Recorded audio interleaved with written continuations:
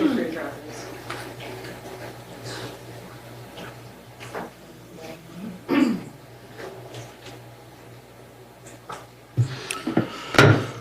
bring this proceeding to order and go on the record. Good afternoon. Today is October 7th, 2019.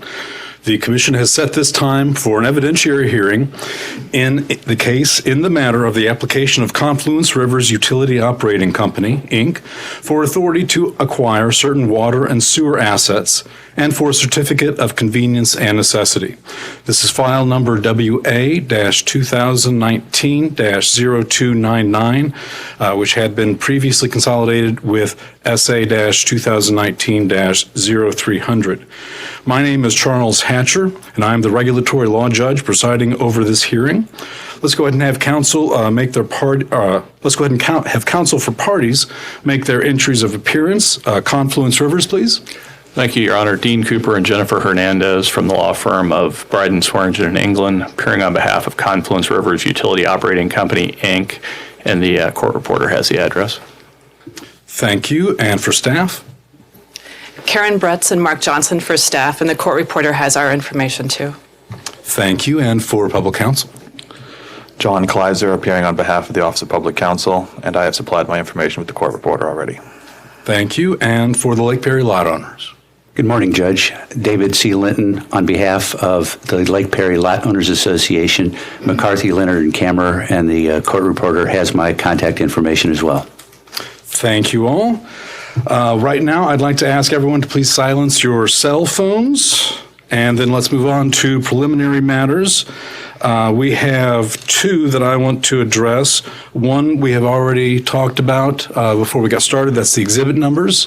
For the record, we divvied those up 0 to 99 for Confluence Rivers, 100 to 199 for staff, 200 to 299 for the public counsel, and 300 to 399 for the lot owners. The other is that we do have before us an application for a certificate of convenience and necessity. So I just wanted to also make sure that the parties were aware that we will need to make sure that the record includes the tartan factors. Any other preliminary matters that we need to get started?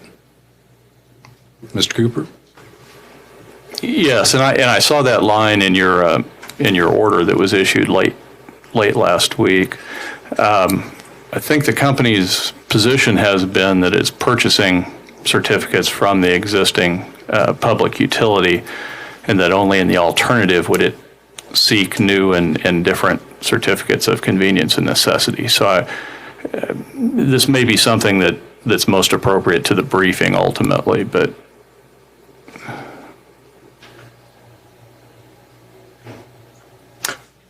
That's fine. I understand that's the company's position. okay. Thank you, Your Honor. All righty, thank you. And then we have the witness lists that were submitted, and we will be going in order with those witnesses. And then now we will turn to opening statements. The order that I have is Confluence for opening statements, Confluence Rivers, followed by staff, then public counsel, and then lot owners. So Confluence Rivers, would you like to please come on up and get us started?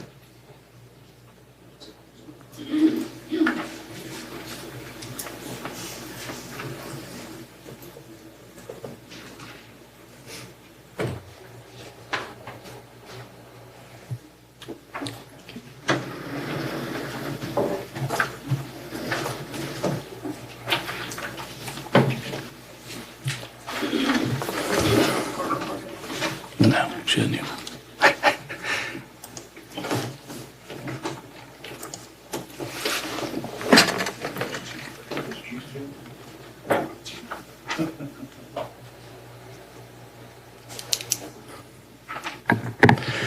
Good morning. As we just introduced ourselves, my name is Dean Cooper. I'm appearing for Confluence Rivers Utility. Cooper, could I get one of those hand ups? Yes, the judge. Thank you. Staff there. I'm sorry, I didn't realize that one.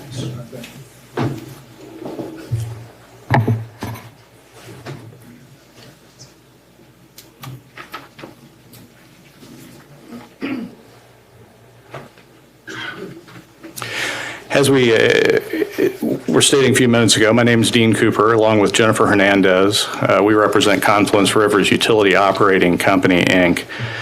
In this case, Confluence Rivers seeks to purchase the certificates of convenience and necessity and water and sewer assets of Port Perry Service Company. As of its most recent annual report, Port Perry Service Company served approximately 370 water customers and 248 wastewater customers in and around the Lake Perry subdivision. The Lake Perry subdivision is set out actually in the testimony of the Intervenor Association, is a private gated approximately 1,800 acre recreational lake development located in western Perry County, Missouri. Has a number of amenities, 11 miles of paved roads, office building, a variety of other facilities, and many of the homes and lots are second homes that are used for vacation and recreation. Port Perry first obtained its CCNs in 1973 from this commission. The existing water and sewer rates were put into place on May 15th of 2002. Now, the assets that Confluence Rivers proposes to acquire from Port Perry are in better shape than some of the other systems that Confluence Rivers affiliate, CSWR or Central States Water Resources, has acquired in Missouri and elsewhere. However, there are still deficiencies in regard to both Missouri Department of Natural Resources design standards and permits that need to be addressed by the company. As you may remember, Confluence Rivers currently owns and operates 9 water and 9 sewer systems in the state of Missouri, serving approximately 548 water and 595 sewer customers. It's currently, as we stand here today, a water corporation, a sewer corporation, and a public utility, as those terms are defined by the Missouri statutes. Earlier this year, in February, the Commission stated as follows in regard to Confluence Rivers. Considering the present troubled nature of the systems at issue, the company's sound track record in rehabilitating similarly situated systems, the company's ability to acquire, maintain, and operate the systems, and the statutory obligation of the Commission to ensure safe and adequate service, allowing the company to acquire the selling company's assets per the terms and conditions of the stipulation in that case will not be detrimental to the public. That was the case where the company acquired the 9 water and 9 sewer systems that I mentioned previously. Confluence Rivers, well, let me start with this. There is no financing application in this case, as there has been in some of the previous CSWR affiliate cases. That's because Confluence Rivers will finance the purchase with equity from its ultimate parent, CSWR-LLC. Any future debt financing that might be needed would be subject to the approval of a commission in a financing case, as well as reviewed in a rate case if that debt were used to derive the cost of capital. Talked about the standard, the transfer of the assets, the transfer of the franchise, as it's referred to in the statute, or the CCNs. The standard for that is derived from a 1934 Supreme Court case here in the state of Missouri. And it was set up by the idea that the owners of property have a constitutional right to determine whether to sell their property or not. And the court said to deny them that right would be to deny them an incident important to ownership of property. A property owner should be allowed to sell his property unless it would be detrimental to the public.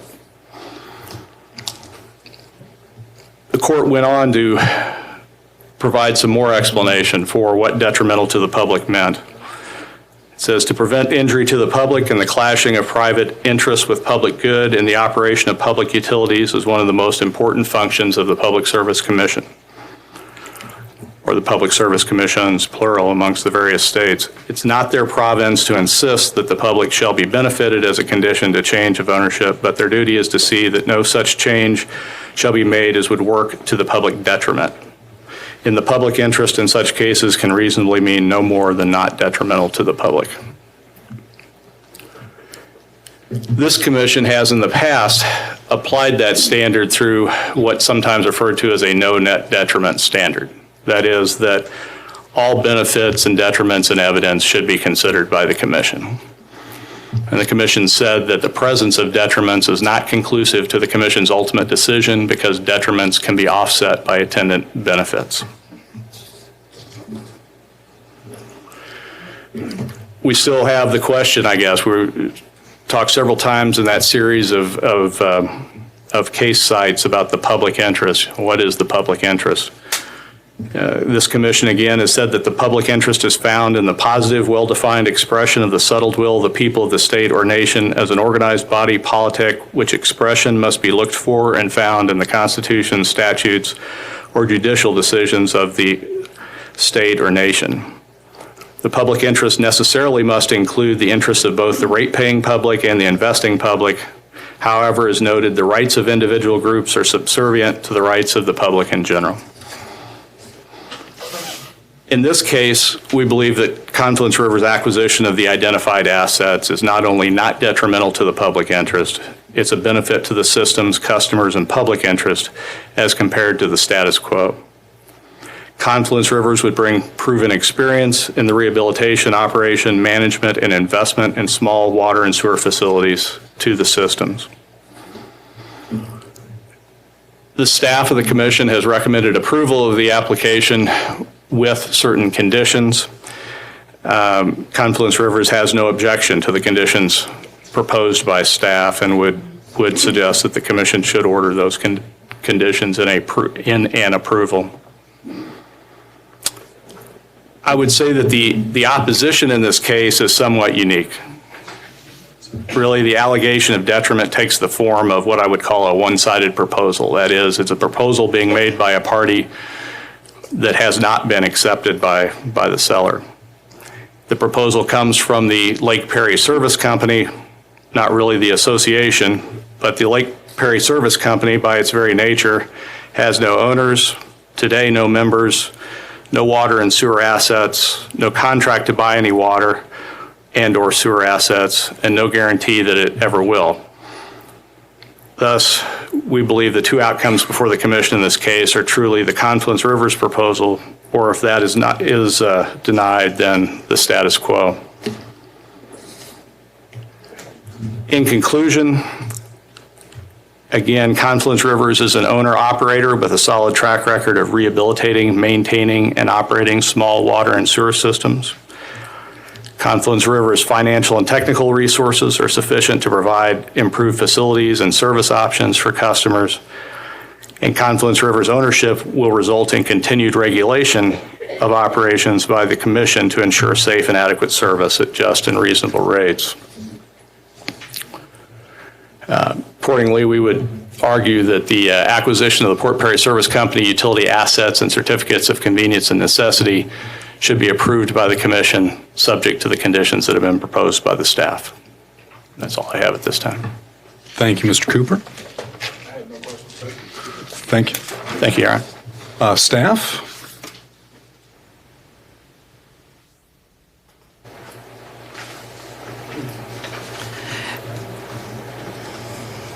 Good morning, may it please the Commission. My name is Karen Bretz, representing PSC staff. The black letter law in this case is relatively straightforward. According to Missouri law and your regulations, you must allow a sale and transfer of the CCNs if it is not detrimental to the public interest. That is the legal standard to be applied in this case. What does not detrimental to the public interest mean? The appellate courts have said that this standard involves balancing the rights of private investors to transfer their interests in a utility and the rights of the public served by the utility to not be harmed by the transfer. Let's first look at the rights of private investors to transfer their assets. OPC states in its position statement that the Commission should let the free market operate by allowing customers to choose which utility they want to receive service from. But OPC overlooks the rights of the sellers. The sellers' rights are strong here. They own the utilities and want to sell them. Even though the utilities are regulated, the sellers still have property rights in them. The sellers can use the property for any legal use, in this case to operate water and sewer utilities. They can make improvements to their property consistent with state and local laws. They can also sell the property under terms mutually agreeable to the buyer and the seller, so long as the commission approves the transfer. Now let's look at the public's right to not be harmed by the transfer. The appellate court said in the Fifi Trunk Sewer case that, quote, "The obvious purpose of commission approval is to ensure the continuation of adequate service to the public served by the utility." The commission stated in its order approving stipulation and agreement and granting certificates of convenience and necessity dated February 14th, 2019, that, quote, "he," referring to Mr. Cox, "has a good track record of acquiring and improving existing systems in Missouri to the benefit of ratepayers. Confluence owns numerous small systems in Missouri. It is experienced and has shown it has the ability to provide safe and adequate service. Staff member Dana Parrish will testify that Confluence has sound customer service and billing practices. Confluence has the capital to make repairs and upgrades. Staff has no reason to believe that Confluence will not succeed in operating these systems. Prospective customers and the general public will continue to receive adequate service should the application be approved. Does Confluence application satisfy the not detrimental standard? Weighing the strong property rights of the sellers against the low potential for public harm, staff can say yes, it is not detrimental to the public interest for Confluence to purchase and operate these systems. Natel Dietrich will testify for staff toward this. Now let's turn to the Lot Owners Association.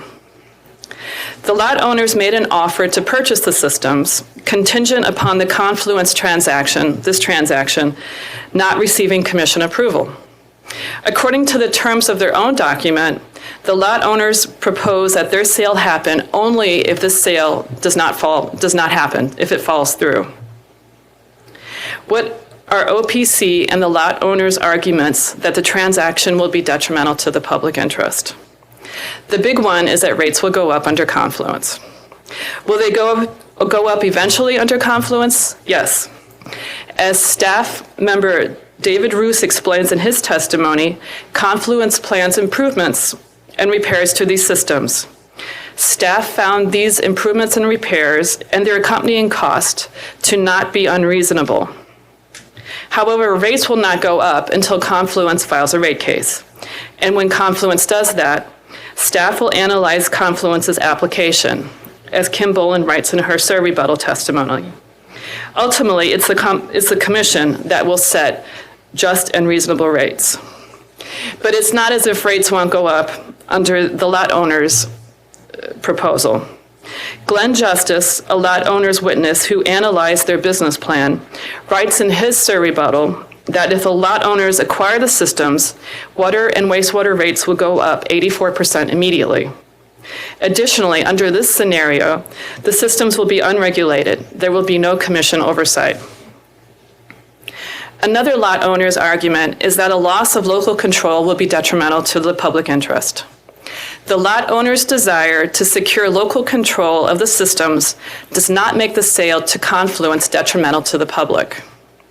Selling to Confluence keeps the status quo regarding the local control argument. A private regulated utility would continue to operate the systems. The lot owners also argue that Confluence financing is evidence of detriment. Staff fails to see how financing could be related to detriment in this case. Confluence proposes to buy the systems via an equity infusion from its parent company. Confluence is not requesting financing authority in this case. To issue financing in the future, Confluence must obtain commission approval. And to recover the financing expenses in a rate case, Confluence must get permission from the commission. The 10,000-pound gorilla in this case is what happens if the commission denies the application. The lot owners do not have a sale agreement with the sellers. Further, there is no guarantee that the sellers would sell the systems to the lot owners, much less at their offered purchase price. The lot owner's purchase price is substantially less than Confluence's. This situation is not one competing purchaser against the other. It's not the bankruptcy sale like Osage, where the bankruptcy trustee, who in that case was the seller, could turn to the next highest bidder if the commission doesn't authorize the sale. As public policy, the commission should allow the transferability of these systems. The commission doesn't want water and wastewater systems to be operated by owners who don't want to operate them. Monitoring and repairs are put off, and the customers and general public may be harmed. Just think if you wanted to sell your house, but an authority told you, no, you can't sell it to the person you want to, or you can't sell it at the price you want to sell it at. First, you would stop cutting the grass. Then you wouldn't make repairs. It goes on and on and on. You see where this goes. My point is that if the buyer meets commission requirements for buying the system, the commission should stay out of the way and let the transaction proceed. I'll turn briefly to the conditions the lot owners propose in a sale to Confluence. Mr. Bush will discuss staff's position on these in his testimony and will be available for questions. The first stipulation that the lot owners propose is that rate base be limited to staff's recommended book value. It's staff's and the commission's practice to set rate base at net book value. Staff's estimated net book value in this case is only a recommendation. It's just estimated. And it would be a better place to figure out true net book value in a rate case. The second is to require Confluence to develop a capital improvement plan endorsed by the lot owners and OPC. Staff has requested that other utilities develop capital improvement plans, and it's not opposed to doing that here. Staff is fine with this. However, staff does not see any reason for it to be endorsed by OPC and the lot owners. The third is to require Confluence to establish a customer advisory board. In this case, staff doesn't see any need for the lot owners to be involved in Confluence businesses' decisions. The fourth and the last one is to require Confluence to be biannually audited by an independent company. Staff believes this is unnecessary. Staff will audit Confluence during its rate case. And if the lot owners believe that service is substandard or there's something going on, they may always file a complaint with the commission. As much as OPC writes about the hopes and dreams of the lot owners to own water and wastewater systems, hopes and dreams are not related to the technical, managerial, and financial ability to run utilities. Staff anticipates that the lot owners will portray this as a David and Goliath fight. In their eyes, it's the corporation against the lot owners. It's out of town control versus local control. It's really not that. There's one application before you with one fully signed purchase and sale agreement ready to be executed if the commission approves the transaction. According to the law, you must allow this sale to proceed if you find it not detrimental to the public interest. Thank you. Thank you, Ms. Bretz. Thank you. And Office of the Public Counsel, opening statements, Mr. Kleiser.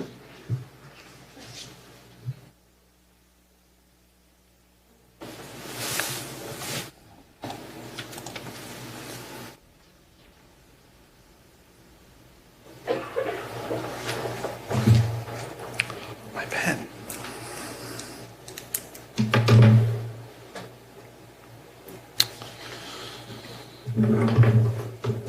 Good morning. If it please the Commission, John Kleiser here on behalf of the Office of Public Counsel. To me, this case comes down to a simple dispute between democracy and bureaucracy. On the one hand, you have the actual people, the citizens of the state of Missouri, who are here asking you, pleading, in fact, that you not allow this system to be sold to Confluence.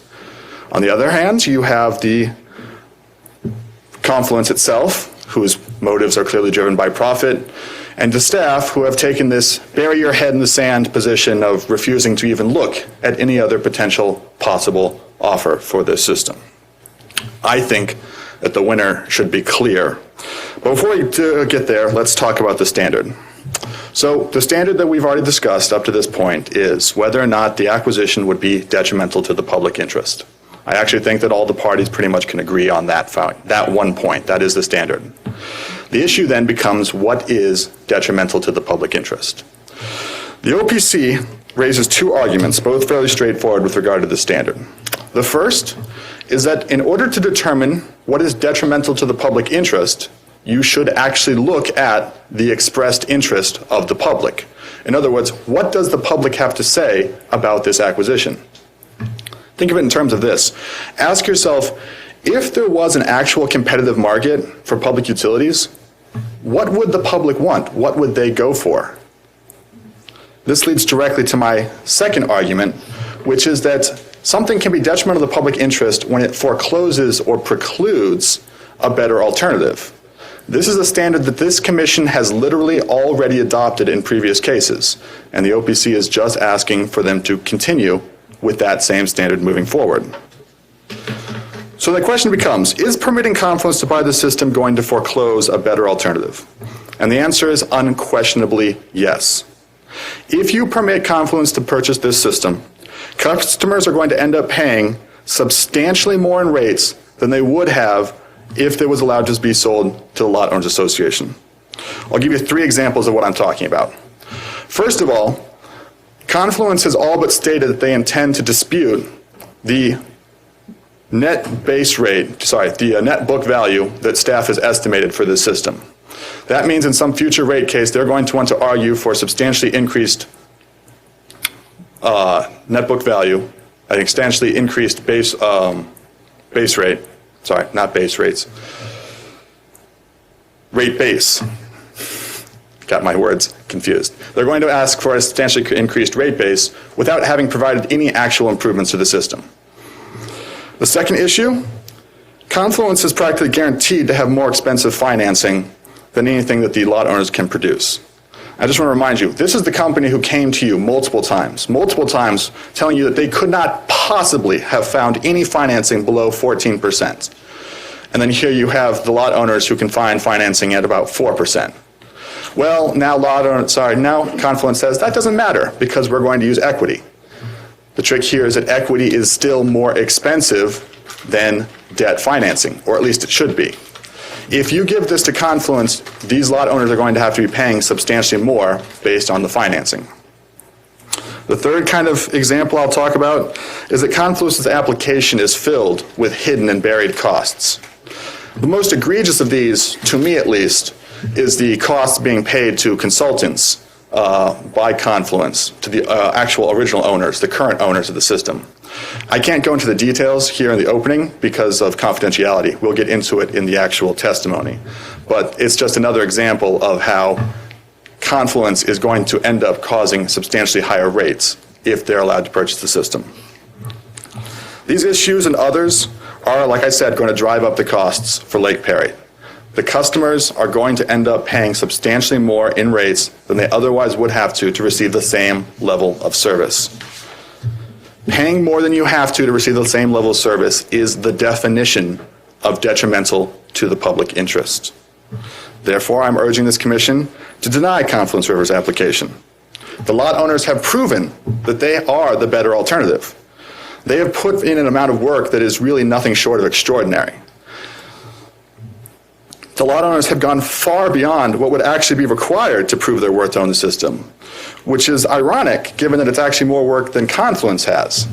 While Confluence has been shady and refused to be upfront regarding how its financing is going to work, what its cost of equity is going to be, cost of debt is going to be, the lot owners have been upfront. They've said exactly, this is how we're financing the purchase of the system.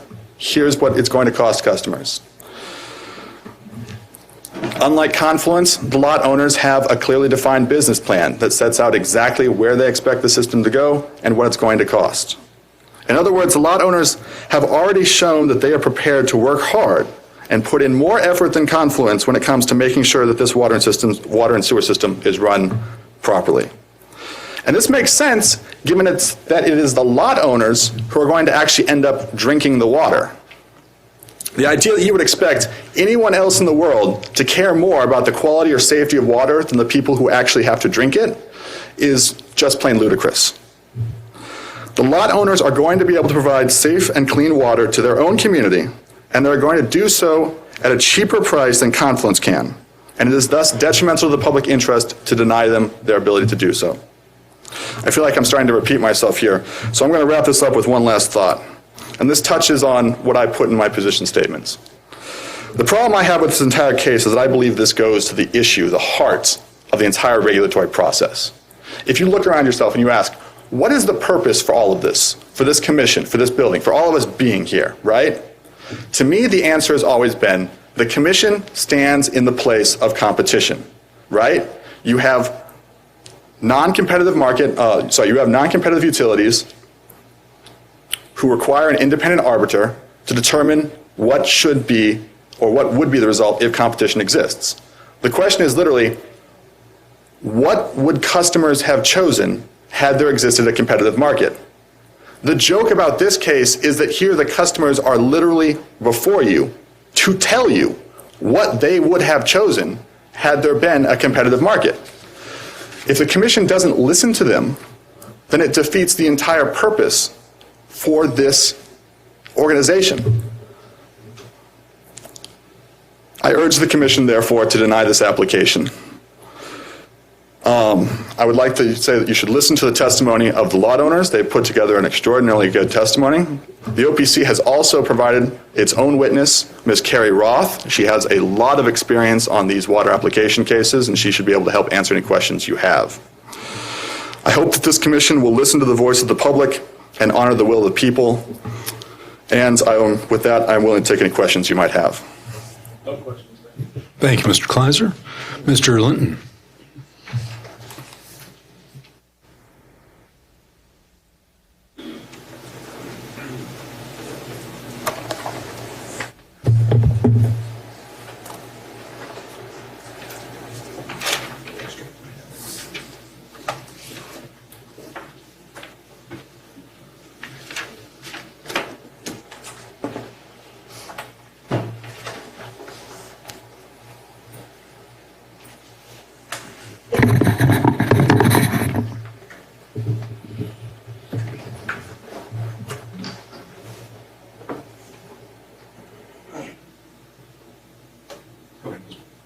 Good morning. May it please the commission. My name is David Linton, and I represent the Lake Perry Lot Owners Association. Lake Perry is a close-knit, first-class gated community. You can see the passion of the neighbors for their community in their attendance at the recent local public hearing. You can also see their passion for their community in their attendance here today. You can see their passion in their community in the case that they have put on, the business plan, the engineering plan that they have prepared for this case. As Mr. Cooper has expressed, the community is located on 1,800 acres. It has a 200-acre lake. It is located approximately 12 miles from Perryville, Missouri. And this is a visual representation of the lake and the community. The community boasts of a swimming pool, a beach, boat docks, a restaurant, an expanding paved road system, all implemented under the management of the Board of Trustees. It also boasts of a water and sewer system that are in complete compliance with DNR regulations. The real estate development was initiated by a number of companies several years ago. This includes Port Perry Land Company, Port Perry Marketing Company, Southeast Missouri Land Company, and Stockbridge Realty Investors. Among these companies was the Port Perry Service Company, which is the predecessor to the seller in this case. In 2003, the service company was sold, and the governance of the development was assigned to the Lot Owners Association. Since that time, the neighborhood has been well managed by an elected board of trustees. The trustees are intimately involved with the management and operation of the community, and to some extent also the water and sewer operations. We are here because Port Perry Service Company has signed a contract to sell the water and sewer facilities to Confluence Rivers Utility Operating Company. Confluence Rivers is seeking this commission's approval of the transaction pursuant to Section 393.190 of the Missouri statute. And as already been pointed out, the standard for this review is not detrimental to the public interest. Now, Confluence Rivers and staff would have you take the position that Confluence Rivers is capable, therefore it should receive the stamp of approval from the commission. Both appear to be following a Tartan factor test methodology. The Tartan factors, as you well know, pertain to a certificate of public and convenience of necessity case. But that's not the case we have here before us. The 5 factors of the Tartan methodology analysis are described in the staff report, and I won't go into the details there other than to mention that the first 4 factors have to do with capability, and the last one has to do with public interest. And the last factor, public interest, is typically characterized as a catch-all, a make-weight, if you will, if the other 4 factors are not dispositive. But again, that is not this case. A certificate case involves a request to go into an area and provide new service. The standard in that case is, the question is whether the service is beneficial and whether the benefit to the community outweighs the cost of the service. The question for the commission in this case is simply the last factor, not the first 4. What is the impact on the public? Confluence Rivers would have you believe that you must approve this transaction if they are capable, i.e., not interfere with their constitutional right to transfer property. But that is not this case either. To understand the standard of not detrimental to the public interest means in this case, we must consider the history and the founding principles behind this commission. As Office of Public Counsel has already said, the commission exists to take the place of competition. In giving some thought to this situation and developing an apt analogy, you might consider this commission as a bandage to remedy flaws in the lack of competition. For each of us, in an ideal world, we would always want to receive essential services from someone who has our best interest at heart. But I think we all know that we don't always live in that world. We don't always have somebody that's looking out for our best interest. So free market economies typically look to competition to create incentives for competitive markets to provide the best interest for the customer. Well, when you have a non-competitive market, you have to replace that with something that regulates rather than provides for competition. And in this case, this commission provides a bandage, a remedy for that lack of competition. And basically, what we have in this case then is that this commission must provide for competition and put itself in the place of competition. And this is what's called the regulatory compact. The regulatory compact is defined as a quid pro quo for being granted a monopoly in a geographical area for the provision of a particular good or service. The utility is subject to regulation by the state to ensure that it is prudently investing its revenues in order to provide the best and most efficient service possible to the consumer. So the primary role of this commission then is to protect the customer from the exercise of monopoly power. The next question for this commission to consider in its evaluation of the transfer is the burden of proof. Confluence Rivers must prove that this is not detrimental to the public interest. As discussed in the Ag Processing versus PSC case, the PSC erred when determining whether to approve the merger with Utilicorp because it failed to consider and decide all the necessary and essential issues, primarily the issue of Utilicorp's being allowed to recover or recoup its acquisition premium. Following on that decision, this commission determined that in deciding on what is not detrimental to the public interest, it must also decide what are the appropriate alternatives to the transaction. And I cite you to the matter of the application of Aquila, Inc. That case is cited as case number EO 2008-0046. The determination to the public interest occurs in part because Aquila's plan to join the Midwest ISO would preclude it from joining Southwest Power Pool.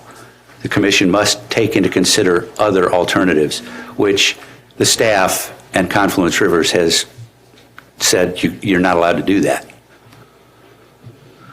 This case is identical to the Aquila case in that the Lot Owners Association has had local control over their water and sewer facilities for a long time. And now Confluence Rivers is proposing to take that away from them at a much higher rate. So the burden of proof issue. The burden of proof consists of two components. First is the burden of production, and second is the burden of persuasion. Burden of production is defined as a party's duty to introduce enough evidence on the issue to have the issue decided by the finder of fact. The burden of persuasion, then, is a party's duty to convince that finder of fact to view the facts in a way that favors the party. Well, in this case, Confluence Rivers has carried neither the burden of production nor the burden of persuasion. They have been so focused on touting their own capabilities that they have, and describing the conditions of the system, that they have failed to quantify their business plan that benefits the public. Let us consider a few aspects of this case. First, in this case, Confluence Rivers is fond of claiming that their owners, that the owners of property have a constitutional right to determine whether to sell the property or not.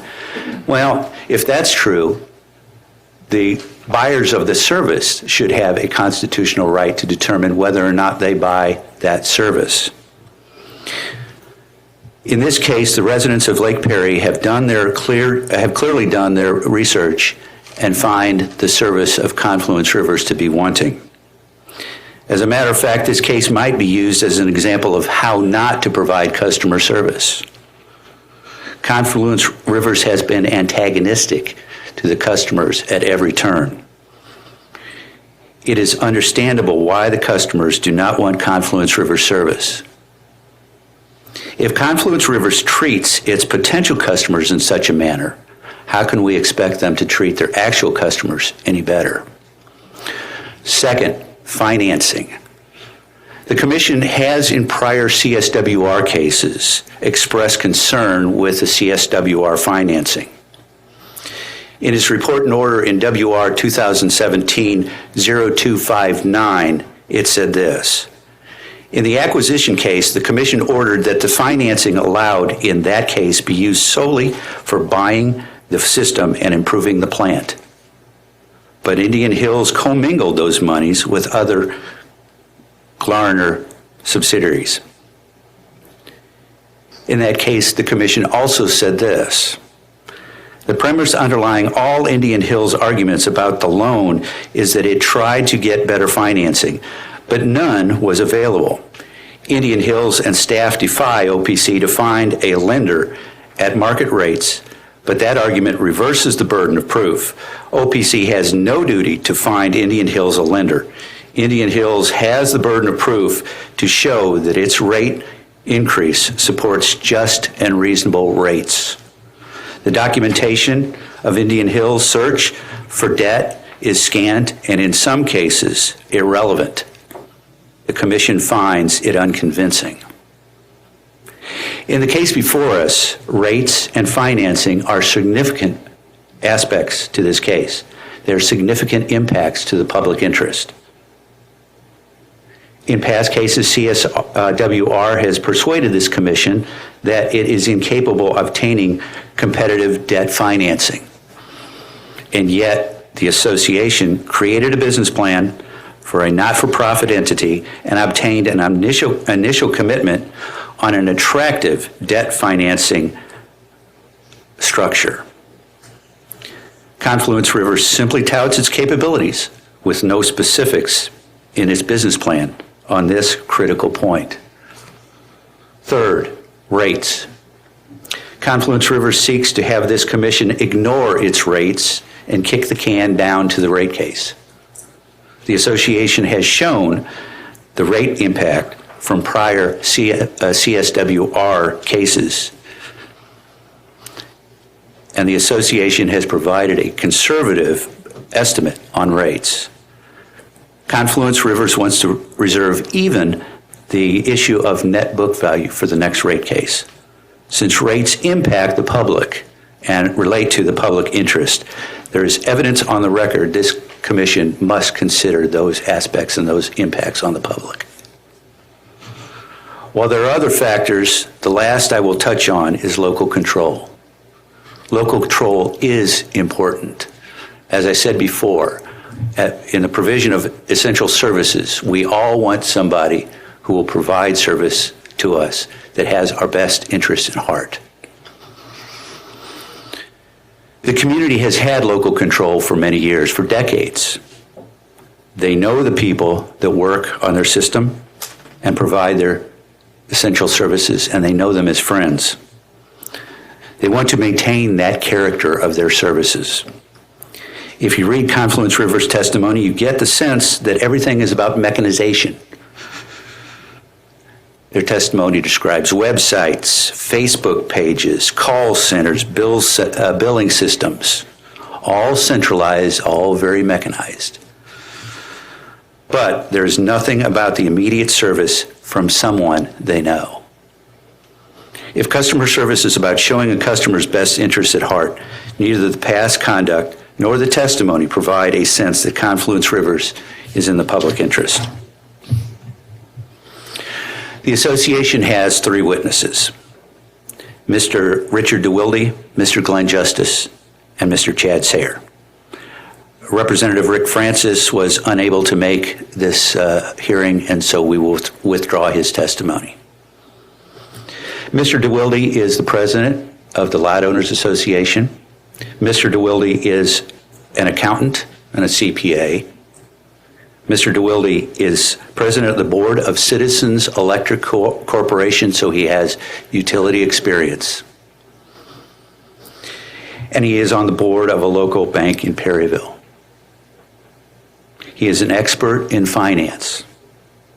He is the best able to explain to you the excellent management structure that the association has and the excellent management structure that Lake Perry Service Company can put in place.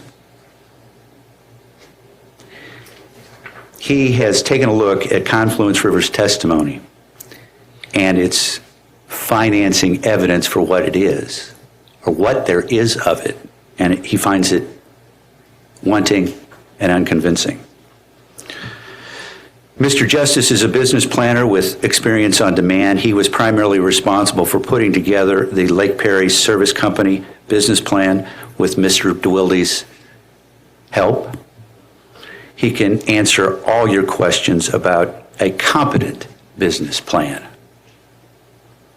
Finally, Chad Sayer is a registered professional engineer with Allstate Consultants. He put together an initial engineering plan for the Lake Perry Service Company, from which Mr. Justice put together his business plan. He has critiqued the allegations of Confluence Rivers and finds them wanting. So with that, in light of the failure of Confluence Rivers to present competent evidence that this transaction will not be detrimental to the public interest, the association requests that you deny the application and maintain service with Port Perry Service Company. Thank you. Good Good morning. Just a Good couple- morning, Commissioner. Just on the Port Perry Service Company assets, have they been on the market for sale and for any length of time, or did Confluence Rivers approach them with an offer? What I've been able to discern from discovery is that Confluence Rivers approached Port Perry. Are you positive of that, or? That's what I've been able to discern from discovery, and we'll ferret that more out as the hearing goes on. Okay. What assurances do you have that Port Perry Service Company would sell the assets to the lot owners for a reduced price? In a market situation where So you have no you assurances? need a willing buyer and a willing seller, I have no assurances. Okay. Have the lot owners raised any of the $300,000 that's in their business plan? It's premature to do that, but they have commitments, either verbal or in writing, to carry what they need to provide. In for the writing financing. or verbal? Which one? In writing or verbal, combination of both. Okay. And Mr. DeWilde can explain more of that when he's on the stand. Okay, thank you. Thank you. Thank you. Let's go ahead and we will start with our first witness. And that will be Josiah Cox. Mr. Cox, if you could please come to the witness stand.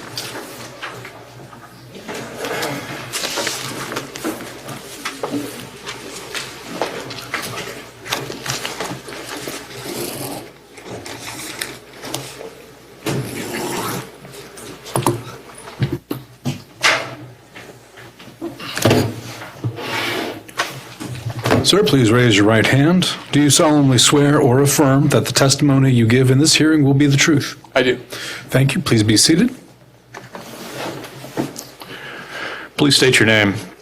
My name is Josiah Cox, By whom are you employed and in what capacity? CSWR LLC. I'm the president of the company. Have you caused to be prepared for the purposes of this proceeding certain direct and surrebuttal testimony in question and answer form? I have. And is it your understanding that that testimony has been marked as exhibits 1P and 1C for the direct, public, and confidential versions, and 2P and 2C for the confidential and public versions of the surrebuttal testimony? Yes. Do you have any changes that you would like to make to that testimony at this time? I do have a couple changes. Okay, where would the first of those be? It will be in my direct testimony on page 13. I like to strike lines 13 through 15. Okay. There's one sentence there, so the entire sentence Yes, stricken, delete correct? the entire sentence. What is the other change? The other change would be in my sewer rebuttal testimony on page 9, on line 21. There is an error there. Instead of 9.3 million, it should say 930,000 of debt. Do you have any other changes that you need to make? I do not. If I were to ask you the questions which are contained in exhibits 1 and 2, actually 1P, 1C, 2P, 2C today, would your answers as now amended be the same? Yes. Are those answers as amended true and correct to the best of your information, knowledge, and belief? Yes. Your Honor, I would offer exhibits 1P, 1C, 2P, 2C into evidence and tender the witness for cross-examination. Thank you, Mr. Cooper. Are there any objections to the offer of exhibits? Seeing no objections, that the exhibits are so admitted onto the hearing record. And on cross-examination, first we have the staff counsel. Please go ahead. Good morning, Mr. Cox. Good morning. Did you read Mr. DeWilde's testimony? I did. Do you recall his argument about economies of scale for CSWR? He was talking about duplication of effort because of the current structure. He talked about over-engineering. Do you recall that argument? I do. Do you have any response to that? Yes, I do. Actually, could you point to me in his testimony exactly where he was mentioning that? It's on page 12.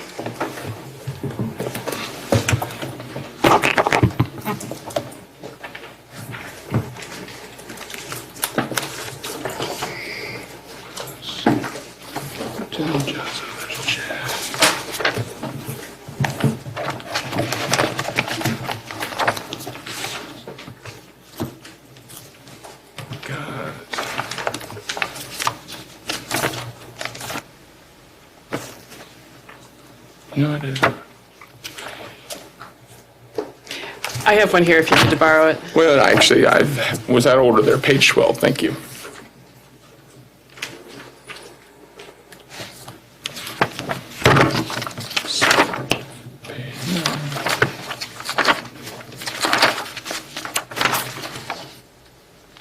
Yeah, could you hand it to me? I'm sorry, I'm having a hard time finding it here.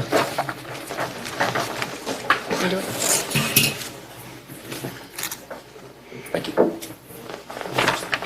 Perfect, thank you. All right, I have it in front of me. Okay, so it's on page 12, lines 4 through 8.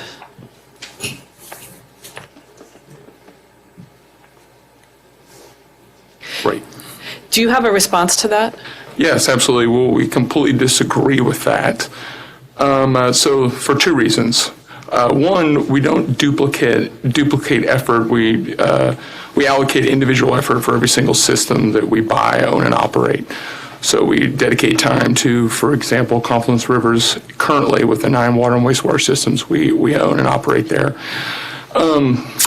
We do not over-engineer any systems. Obviously, what we've seen is we use an iterative approach to try and determine what is the lowest cost option in order to bring these whatever water and wastewater systems we own to minimum standards and also a standard that provides for safe and reliable service. And I would say from our perspective, the larger we get, the more efficiently we get to allocate overhead from our corporate parent. So instead of having to have a dedicated full-time employee to a single system, we're able to do that in a much more efficient manner. So it actually ends up to be a net benefit to the consumers. I think I read in some of your other testimony, and I can't recall where, but that you bid all your construction projects out? Yes, we do. We bid out, and we bid out our operations and maintenance. So we typically have local contractors and local operators who meet our minimum requirements in terms of insurance capability, that kind of thing. That's correct. So when you bid projects out, they typically go to the lowest bidder? They do. They go the lowest bidder. And I would say that's another benefit of economies of scale that we have because we're able to tender larger projects because we have more projects going at any one time. And we're a larger vendor. So we're able to attract, higher quality, lower cost providers for operations and maintenance service as well. Are you able to... Your Honor, at this point, I'm going to interject an objection in that this is friendly cross-examination designed to allow more direct testimony into the case. Any response? We're talking about specific testimony. I can't name the page where he spoke about the construction costs, but it is in his direct testimony. I would have to agree, Mr. Linton. It seems that we're going through some Mr. DeWild's testimony and answering that. Overruled. Go ahead. I forgot the question. You were speaking about bidding out projects going to the lowest bidder. Yeah, so absolutely. So again, we're able to aggregate more projects together in a single bid package, and thus we're able to attract more bidders and more competitive pricing. And on an ongoing basis, I believe we'll get better service from particular vendors because we're a larger customer on an ongoing basis. Are you able to tap into local companies, local bidders? Absolutely. We've used local contractors on a number of our projects historically, and we have a local operations and maintenance group, within 45 miles of this system currently at Hillcrest. Okay. Did you read the rebuttal testimony of Glenn Justice? I did. Do you remember the 4 conditions that he stated should be placed on any sale to Confluence? I do. Can you give me where that is too? Can I hand this back to you, sir? So, no. Thank you.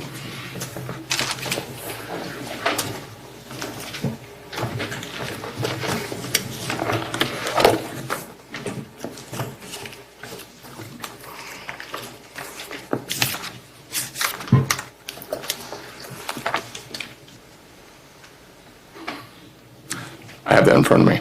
Okay. I'm sorry, I'm trying to find it myself. Page 21. Thank you.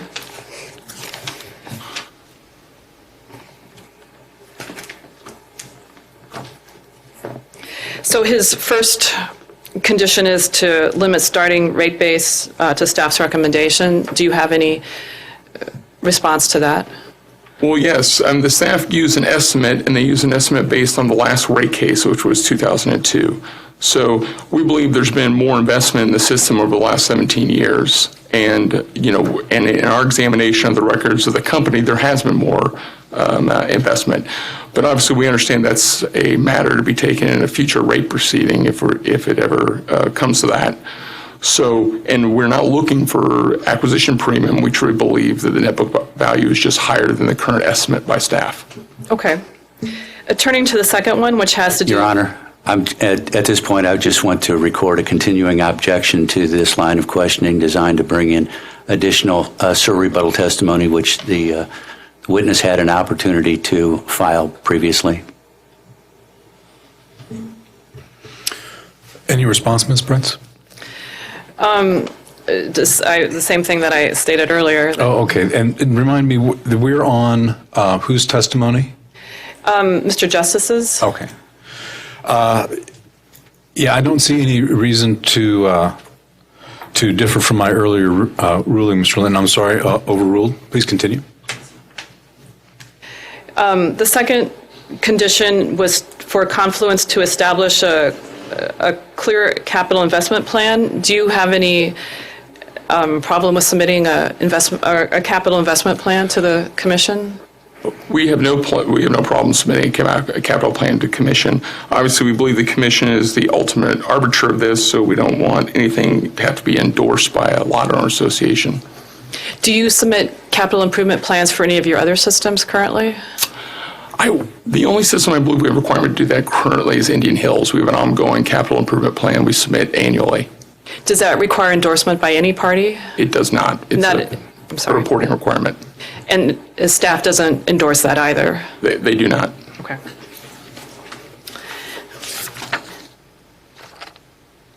Turning to the lot owner's third condition, which is to establish a customer advisory board, do you have any response to that? It seems to be redundant because we already have multiple governing organizations, both in the Public Service Commission staff, the Office of Public Counsel, and the Missouri Public Service Commissioners, in the end. Obviously, we don't think there's any more regulation necessary for us to provide safe and reliable service that's just and reasonable. Okay. And the fourth condition is to undergo a biannual independent audit. Do you have any response to that? Well, again, it seems redundant because it is part of any future proceedings. There would be an audit done to Confluence River's books for any investments been made, and there'd be determination whether or not those investments were just and reasonable. Beyond that, as a whole company, we have an annual third-party audit. As a company, we actually also have a biannual environmental audit that's by a third party as well, and that's an investor requirement because our investors are so concerned about our ability and our ongoing performance in terms of environmental regulation, and safe and reliable service. Okay. That's all I have. Thank you. Thank you. Thank you. And Mr. Kleiser. Thank you, Your Honor. Morning, Mr. Cox. Morning. I know that you already stated that you are the president of Confluence Rivers. Are you also a member of the board of directors? I am a member of the board of directors. How many other members of the board are there? For Confluence Rivers, since it's a subsidiary of CSWR LLC, I'm the only board member. The other board members are at the Central States Water Resources level. Do you own an equity interest in, well, actually, let me just back up. Who owns the equity of Confluence Rivers? Confluence Rivers Utility Holding Company. Yeah, and who owns the equity of that? Central States Water Resources LLC. That's what I thought. I wanted to get there. Do you own an equity interest in Central States Water Resources? I do not. So let's talk about this transaction. I believe, there was a little bit of confusion I have with your testimony, so let me just cut straight to the chase. You are purchasing Confluence Rivers or proposing to purchase Confluence Rivers with an equity infusion entirely, correct? That is correct. We'll Okay. fund the entire purchase with equity. Okay. Confluence Rivers just filed a rate case here recently, correct? That is correct. What is the return on equity that you are requesting in that rate case? I don't remember that. You don't recall that? I don't. No. You're the president of the company and you just filed a rate case, but you don't know what you're asking for in terms of equity. We file a bunch of cases all the time, and I review it at the time, but I don't remember the exact number. All right. And do you recall the estimated rates? Well, actually, let me back up some more. As part of that rate case, you're proposing to consolidate rates across all the utilities in the Confluence Rivers family, for lack of a better word, right? Yeah, for the existing utilities, well, that is correct. Right. And do you know what the estimated rate was for residential customers based on that consolidated? I don't remember the exact number off the top of my head. You're familiar with the testimony of Carrie Roth? I am. You have a copy of it? I believe I do.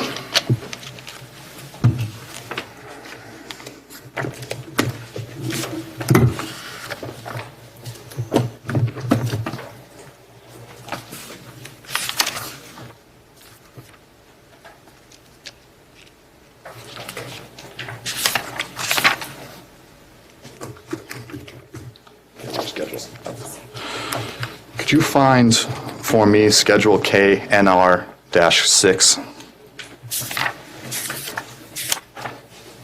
I have it.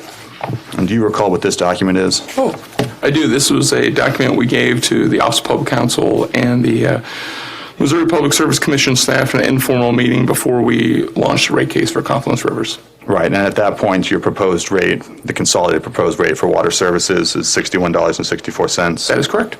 And the proposed rate for sewer services is $68.53. That is correct.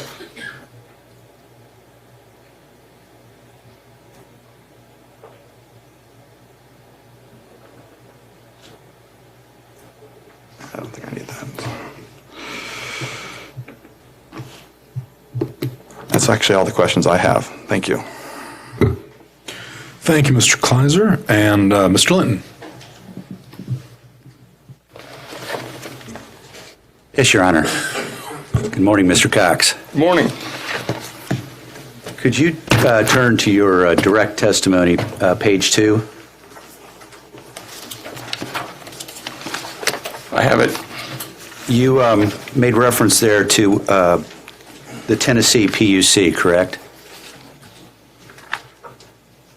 In page 2? Yes.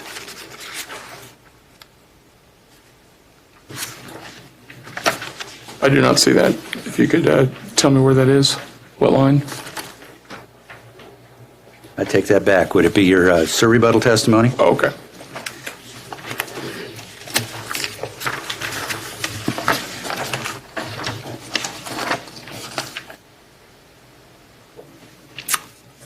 I'm on page 2.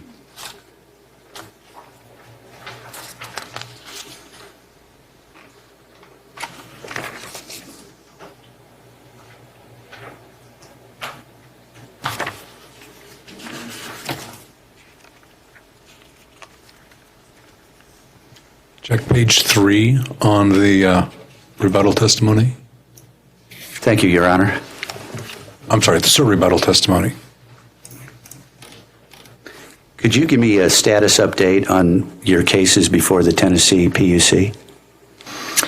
We had an informal conference last Monday, and they've asked for some additional information in the acquisition request. Have you withdrawn any of your applications? We have not. You have not. Now turn to page 13, line 13 of your direct. I'm there. You struck that. Why did you strike that testimony? I didn't strike this. Are you looking at my direct or, am I a sewer rebuttal or direct? Direct. Oh, sorry.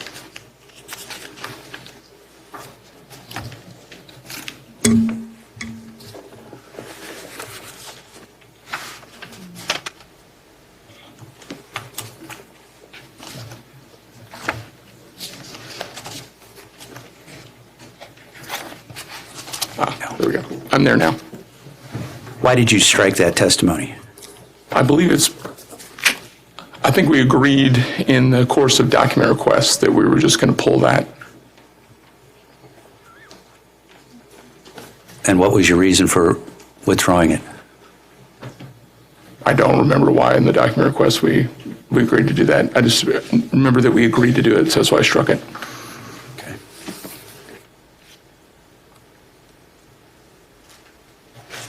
Go ahead and pass those out. I'd like to have a document marked. Go ahead.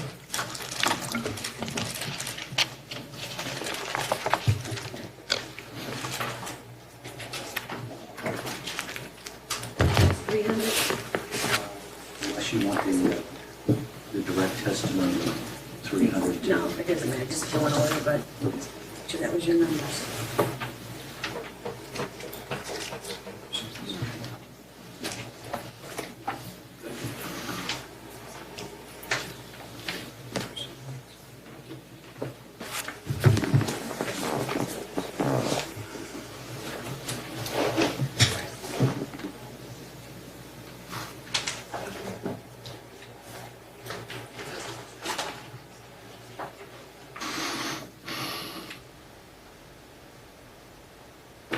Can you please identify that document? It's my direct testimony for Confluence Rivers for November 19th, 2018. Can you take a look on page 16, line 5 of that exhibit?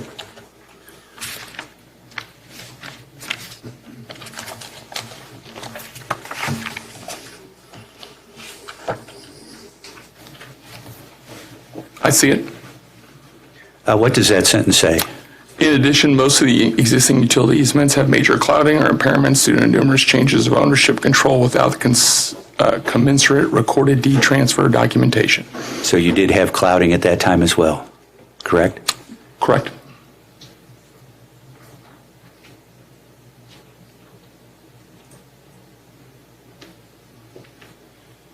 If you would, take a look at page 10, line 1 through 7 of that same document.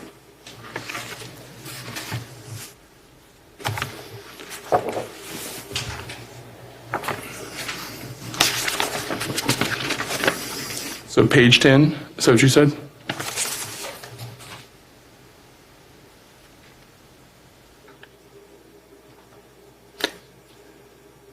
No, I take that back. Page 10, line 1 through 7 of your SUR rebuttal. Of my current sewer rebuttal? Yes.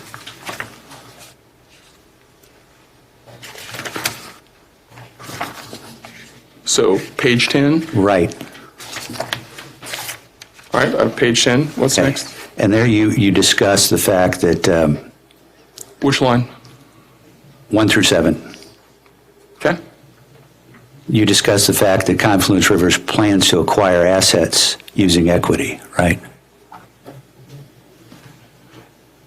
Yes. Okay. You have had trouble with debt financing in the past, have you not? Yeah, that was before we had a change of ownership. Okay. Now take a look at what has been marked as Exhibit 300.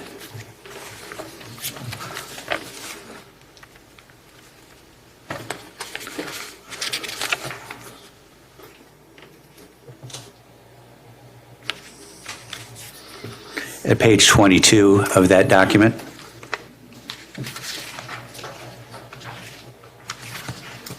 I'm there.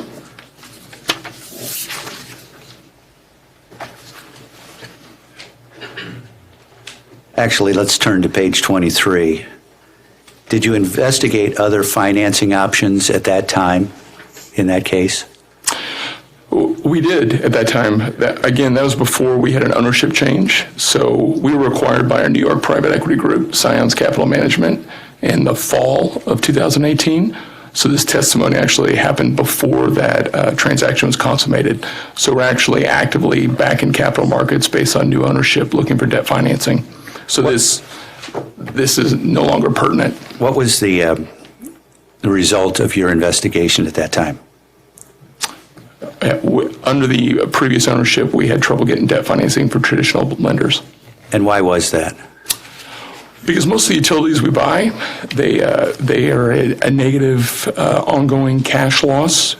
In addition to not providing providing safe and reliable service, the assets are depreciated, and there's liability associated with potential environmental degradation and with the actual basic provision of water oftentimes. So banks do not like assets that have liabilities attached to them and negative cash flows. I move for the admission of Exhibit 300.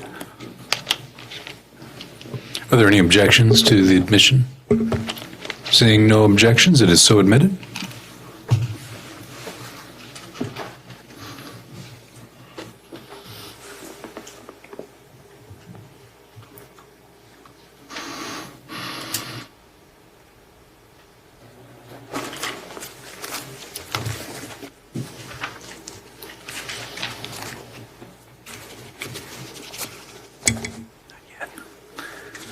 Now take a look at page 10, lines 17 through 19 of your SIR rebuttal.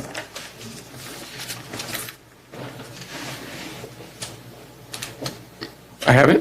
Okay. I believe you state there that your estimate for improvements for Port Perry water in the last case was $693,000. Is that right? Not here in the sewer rebuttal that you're having me read. Yes.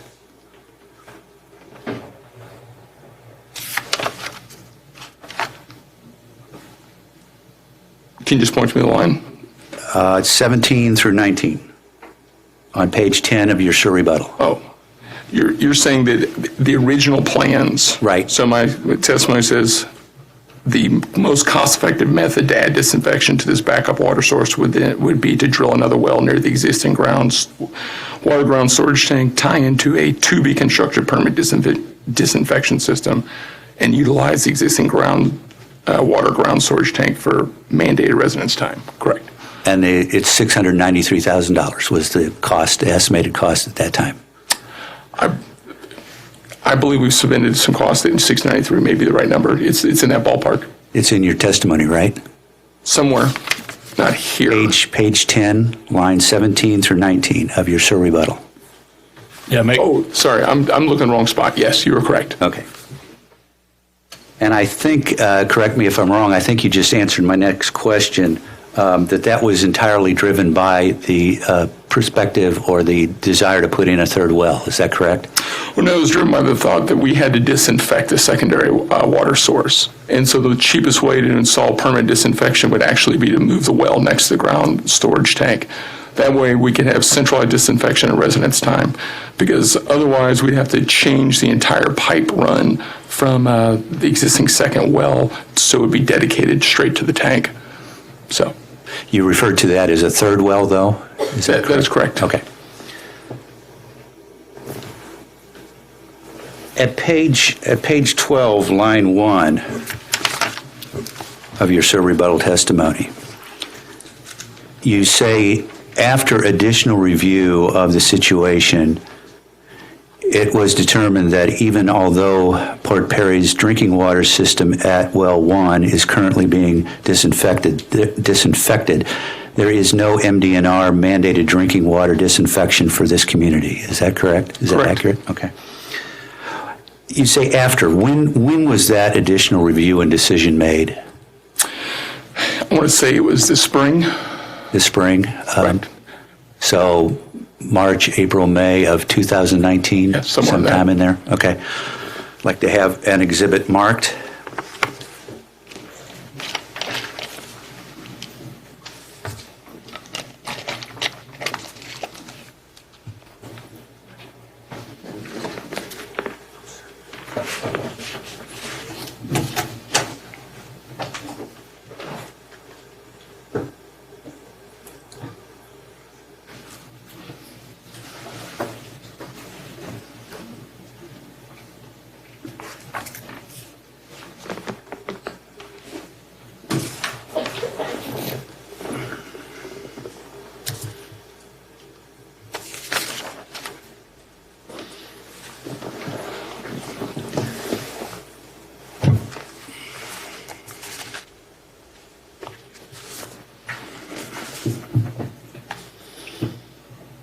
Can you please identify that exhibit? It's a water system report. And who did the water system report? 21 Design Group. And who is that? That is a third-party consulting engineer we use for engineering services. Okay, who signed that report? Ben Kinzel. Okay. Would you please turn to page 1 of that report under summary of findings? Mr. Linton, just want to ask you a question. Of course, we've identified the report. The report's been identified as confidential, and I assume as you ask your questions, you're staying away from Thank you. those I matters. probably will eventually get there, so thank you for reminding me. Maybe we ought to go into in-camera. Let's go in camera. Excuse me, Judge. Are you going to directly talk about highly confidential numbers on every question? I will ask eventually within the next 2 or 3 questions about a highly confidential Then number. at that point, you can go into, otherwise, we have a standard here. We do not do that unless we need to. Absolutely, sir. Thank you. Would you, the entire document has been referred to as confidential. I'll defer to counsel for Confluence Rivers to. Yeah, give me just a second to confer with the rest of my folks to make sure Actually, before I say this. But this is going to be a good time for us to take a break to stretch our legs. So why don't we call that 15 minutes to give all the parties and their counsel an extra 5, and we'll call that, it's 10:22 now, 10:35. thank you, Your Honor. We are off the record. Thank you.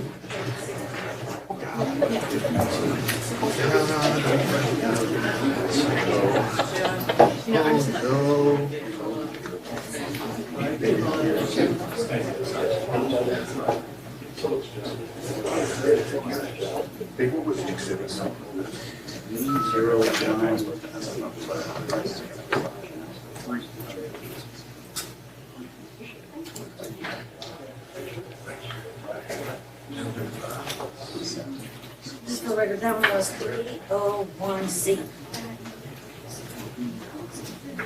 You ever said that?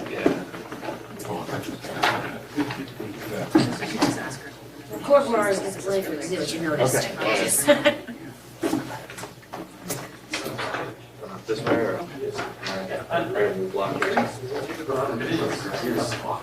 Depends on what you did.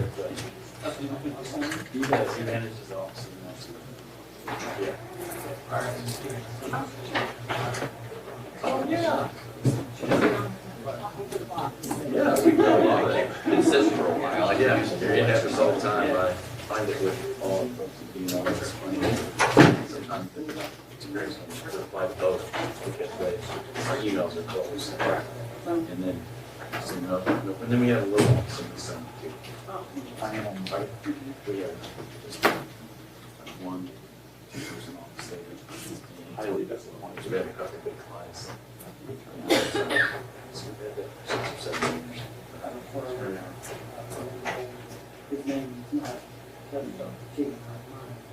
He looks. Yeah. Oh, really? Where's he? Okay. Yeah. Yeah.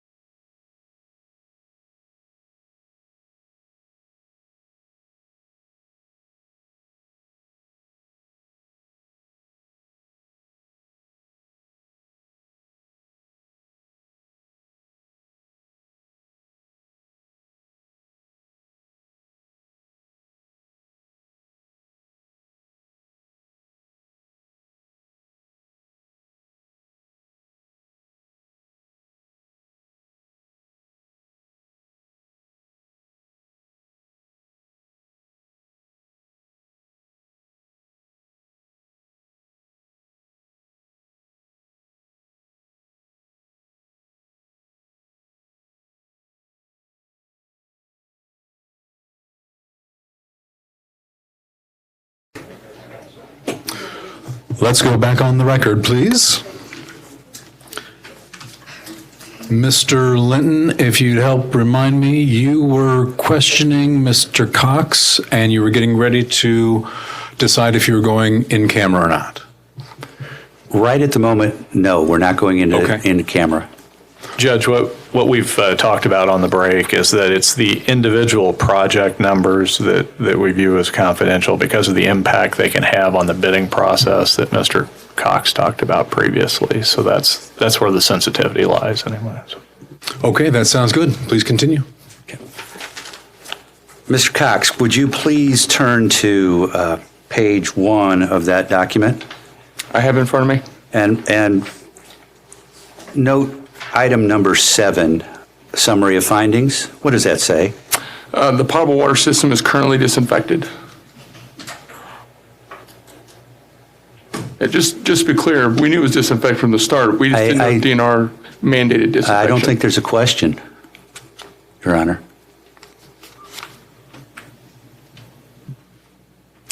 What does summary of findings 8 say? The existing system had an average daily usage of 67,000 gallons. It's been highly unmaintained by the previous ownership. Since the report, residential ownership has changed as well as the system operator. Both parties are working to improve system quality.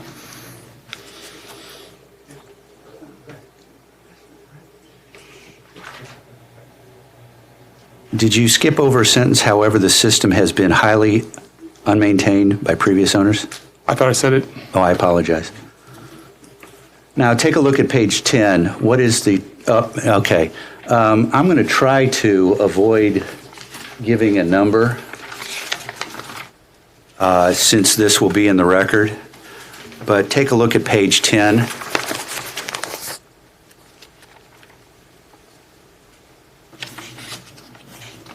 What is on page 10?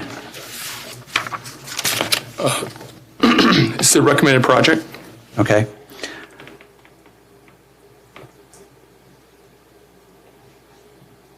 What is the, and again, Counsel for Confluence Rivers, if you want to go into camera, let me know. Under item 2 of recommended project, what does that say? Pump well, pump 1, inspect all equipment, replace meter, install VFD at well 2. Okay. Now, take a look at the green area. I see it. What does that present? It's got an individual per line item basis of the project. Okay. The total extended price is not the $693,000 that you proposed in your original. No, this is our first iteration. So we did this in I believe it would be the early summer of 18. And then we believed at that point that the engineer came back and said that permanent disinfection was required. So we went to the permanent disinfection solution, which was the third well drilling. And then after further review this spring, we went back and decided that permanent disinfection was not. And that iterative process is very typical of how we do projects. Okay. So what is the date on this report?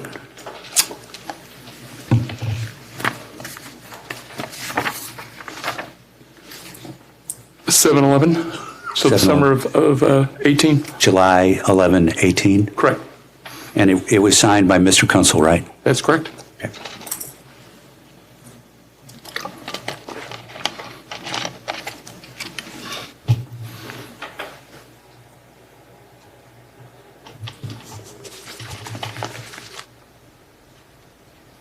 Take a look at page 19, line 7 of your rebuttal testimony. Would you say the page and line number again? Page 19, line 7.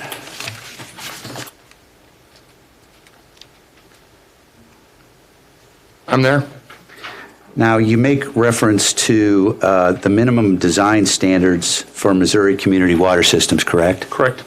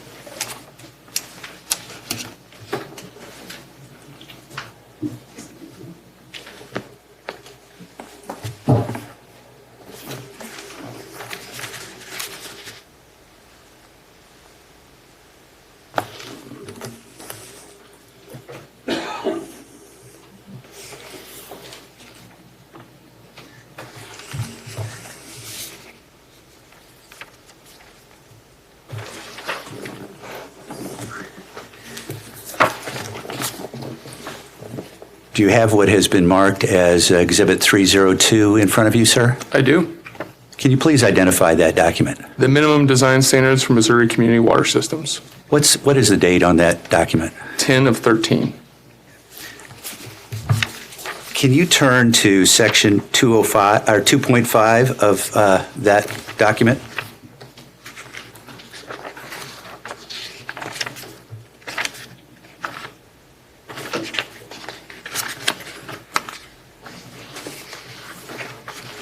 I have it.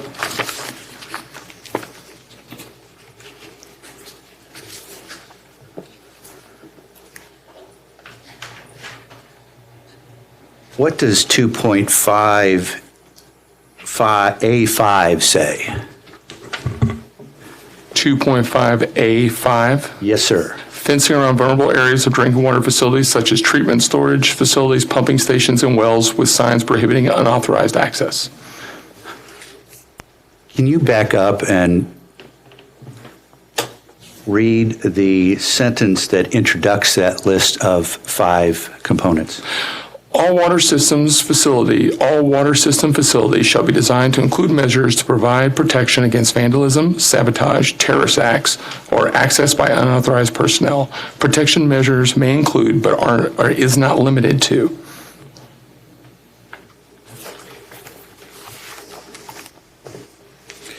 Can you take a look at the inside front cover of that document?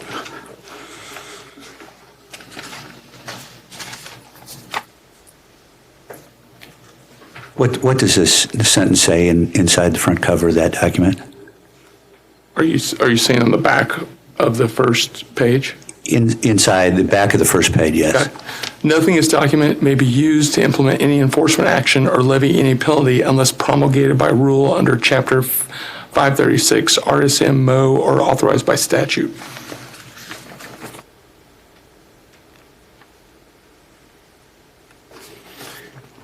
Now take a look at page 6, and it's Roman numeral, small Roman numeral 6. So it's VI.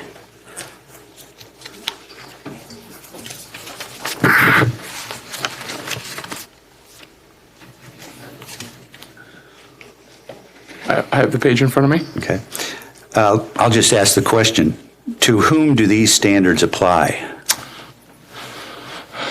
To water system owners and to professional engineer designers. Can you read the statement from the report? Or from the minimum design guide? These standards apply to new community public water systems designed during the effective dates of this document. These standards also apply to alterations made in existing community public water systems. Thank you.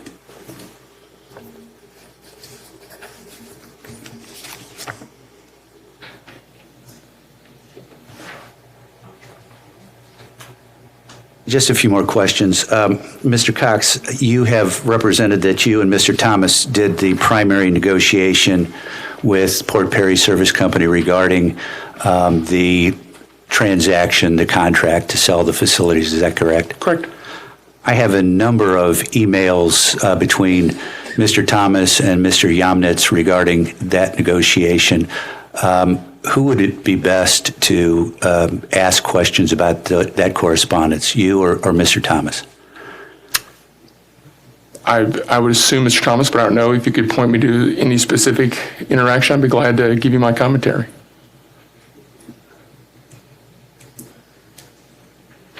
With that answer, Your Honor, I will defer and ask the questions of Mr. Thomas, but I reserve the right to recall Mr. Cox in the event Mr. Thomas cannot answer the questions. Are there any objections to the reservation Mr. Linton is asking for? I guess yes, but in that, I don't know that I've ever seen that done in a commission proceeding. It seems out of the ordinary. I think ultimately it's up to the commission whether it wants a witness back or not. The only reason I'm doing it is to expedite this process. I'm assuming that Mr. Thomas is going to be the better to answer the questions, and since the emails are his, but to the extent he can't answer them, I just want to be able to ask Mr. Cox the questions. How many emails and how many questions? Probably 2 to 3 dozen questions. Then I'm going to grant your request and give you the ability to call back Mr. Cox in case you don't get the answers from Mr. Thomas. Thank you very much, Your Honor. With that, I have no further questions of Mr. Cox. All right, any questions from the bench? Good morning, Mr. Cox. Did Confluence Rivers approach the company, Port Perry, to purchase, with a request to purchase, or were you approached? We approached them. So what our standard business practice is, we built a database of every single water and sewer system in the state of Missouri, and we cross-reference that with enforcement lists and then our understanding of the age of the infrastructure and the existing technology. And we realize, and we call on the people that we know have infrastructure issues. Mm-hmm. So we called them with the understanding that our belief that they needed significant reinvestment, and based on what we could see on paper, they were not making it. So just a standard business practice? That's correct. All right, thank you. I do have several questions for Mr. Cox. First, what happens in the eventuality that the commission would set the net book value at staff's recommended rate or amount, which is $58,000 as a rough number? Yeah, we're not asking for acquisition premium. So, we believe that our purchase price is representative of net book value, but if the staff found against us, then that would be our loss as a company. Okay. And do we need to establish what the net book value is for the facilities in this case? I do not believe we do. I believe that's more pertinent to a future rate case proceeding. Okay. How can the commission not establish a net book value when establishing that net book value implicates the actual terms of the contract? Again, the reason why we accepted the condition that the staff gave us was that, staff witness Bolin said, hey, a cursory review of just the assets prior to, based on the last rate case in 2002. And so we believe we have more records of investment that happened in that system over the last 17 years. And that's what we would present for some future proceeding. But my question was the sale contract that Confluence Rivers has with Port Perry Service Company. It references a finding by the commission setting the net rate base in order to determine the ultimate purchase price. Is that correct? That is true. That is in there. But most of the time, it's been our practice. We're not going to get to that net book value finding till significantly in the future. So we close the transaction so that clause becomes null and void. Okay. Then can you walk me through? I'm looking at clause 4 of the purchase contract. And this is coming from the application, so I don't know if that has been distributed anywhere.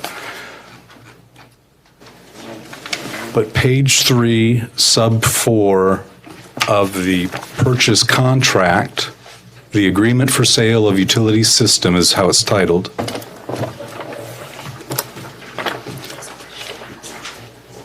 I know. I'll give everyone a minute to find a place. I don't believe I have that. So, Mr. Cox, if you were to turn to your direct testimony, and it's confidential schedule JC-5C, I think you'd be able to work from there. I think that's the document that the judge is referring to. Yes, thank you, Mr. Which one? 5C. Got it. I have it.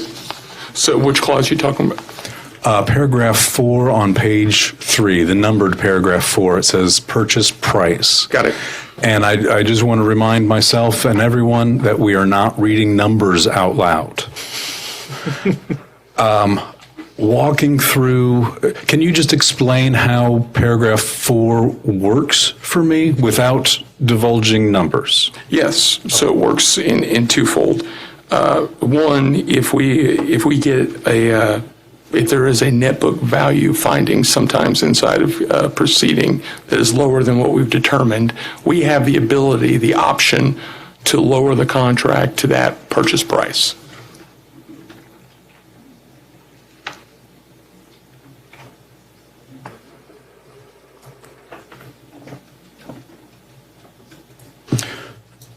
And this was also agreed to by Port Perry. That is correct. Okay. All right, that is all the questions that I have. Do we have any recross due to questions from the bench? And we go with staff being first in order. Thank you. And Mr. Kleiser, Public Counsel is next in order. Do you have any questions based on bench additional questions? All right, I guess. Did you still have that clause in front of you?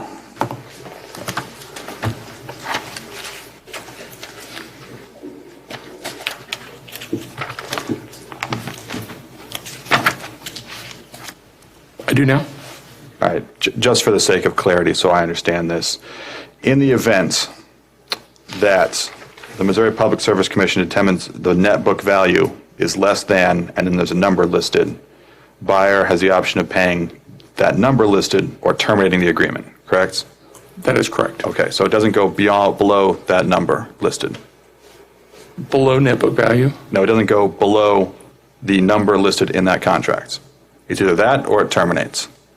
No. No, Mr. Kleiser, I think it gives them the option if it's below that. Buyer has the option of paying blank or terminating this agreement. Yes, is that your question? Yes. Okay, Mr. Cox? No, I believe the clause, if you read further on, the purchase price will be adjusted to an amount equal to or greater than net book value of the assets as determined, or an amount equal to the aggregate payments required to satisfy all liens. So, And look, Mr. Cox, 2 lines further down. yeah, so the parties hereby agree that the purchaser may increase or decrease depending on such determination.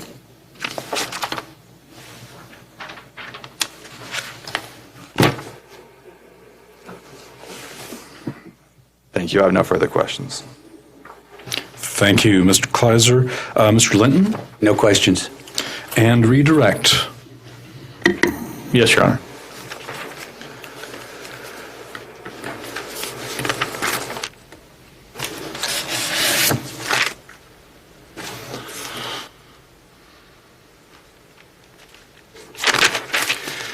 Mr. Cox, you were asked some questions by staff counsel about economies of scale, and you went through several of them, I think, that you believe that the company has. One of the items that I didn't hear necessarily is purchasing of supplies. Is that something that you have some economies of scale that assist you with the provision of service? Yes, we do. For consumables associated with running water and wastewater systems, we can buy those in bulk. And so we get those at a significantly cheaper price than an individual system owner. You were also asked about whether ultimately you bid construction jobs. Do you remember that? Yes. In that bidding process, are there any CSWR affiliates that bid on the construction of those projects? No, there are not.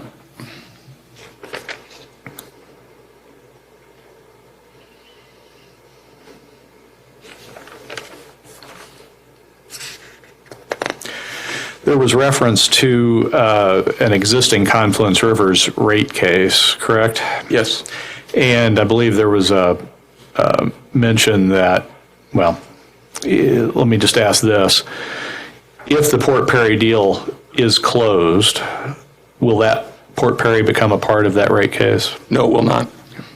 the timing of it is such that it just couldn't be? It just couldn't be from our perspective. You were asked about proposed rates that had been shared in an informal meeting with staff and OPC. Have you ever received a rate as a result of a rate case that was equal to or greater than the company's initial proposal? We have not. You were asked questions about this sentence concerning clouding of title. How many systems now has CSWR affiliates closed on approximately in Missouri? In Missouri, 30-something. Is clouding of title something you commonly see in small water and sewer companies? I mean, almost every single system we buy has some existing title defects or property rights issues. And it's something that the company works through in the closing process? It is. It's standard practice for us to make sure that all those issues are resolved. You were asked some questions about your direct testimony in, I think it's WM-2018-0116. It was the first Confluence Rivers case where the 9 water and 9 sewer systems were ultimately purchased. Could you explain why the financing situation is different today than it was at that time or prior to that time? Yeah, absolutely. So we were owned by a local family office. Central States Water Resources, our major investor was. We were able to attract an institutional private equity firm out of New York City, Scions Capital Management, and we closed a transaction with Scions in the fall of 18. So our whole testimony in regards to that first Confluence Rivers case was prior to us being owned by New York private equity. And I think there's been, I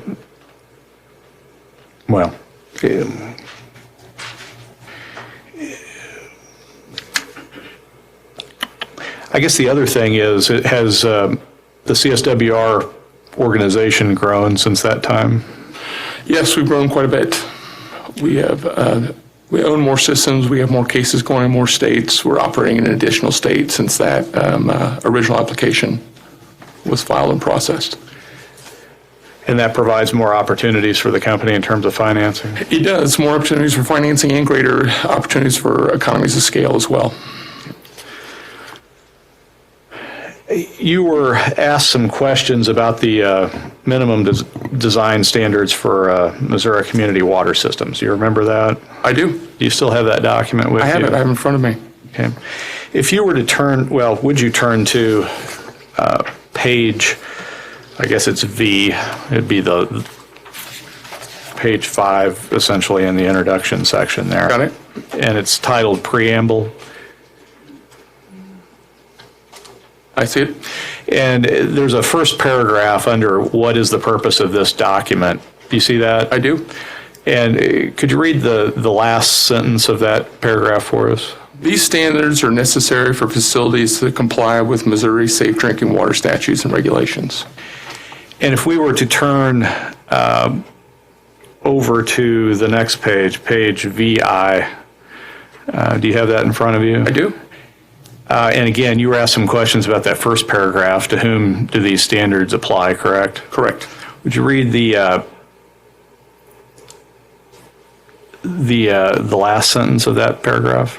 Yes. However, where deterioration of water quality, sanitation, safety, or performance requires corrective action, the alterations must meet or exceed minimum design standards.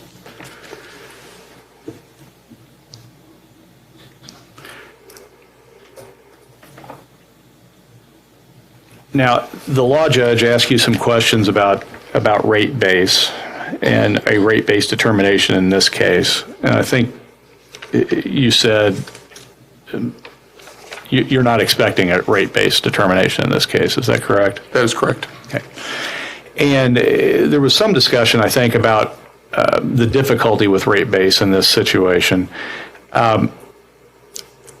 When were the rates set that are currently applicable to Port Perry? Do you remember? 2002. And that would have been the last time that the commission established a rate base for purposes of a rate case, correct? That is correct. And so in order to go from that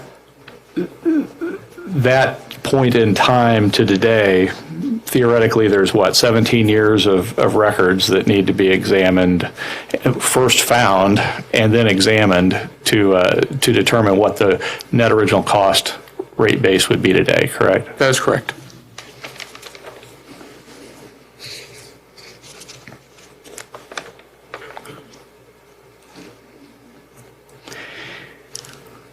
And ultimately, I believe that when you were talking about the provision of the sales agreement or the sales contract, it's not your intent then to exercise that based upon any rate-based numbers or net original cost numbers that are have been spoken of today, correct? That is correct. That's all the questions I have, Your Honor.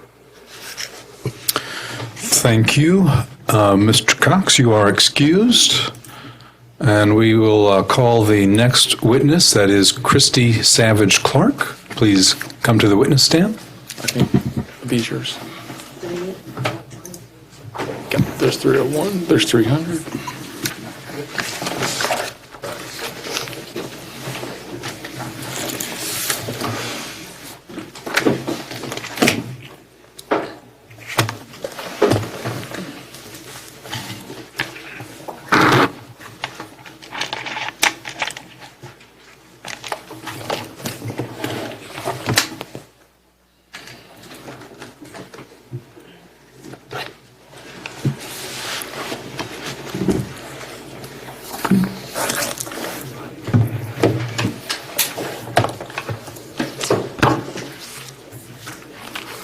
Ms. Savage Clark, if you could raise your right hand, please.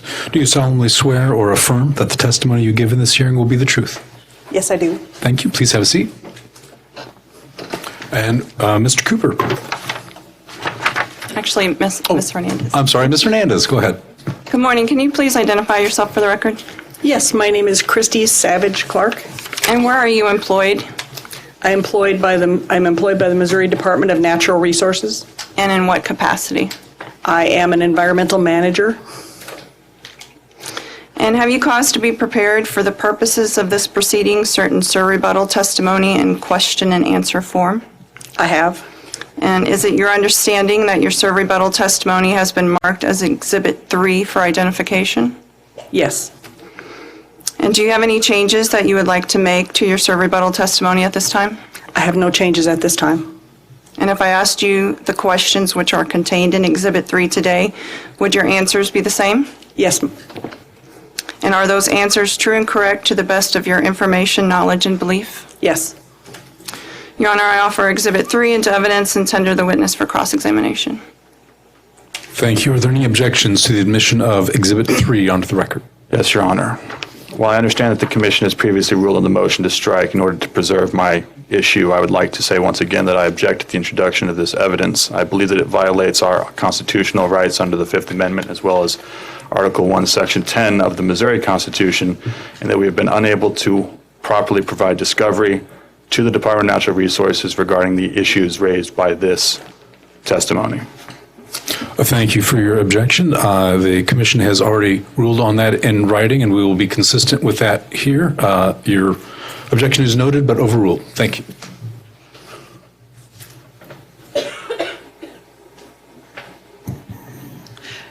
Good morning, Ms. Savage Clark. Good morning. There are no current violations for the Port Perry system, is that correct? That is correct. Are the systems in compliance with DNR standards? I cannot determine compliance at this time.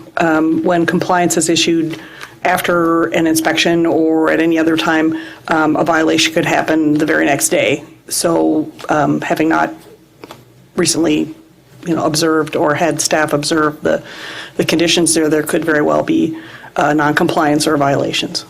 So being in compliance or not compliance, it's a very dynamic thing, and when people come out, it's merely a snapshot of what the system is at that time? Absolutely correct, a snapshot in time. Okay. Do the systems need to meet DNR standards?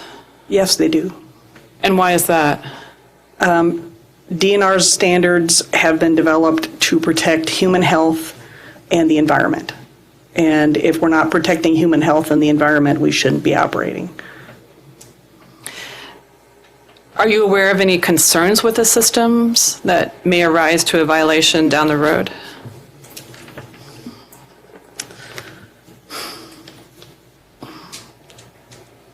I have not had any concerns filed at this moment in time, but it's an aging system. Maintenance is an ongoing concern. So it's certainly possible, but I'm not aware of anything specific.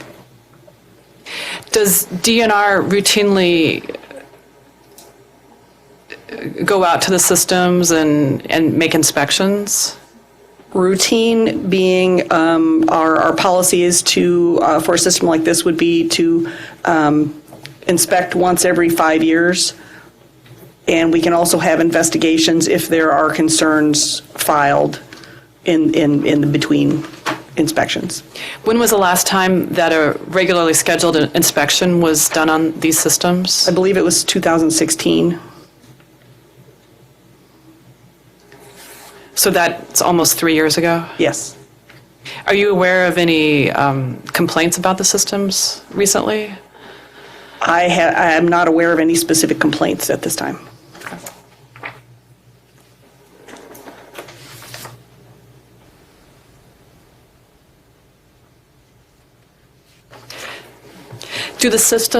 Are you aware whether the systems meet current design standards?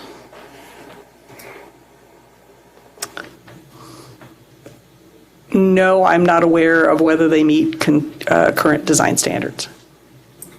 Our design standards recently changed, so they haven't been inspected since our recent rule change. You were here when there was testimony about the minimum design standards for Missouri community water systems, and Yes. so these design systems are dated December 10th, 2013. Is that the most recent ones for water? To my knowledge, but I'm not as knowledgeable about drinking water as I am about wastewater. Oh, okay. Are you familiar with the term gold plating in utilities? Yes. What does that mean to you? To me, that means building more of a system than is required to meet standards. Do you believe that improving a system so that it comes up to meeting DNR standards would be gold plating? No. And why is that? We need to meet the standards in order to protect human health and the environment, and we need to do whatever we need to do to get there. If getting there means improved operation, that's the least expensive thing we can do, that's fine. If getting there requires construction because improved operation can't get us there, then we need to do construction, and none of that would be considered gold plating in my estimation. One moment, please.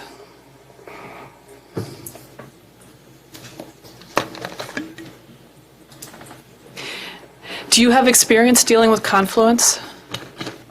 Yes, I do. Could you briefly summarize your experience with confluence?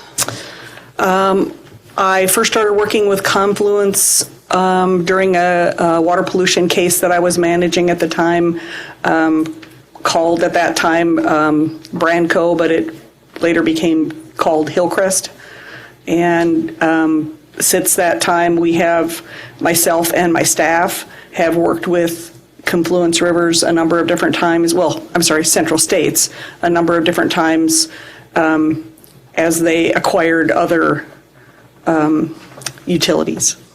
And did some of those other utilities have issues with them?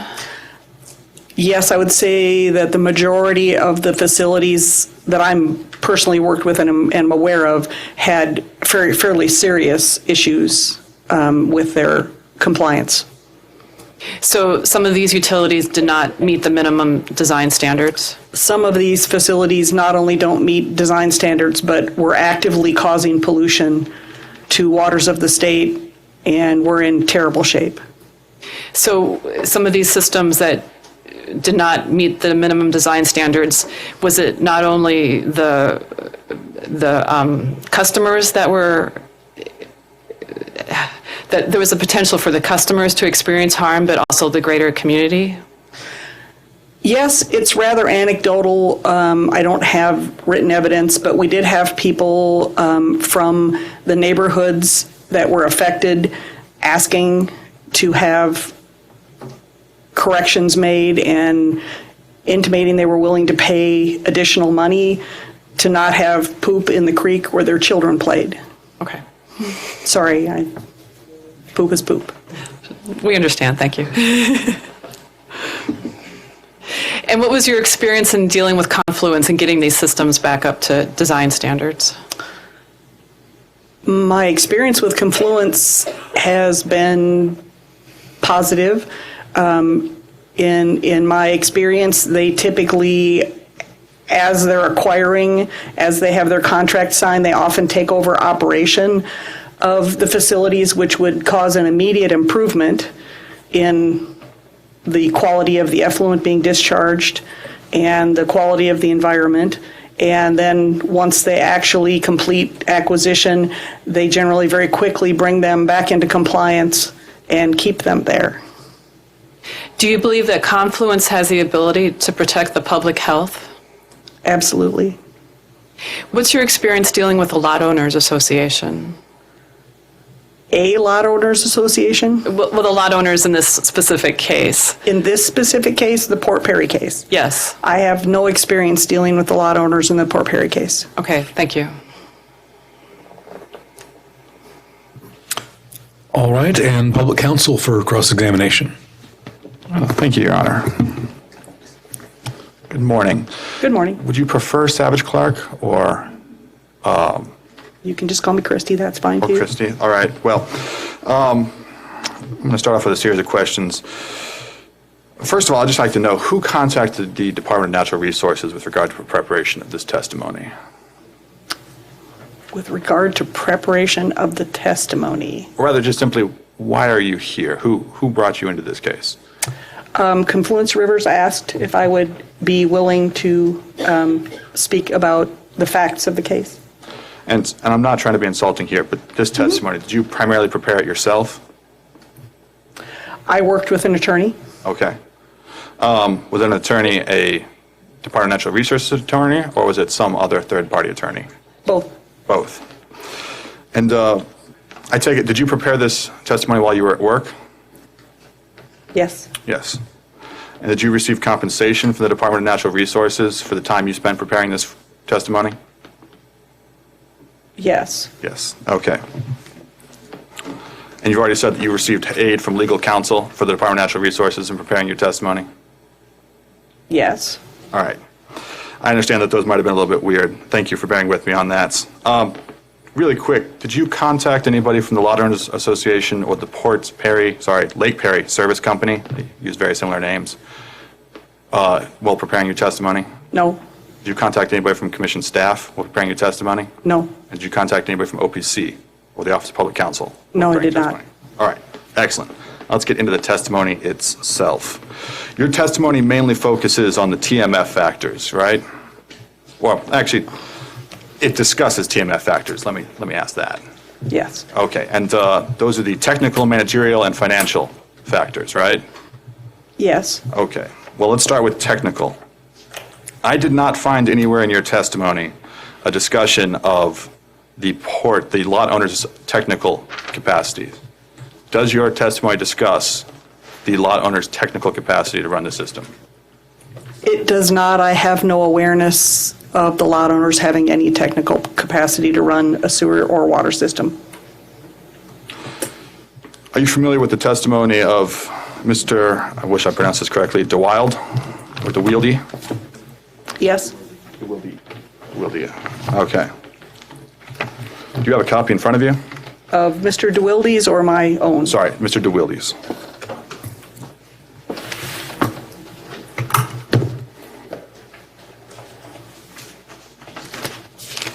I do.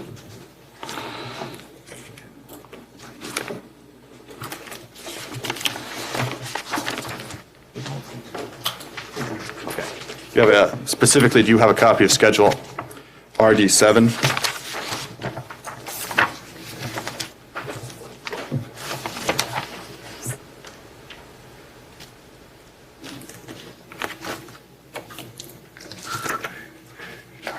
6, RD7. Yes, I do. And included in there, and these aren't numbered, so I'm just going to say, 1, 2, 3, 4, 5. Page 6, I think, is a letter from Jerry Meyer.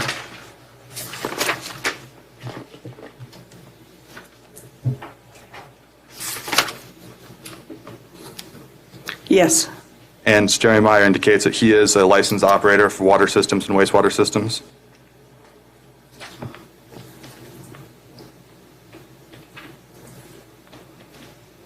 It would be the third. I hesitate to call it a paragraph. Yes, he indicates he has licensure. And he is willing to work for the Port Perry Company. Yes. All right. Would you agree with me that a licensed operator would have the technical skills to operate this water system? In theory, yes.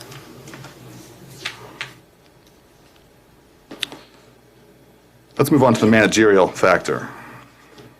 Once again, I don't believe that your testimony addresses the managerial capacity of the Lot Owners Association. Is that correct?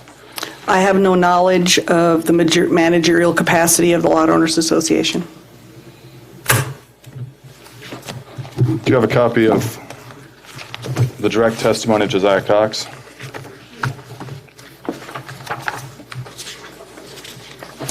Yes, yes, I do. You turn to page 8. Oh, wait. 9. Page 9. You would agree with me that on page 9, lines 9 through 10, Confluence indicates that it's going to utilize a contract billing agent and emergency answering services, i.e. third-party contractors, to fulfill the managerial requirement? It appears to be true. Yes. So essentially, according to MDNR, let me back up. MDNR is taking the position that Confluence has the managerial capacity to operate this system. Yes. So according to MDNR, any entity capable of hiring third-party entities to handle managerial aspects has the managerial capacity? I don't recall making that statement. You say that Confluence has the managerial capacity, They do. and Confluence is employing third-party managerial operators.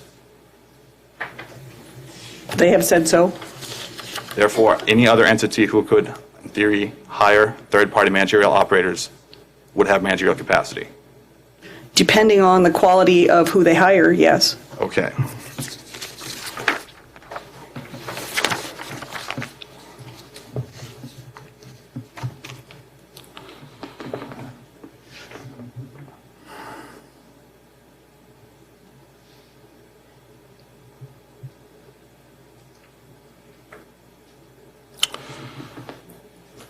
When reviewing the managerial capacity of Confluence Rivers, did you investigate the managerial aspects of its owner, or rather president, not owner, I apologize, Josiah Cox? No.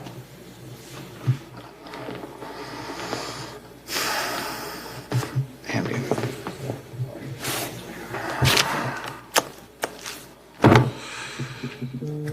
Do I want to hand this out first or second? Sorry, one moment.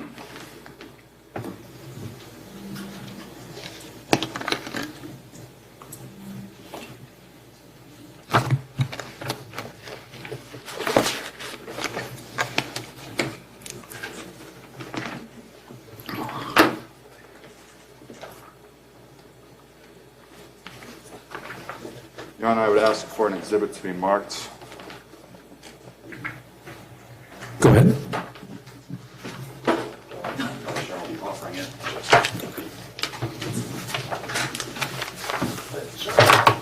I apologize, didn't mean to throw that at you.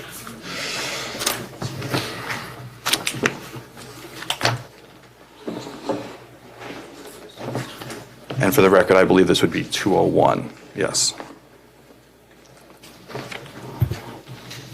Can you identify the document you've been handed? No. Do you agree at the top that says United States Bankruptcy Court? It's a voluntary petition.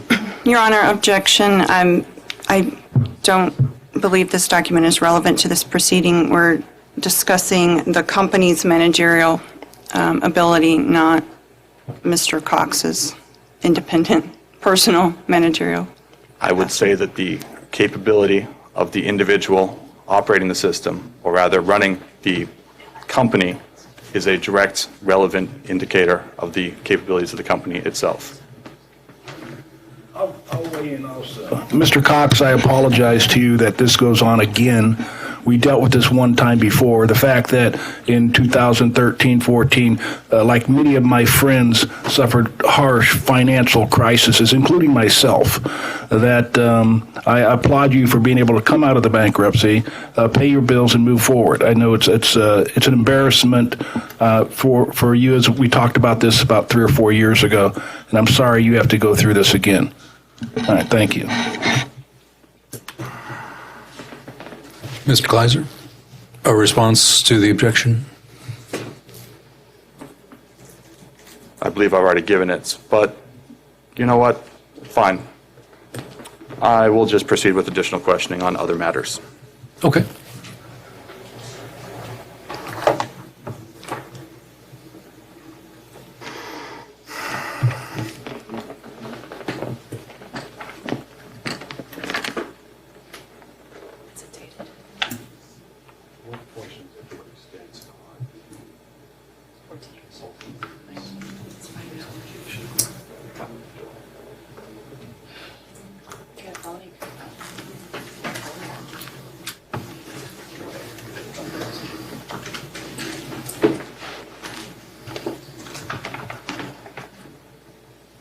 While I'm getting an answer from opposing counsel on an issue, do you have a copy of the application that was filed? If you'll tell me where it is, I might. Oh, there might be a copy attached to Josiah Cox Direct. No, Josiah- not the section I have. I want. I don't think.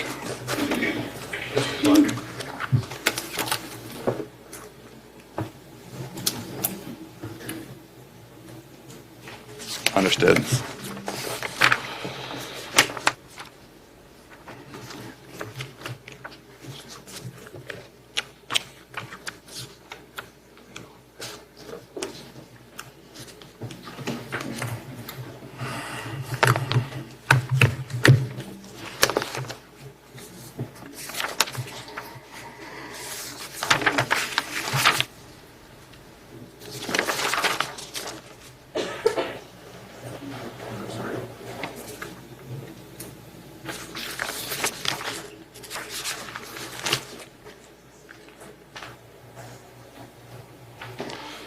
Has the application been entered into the record?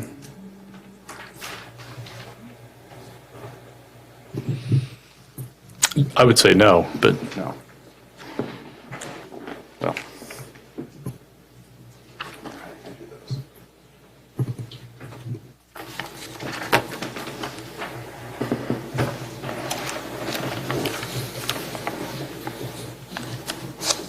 Ms. Savage Cox, what I've just handed you. Clark, thank you. Clark, I apologize. I'm sorry. Ms. Savage Clark, what I've just handed you are Exhibits E and Exhibits F attached to Confluence River's application. I know the first page says D, but I would like you to see the next ones, E and F. You would agree with me that these are contracts for consultation between Confluence Rivers and one, I'm going to mess up these names, Brad Mole and Yamnitz. Mike Yamnitz, correct? It would appear to be, but I am not a contract lawyer. That's fine. Your Honor, I'd like to go in camera for just 2 questions, and having conversed with opposing counsel, this is the proper time, I believe. Any objections to going in camera? All right, we shall go in camera.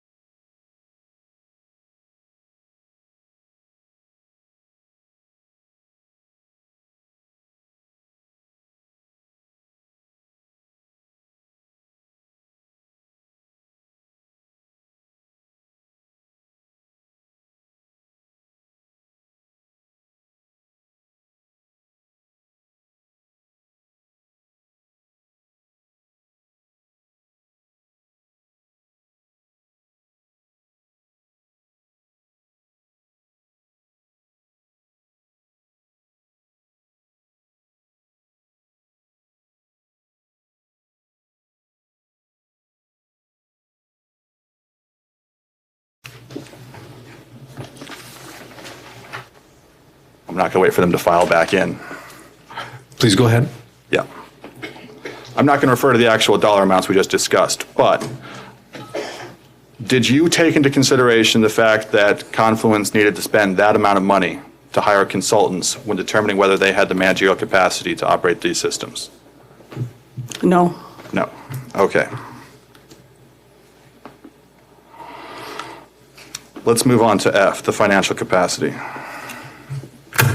Now, previously, you were asked a question by staff or council about whether or not this system meets the minimum design standards, correct? Do you Yes. recall? Yes. Okay. And I believe at the time you said you're not sure, correct? If that's what I said, yes. What would you like to change? Objection, Your Honor. That's not a correct characterization of Ms. Savage Clark's testimony. Thank you. Do you know whether or not this system meets Missouri minimum design standards? I do not. Okay. That's all I wanted to get to there. Thank you.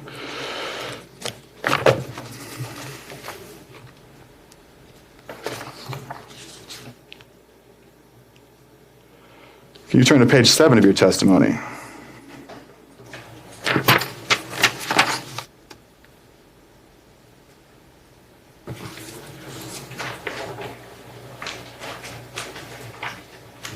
Page 7 of my test. Correct.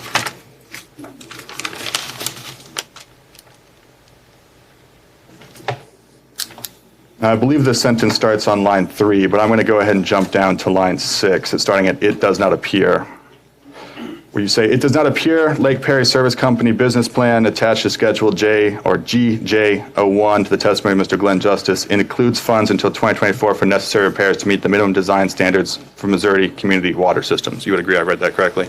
Yes. How is it possible that you were able to state that if you're not sure if they currently meet minimum design standards? I read Mr. Justice's testimony.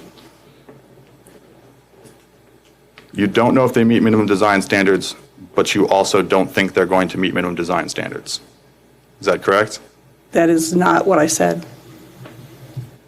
Mr. Justice's testimony clearly states that in 2024, they have additional funds to bring things back up, or to bring things up, to make improvements.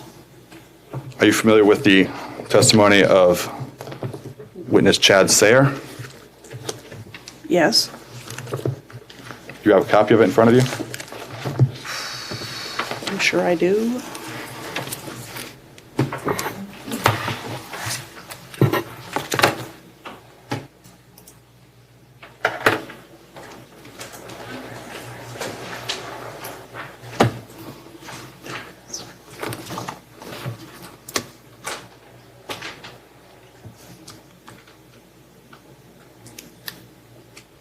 Do you have a copy? Yes. Yes, okay, sorry. Can you turn to page 3?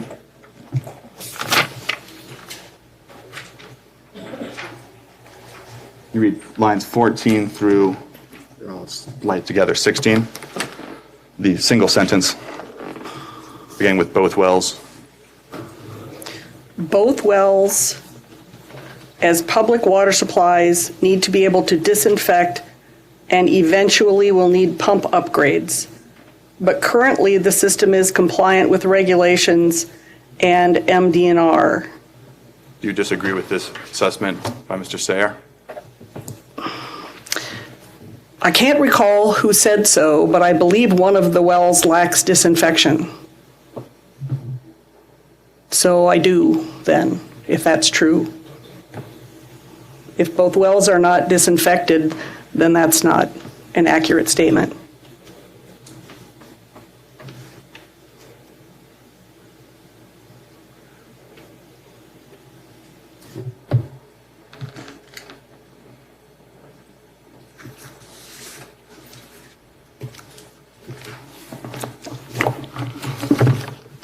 Turning back to your own testimony.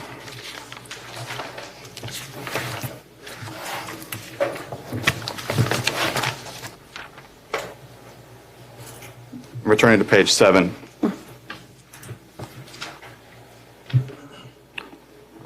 Lines 9 through 10 you state also there does not appear to be any funds immediately available for an emergency equipment replacement reserve, correct?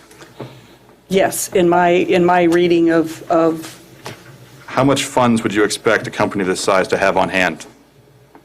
company the size of who?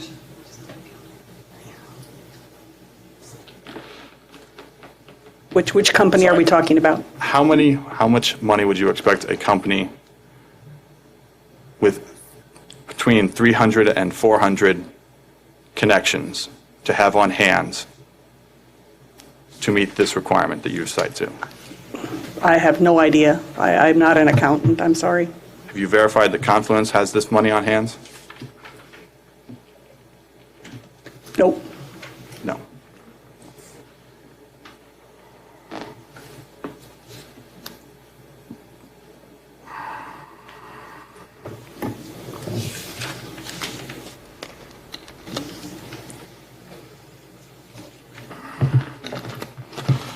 You mentioned multiple times your opinion that the application of, or rather the acquisition of this system by Confluence is not detrimental to the public. Did you consider rate impact when determining whether this application was detrimental to public interests? No, I did not. Do you know what the long-term rate impact for this system could potentially be? No, I do not. Did you attend any of the local public hearings held in this case? No, I did not. You reviewed any of the comments entered in this case? No, I have not. Did you review any of the hundreds of signatures and petitions collected opposing this acquisition? No, I have not.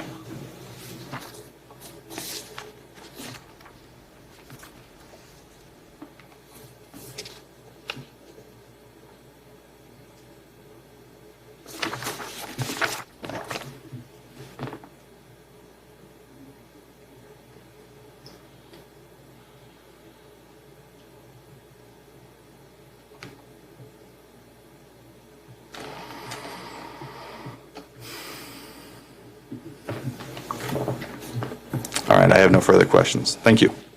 Thank you, Mr. Kleiser, and the lot owners. Mr. Linton?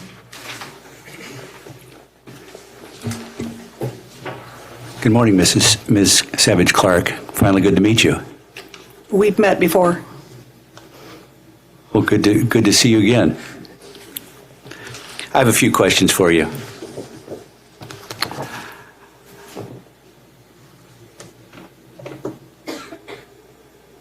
At page 3, lines 1 through 7, you state of your sir rebuttal testimony, you state that you are the compliance enforcement chief. Is that correct? Yes. Could you describe your functions as that in that office? Would you like a different description than is in my written testimony? Well, I guess not. We'll just go with that. Okay. Are you a lawyer? No, I am not. Okay. Are you an engineer? No, I am not. Have you been to the site for Lake Perry or Port Perry Service Company? No, I have not. What is your educational background? My educational background includes a bachelor's degree in biology and chemistry, a master's degree in agronomy. Okay. Are you an MBA? No, I am not. Do you have a business degree? No, I do not. Have you reviewed the qualifications of Mr. DeWilde? Yes. Are you aware he's a CPA? I would have to go back and look again. I don't recall everyone's qualifications. I read quite a bit here. Subject to check, would you agree he's a CPA? I have no idea. Okay. Let's just assume he is a CPA and his testimony says that. Do you understand he's an accountant? I have no idea. Okay. Do you understand whether he's a president of Citizens Electric Corporation? I have no idea. Would you understand that he's on the board of directors of a bank in Perryville, Missouri? Again, no idea. No. If all of those things are true, are you saying Mr. DeWilde is not qualified in the TMF? I am saying that I am not aware of his experience running a wastewater utility or a drinking water utility. Okay. Have you reviewed the testimony of Mr. Justice? Yes, I have. Okay. Can you tell me what jobs he has had in the past? Off the top of my head, no, I cannot. Can you tell me what degrees he has? Off the top of my head, no, I cannot. If he had an MBA, would you know that? I'm not sure how to answer that question. Okay. So you haven't reviewed his testimony well enough to know whether he's an MBA? I have reviewed his testimony, but I do not recall everyone's testimony word for word. Okay. Would you say that a person engaged in professionally as a business planner with an MBA is not qualified by your TMF standards? I am not aware that Mr. Justice has any experience running a wastewater or drinking water utility. Have you reviewed the testimony of Mr. Sayer? Yes, I have. Are you aware that he's a registered professional engineer? Yes, I am. Would you say that he is qualified under your TMF standard? Qualified for what? Under your TMF standard. Qualified for what? Under your TMF standard. You have testified that Confluence Rivers is qualified under your TMF standard. I want to know if Mr. Sayer is not qualified under your TMF standard. The question for me is not complete unless you ask me qualified to do what. Okay, thank you very much. Moving on then. At pages 4 and 5, you describe what DNR's preferences are and the hierarchy of continuing authorities. Is that correct? That is correct. Okay. And we already established you're not a lawyer, correct? Yes. Okay. You wouldn't be saying, would you, that your priorities would take priority over state statute, are you?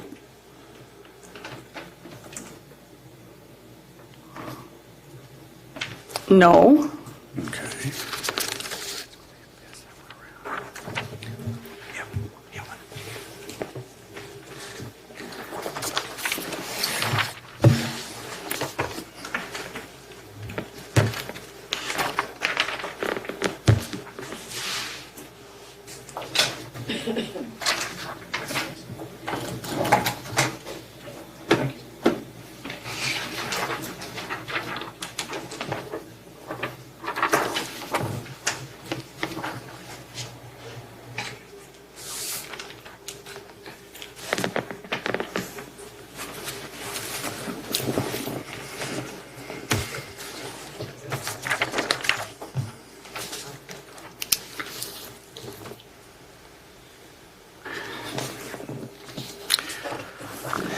Now, I've handed you a section of the Missouri statute, 393.857. Do you see that? Yes.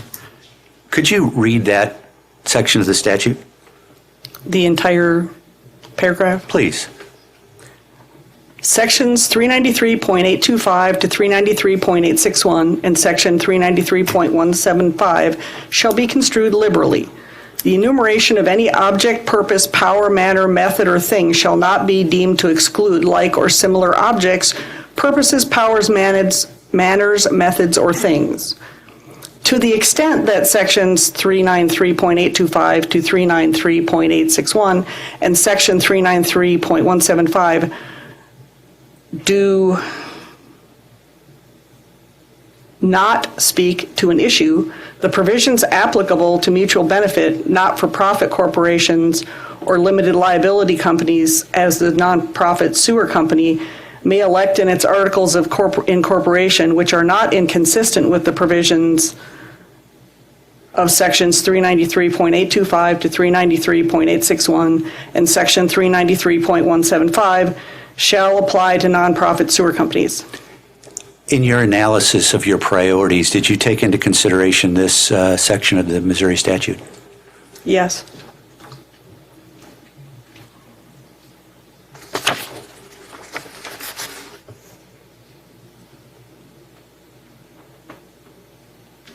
And what is your analysis of that statute relative to your priorities? The priorities don't exclude 393s. They just prioritize other types of organizations.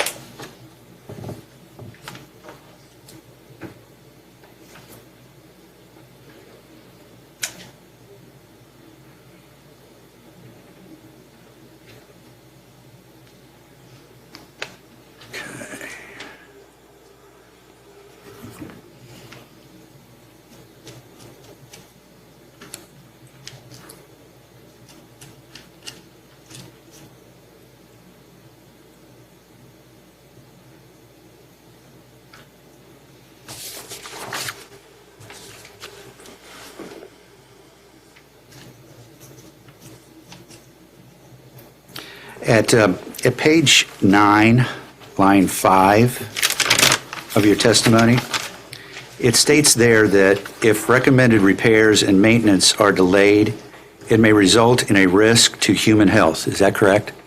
Yes. Are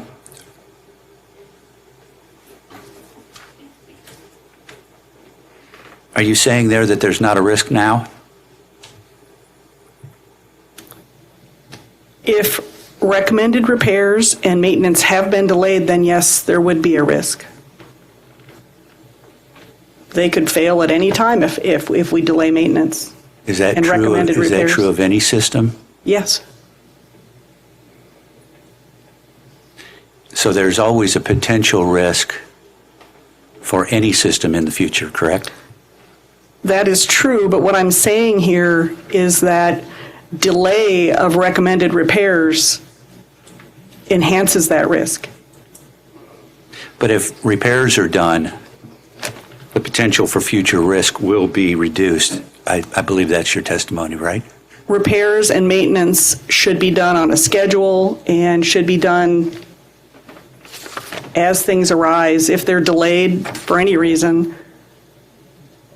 that leads to problems. On page 7, line 1 of your testimony,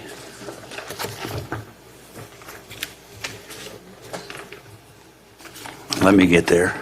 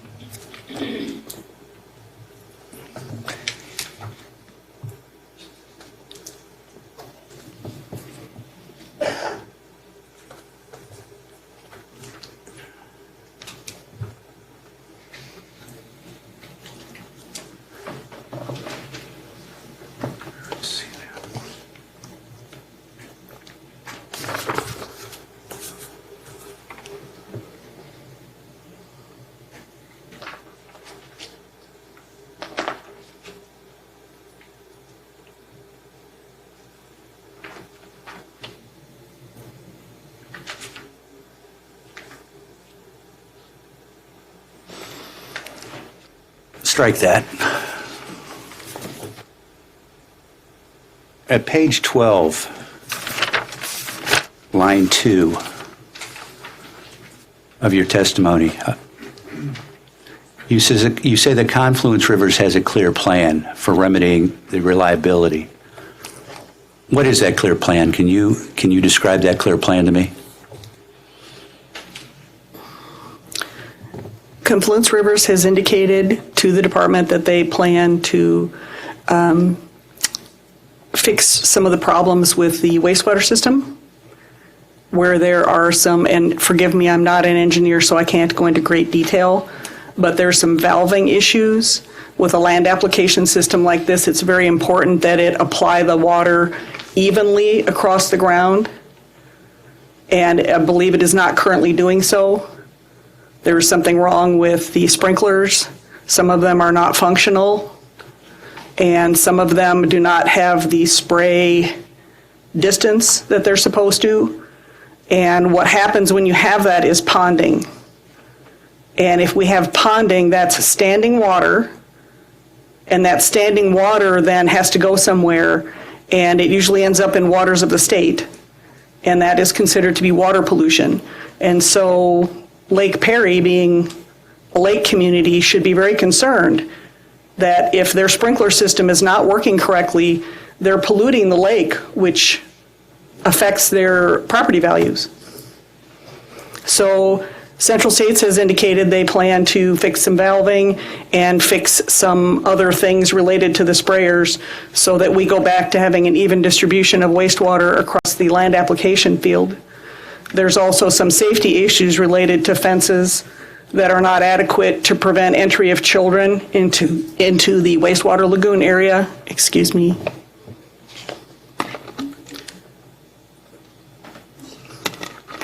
Safety is always a current concern when we have a large constructed basin. We would prefer not to have pets swimming in it or children falling in it or livestock accidentally entering that should some neighbors' cattle get loose.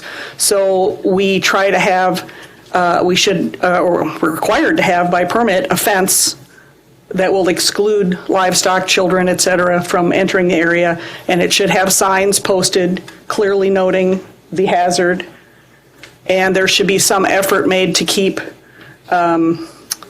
public off of. This is a permit that very specifically does not allow the public to have entry to the land application area. This is wastewater. It will have E. coli and other things. And once it gets into the soil, it's safe, but during and after the time, shortly after the time of application, you don't want public entering that area, so we need to have a little bit more safety going on there. So those are some of the things that I'm aware of that Central States plans to do with the wastewater. If we're going to talk about the drinking water, I'm aware that there is, as I said, some problem with lack of chlorination on the second well, and there's a couple of different plans. With any group that does this type of acquisition, I would expect them to get in and start operating it and figure out what they can do to fix it without great investment, and then go on to, okay, that didn't work, so now we're going to have to put in a little bit more effort and bring in an engineer and figure out how to make this work if we can't operate our way out of the problems. But if there's a well there that's not chlorinated, that's a problem. It is. Can you show me where a well that is not chlorinated is required by state statute or regulation?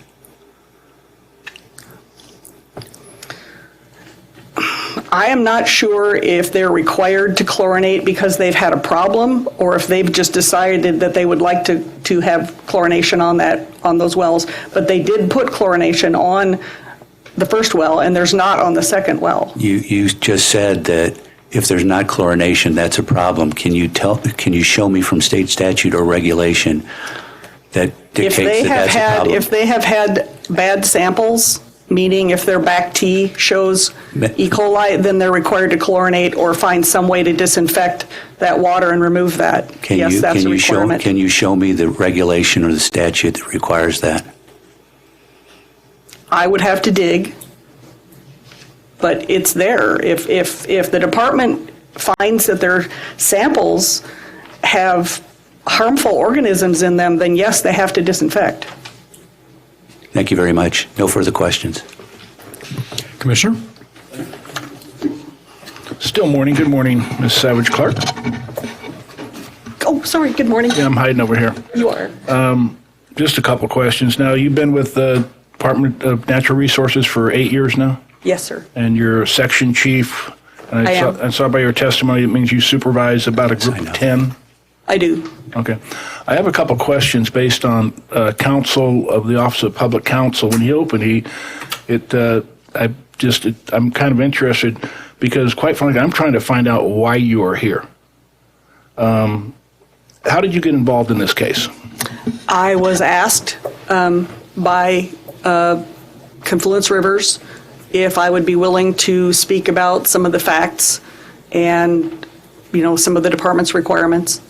Have you personally evaluated Port Perry? I have looked, and as have my staff, evaluated Port Perry on paper, yes. Personally visited, no.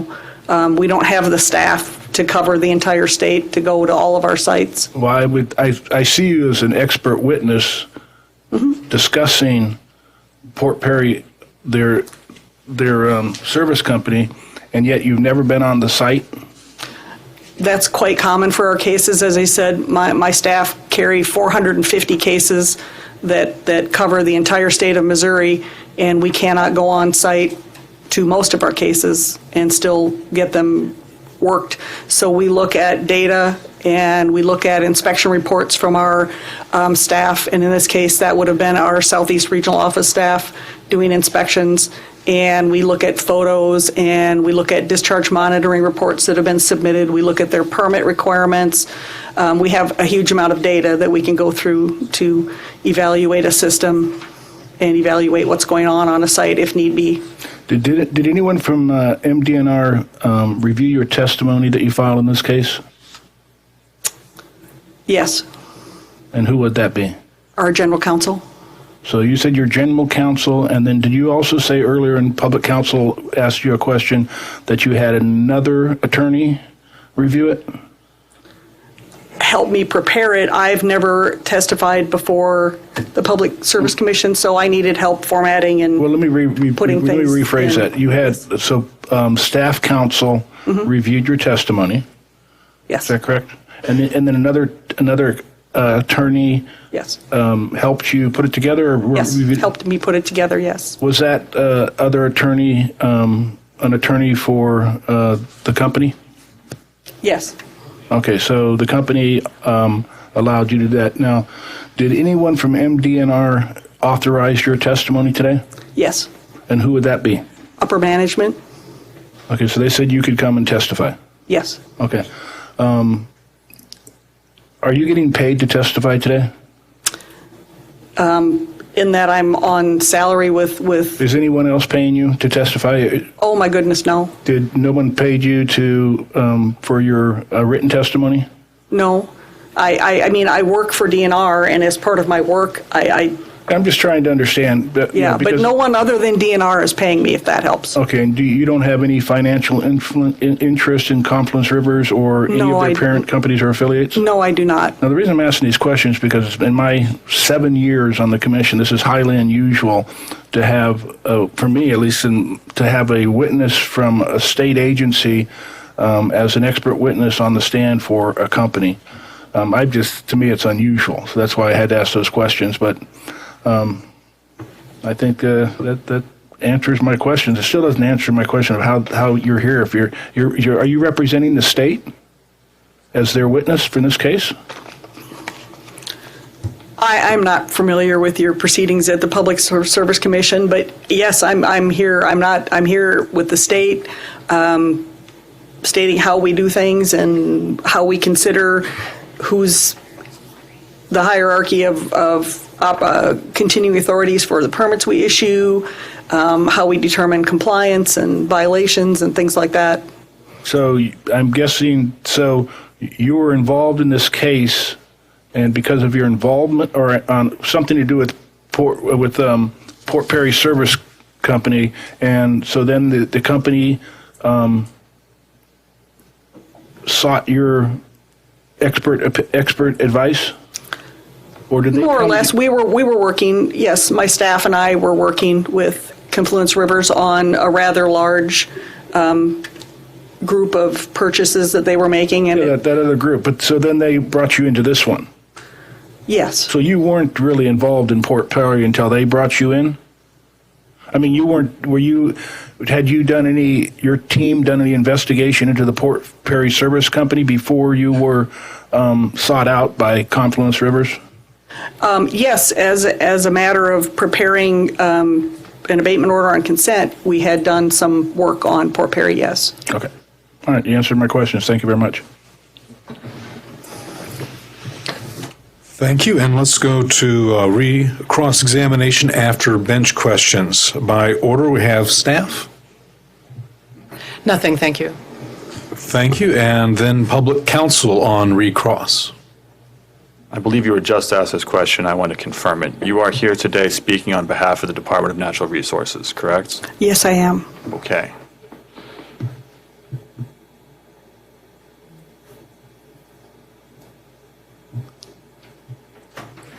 I'm sorry, any other questions? No further questions. I would just, once again, and I know you've already ruled on this, move to strike the testimony on the grounds that it is a testimony of a party who has not intervened in this case. I appreciate your keeping your objection alive, and we will overrule it again. Thank you, Mr. Kleiser. Any other questions on recross? No. Okay. And lot owners. No questions. All right. And redirect by Confluence Rivers. Thank you. You were asked some questions about compliance with DNR regulations. Do you agree, or do you have any knowledge as to whether the wastewater treatment facility is in compliance with the issued permit at this point in time? At this point in time, I don't have any written documentation from my own people that it is not, but it has been discussed, and there has been testimony that the spray diameter is not adequate, that some of the spray nozzles are not functioning, and that there is some ponding of water on the application site when there's application ongoing. And if that is true, then those would be non-compliant and would also be violations of the permit. So if DNR walked onto the Port Perry site today and saw those things going on, it's your opinion that there would be, that DNR would find a violation? Yes, that would be my opinion.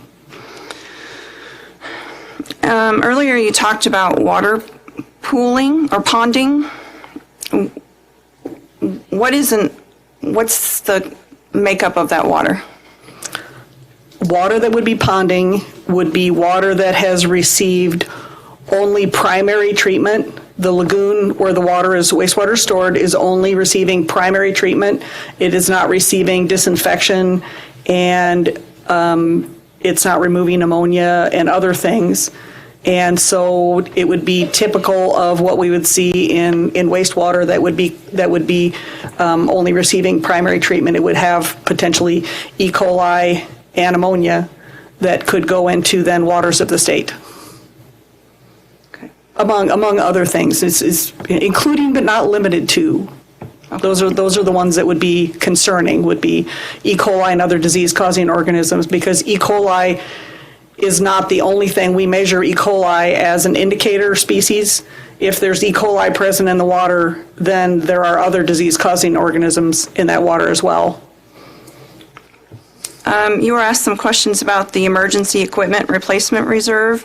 Why is it important to have such reserve?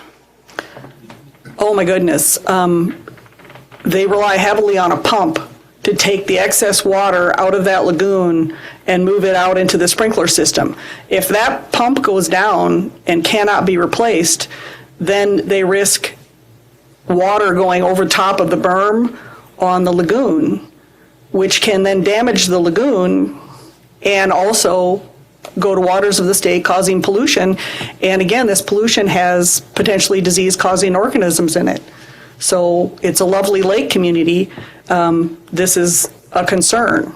If we lose that pump and don't have money to replace it immediately, that it can go from zero to disaster in a very short period of time. So any large equipment failures, you have to have money in reserve to work on those, and that's just standard with the wastewater and drinking water facilities.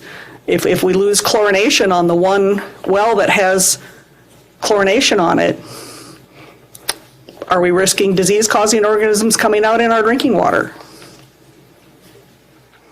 And is it your opinion that Confluence Rivers has access to funds for emergency repair should they be needed?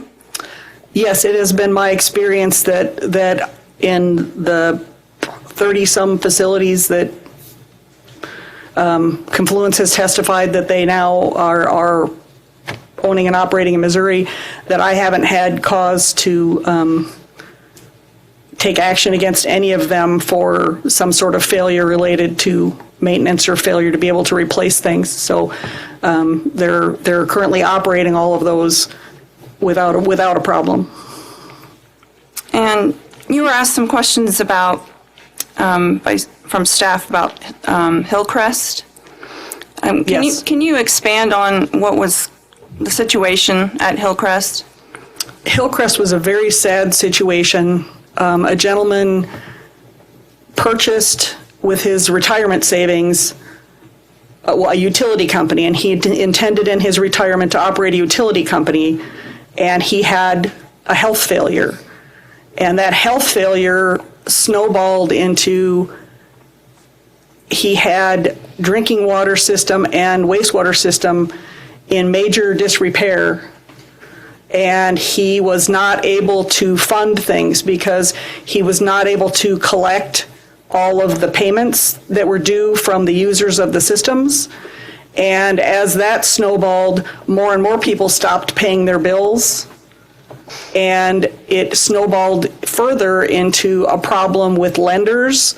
And it's a very large neighborhood, 225-ish homes. And in a neighborhood like that, there's always people buying and selling homes. Well, that suddenly came to a halt because the lenders became aware that the system had major issues, environmental issues. And so I had people calling me. This was my personal case. This was before I was a manager. And I spent half my day on the phone talking to lenders and real estate people and folks trying to sell their homes, asking me, when is DNR going to fix this? Well, DNR doesn't fix that problem. DNR is trying to encourage the owner to fix that. And the gentleman was ill and dying and knew it and was trying to fix this and couldn't. And he hired extra people, and PSC sent people down to try to help him collect his bills, and it snowballed into a mess. And we actually had legal agreements with the man to fix things, but he's dying, and taking a dying man to court was not really going to be good for anyone, and all we really wanted was compliance.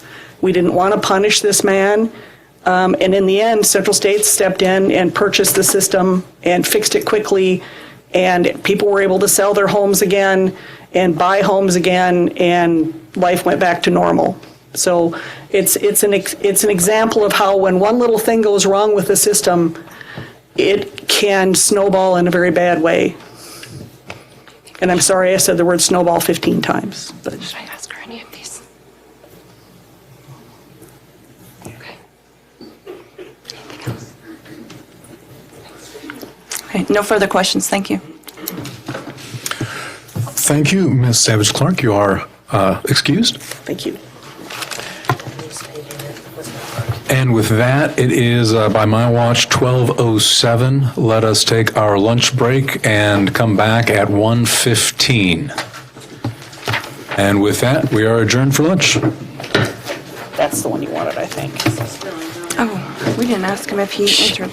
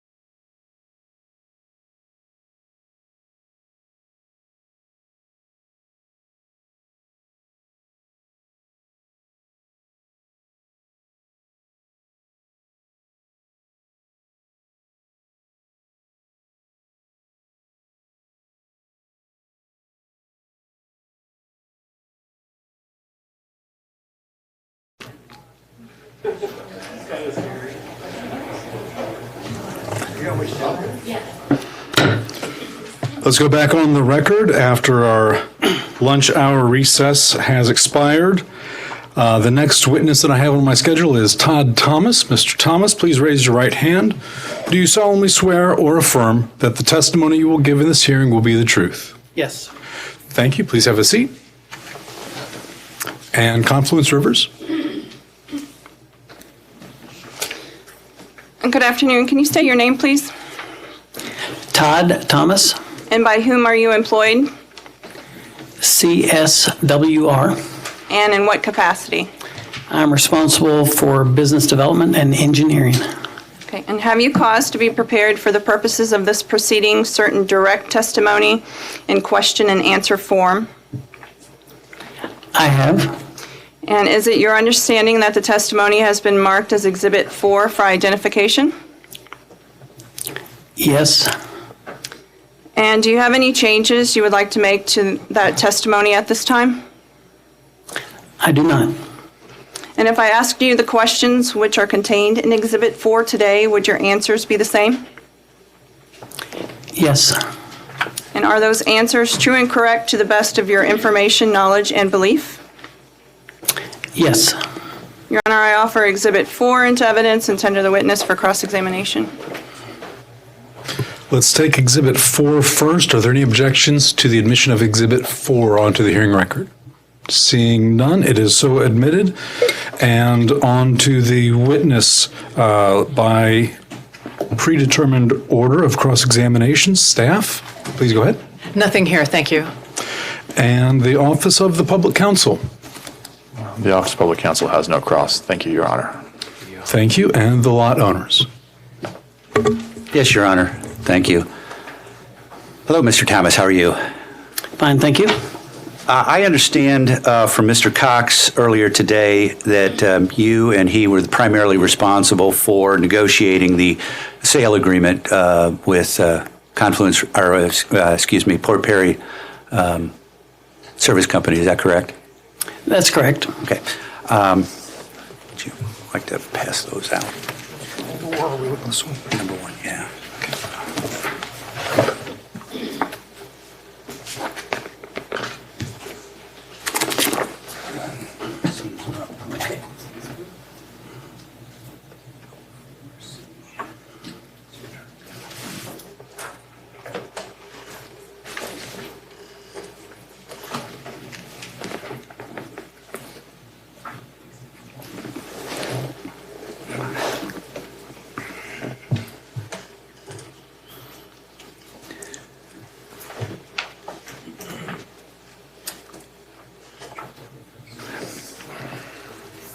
Can you please identify what has been marked as Exhibit 304C?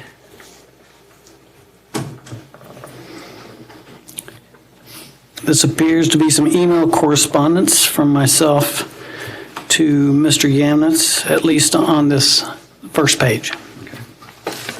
Well, take a look through. I'd like to get a lay of the land for the entire package of email correspondence.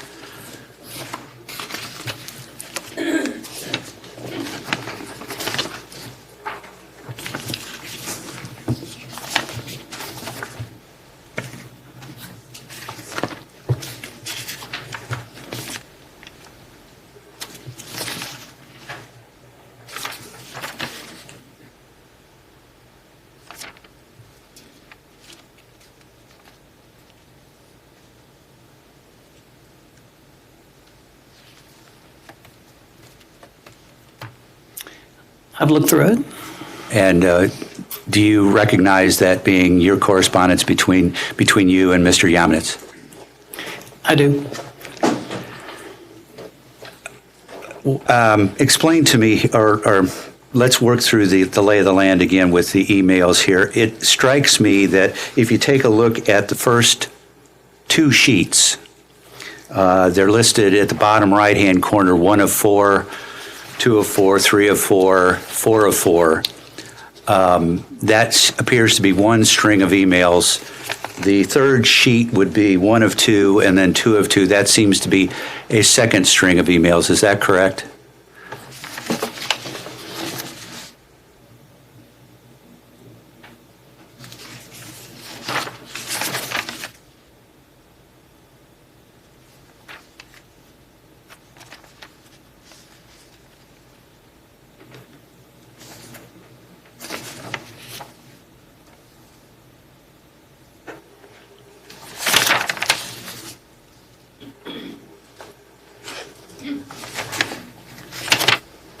Yes. Okay. And if I were to flip through that, I think, would you agree with me that the strings of emails are in a chronological order from front to back, starting with the earliest in time, going to the latest in time, but also at the same time, as is typical in a string of emails, within a string, you're moving from bottom to top in chronological order. Is that correct?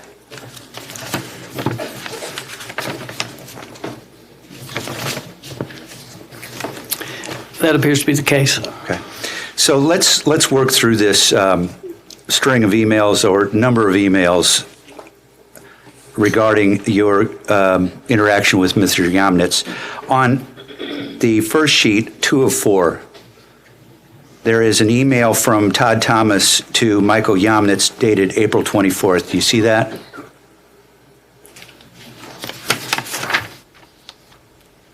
Down at the bottom of 2 of 4. Yes. Can you tell me what you said to Mr. Yamnitz on April 24th at 8:29 a.m.?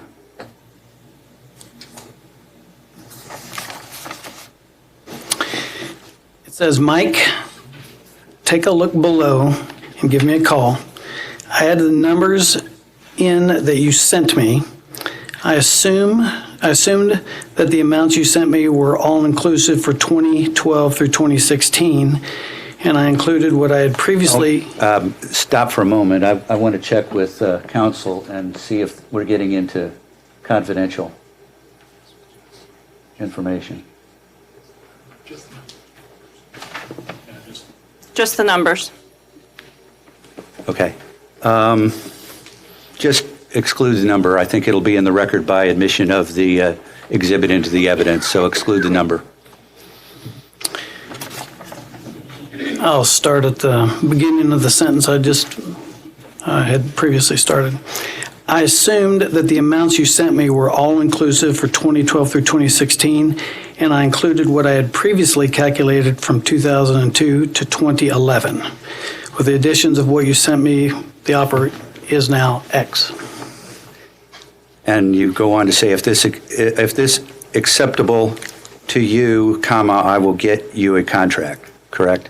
That is correct. On the page 3 of 4, there is a string of numbers. Were the string of numbers used in developing the number X in your email?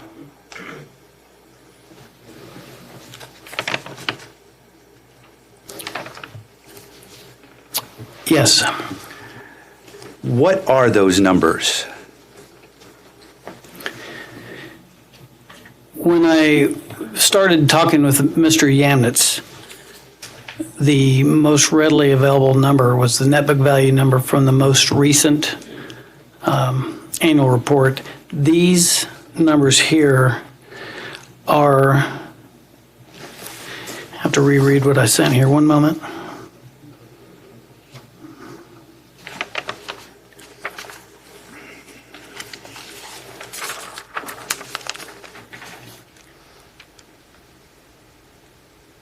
So these numbers here that you're asking about are from 2002 through 2011.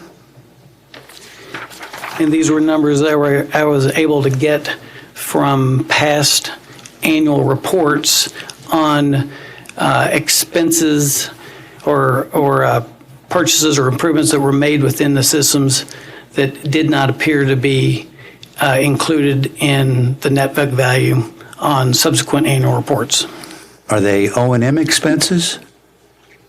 From the records I had, it appeared that many of them involved improvements that would extend the life of the system. So therefore, I classified them as not O&M, but capital.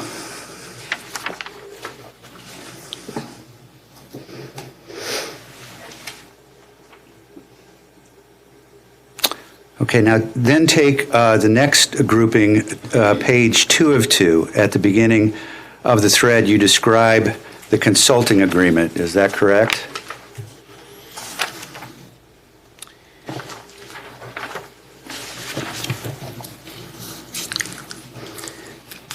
Give me a little bit more information. Okay, What are the yes, dates? Dated, starting on 1/2, it looks like it's an email from you, Todd Thomas, dated May 5th, 2017.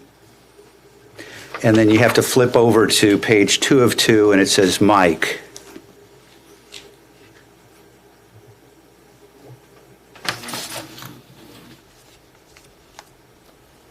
I believe I am here. Okay. What did you write to Mr. Yamnitz? And again, numbers will be X. Mike, and it starts thanks to, that's the right one? Yes. Thanks to you and Brad for taking the time to meet on Monday. I have gone back to see what I can do for the offer below. I believe is the best offer I can give you. Okay, keep Excuse me, going. what page are we on? 2/2, it would be the third sheet in on the back side of the third sheet.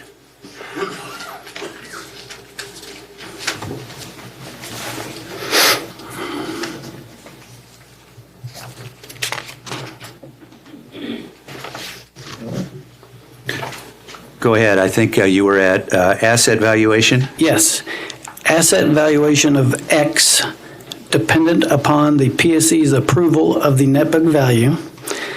I will need to get the documentation from your accountant. Continue.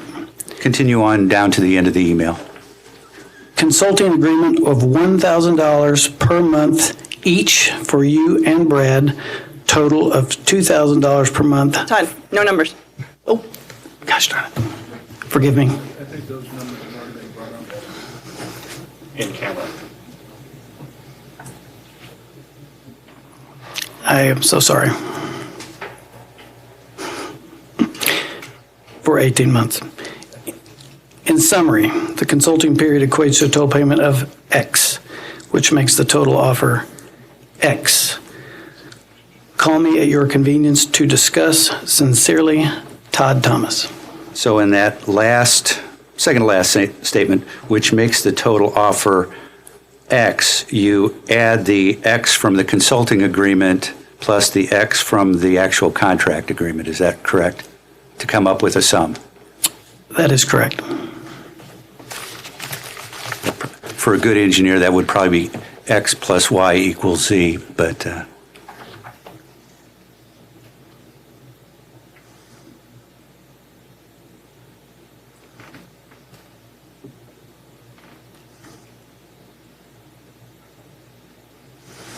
okay.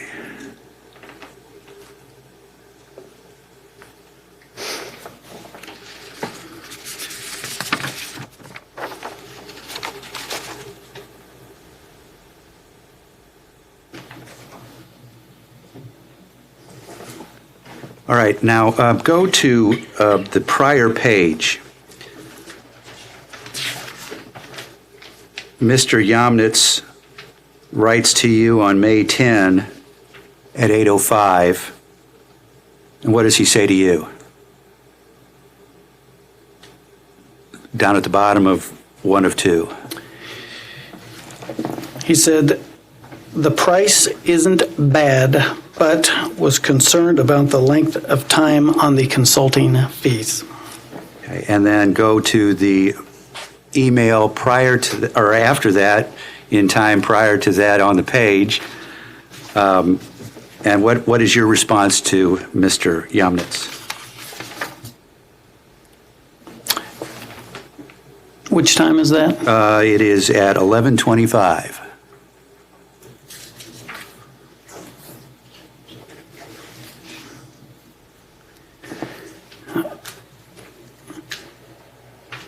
It is Mike. Thanks for the reply. I could extend the consulting agreement to 2 years. Did you see my prior note about you guys keeping the account balances and accounts receivable? Thank you. Now go to the next sheet. It's 1/2. And there's an email there, May 30th at WA-2019-0299, I believe from you to Mr. Yamnitz. Could you tell me what you said to Mr. Yamnitz there? And you can skip the first sentence.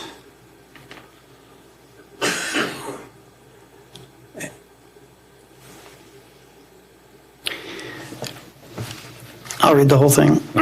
Mike, I'm sorry to hear you had some family health issues. For clarity, the blank months or X months that I have offered you and Brad for your consult agreement is not contingent upon on PSC approval. I will offer you and Brad an additional 3 to 4 years if I can get PSC approval. I know of a recent case where it was approved, and I'm trying to get a similar extended agreement through the PSC now, where the initial agreement was for 1 year or was for a year. Once the Port Perry acquisition is made and the regulatory required upgrades are made, then I can submit the extended agreement term for PSC approval.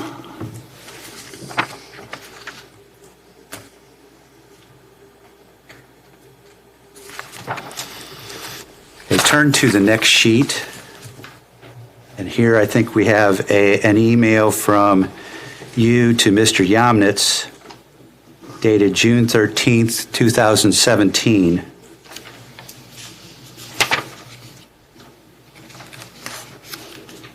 It's a rather long email, so I'll give you a minute to look at it. I found it. Okay. Can you briefly summarize, without spending, the commission's time reading the whole thing, can you briefly summarize the contents of that email?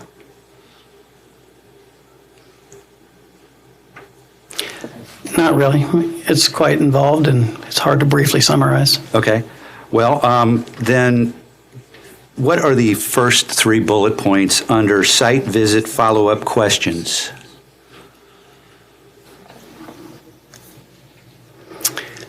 The DNR requires a redundant chlorination pump for water systems that are chlorinating. Does a spare pump exist in storage that we do not see? That's the first bullet. The second bullet, the DNR requires adequate detention time for chlorination. The piping system appears to show that water is chlorinated and then immediately pumped into the distribution system. Did I see this incorrectly? Do you know how much detention time you are getting? That's the second bullet. The third bullet, there appears to be no chlorination at the second well. Therefore, it would appear that when the water is pumped from the second well into the system, that it is not chlorinated. Is this the case? Has the DNR ever mentioned this or asked about this? Thank you. Now, go on down to the heading purchase price language in the contract. I'm here. Okay, and there at the 4th line from the bottom, there's a sentence that starts, "We are willing to overpay." Can you tell the commission what you wrote to Mr. Yamnitz there?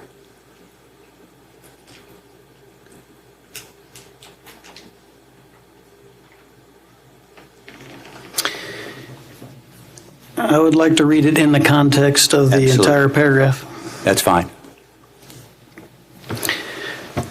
First, I apologize in advance for the length of this email, but I want to expand a bit more regarding why the purchase price may vary from what's in the contract and why it is important to me to have a contract that is binding to a reasonable extent. The bottom line is that the day you sign the agreement to sell, we begin spending money right away in design plans, specs, bid documents, legal, title work, etc. All this work must be done prior to, there's a typo there, prior to submitting the acquisition case for buying the system to the PSC. Having said that, we don't know how much of the purchase price the PSC is going to recognize as the net book value of the system until we submit the acquisition case and the PSC reviews it and rules on it. Therefore, we offer a price to purchase a system that, to the best of our knowledge, we think the PSC will accept. However, we cannot guarantee that the PSC will accept it. We are willing to overpay above the net book value to a certain extent, knowing that the PSC may not fully accept what we have submitted. Keep in mind that anything we pay you that is over net book value, we cannot recognize and recover. Continue.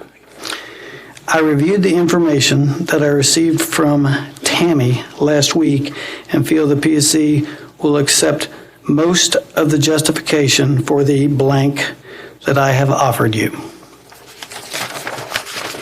Turn the sheet over. The email goes on. It is quite a lengthy email.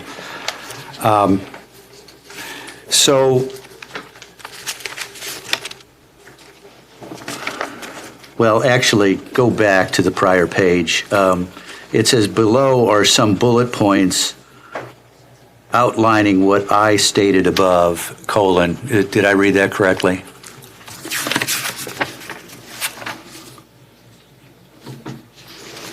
Yes. And then, so that's followed then by a number of bullet points regarding the process, if you will. Again, I would like you to focus on the last 5 bullet points. If you want to give all of the bullet points, you're more than welcome to. For the sake of ease, I will read them all. CSWR, comma, Mike and Brad agree to contract terms, signs purchase/sale agreement. Second bullet, CSR begins to spend money on engineering, surveys, design, specs, bidding, title work, etc. Third bullet point, CSWR, based on information gathered, assembles an acquisition case. Fourth bullet, CSWR submits the acquisition case to the PSC, which includes the value of the system. Next bullet, PSC sends DR or data request to CSWR for any questions they have regarding the acquisition case. Next bullet, PSC sends CSWR a formal offer. Next bullet, CSWR either accepts or rejects the formal offer. If we reject it, we can fight it and try to get the other offer increased. Next bullet, once CSWR accepts the PSC offer, we close on the property, pay you, and begin making any of the DNR mandated improvements. Next bullet, once all the mandated improvements are made, CSWR can submit for a rate increase. Just one clarification. The third bullet from the bottom, I think you inserted the word other before offer. We can fight it and try to get the other offer, but the word other is not there, correct? The offer. Oh, if that is what I said, you are correct. Okay. What do you mean in those bullet points by formal offer? So, given that I'm actually not the expert on doing acquisition cases, still the seller wants to understand what the timeline is.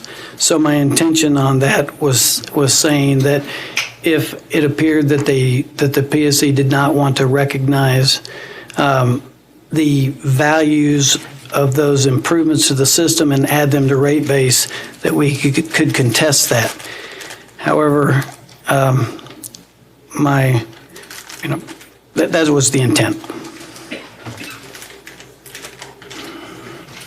So CSW, and when you refer to PSC, are you referring to the commission itself or to the staff? Most generally in this, I'm referring to staff. Let's move on to the next paragraph there, and tell us what you wrote to Mr. Yamnitz in the next paragraph. Beginning with as you. Yes. Pardon me. As you both know, dealing with the PSC is a whole different animal. Most accountants, business people, and bankers don't understand how restrictive, expensive, and onerous the PSC process can be. I'm trying my best to give you the most I can for your system without paying you more than I can recover. Therefore, I'm proposing a change to the agreement, which I say in parentheses, which I will send to you, that puts a floor on how much the purchase price can drop before you are not bound to the agreement. If the PSC comes back with a net book value that is below the minimum, CSWR will have the ability to release you from the agreement or pay the difference and continue with the purchase of the property. An acquisition case and a rate case each costs tens of thousands of dollars. Before I begin spending money, we all need to be comfortable with the agreement. Go on. Let me get a quick drink. Absolutely. A lot of words there. Brad, I checked into paying the guaranteed 2 years of the consulting agreement up front. If I do that, there is no way the PSC will allow us to recognize the money paid for the consulting agreement. It will look more like a way to pay additional purchase price and not a consulting agreement. Once again, I'm sorry for the long email. I figured that it was best to give you plenty of information. I will send you a revised purchase agreement for your review. That's good. Thank you.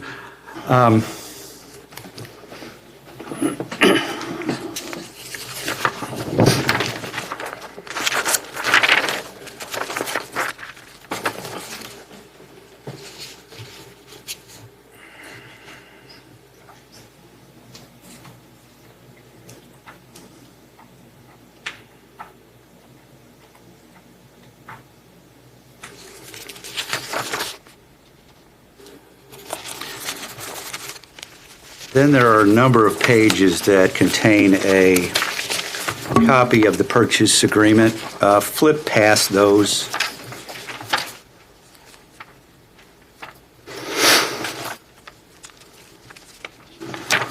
And the next email I want to ask you about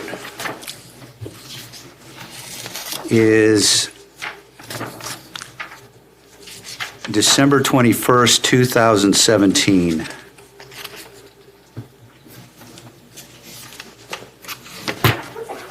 At 12:12.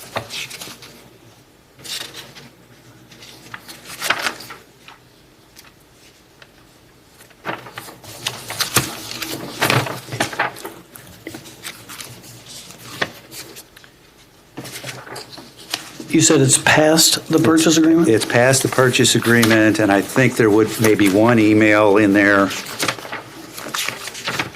past the purchase agreement that just pass over that. And then the next page is an email dated Thursday, December 21st, 2017. I found it. Okay.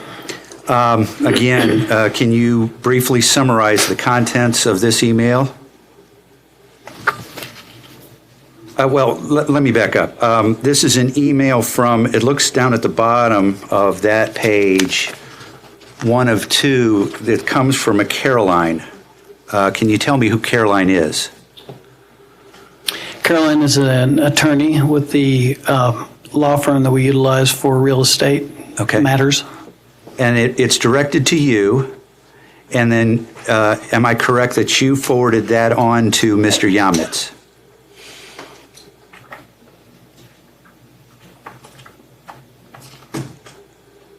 Yes. Okay. Can you briefly summarize what that email is about? Allow me to read it for a moment.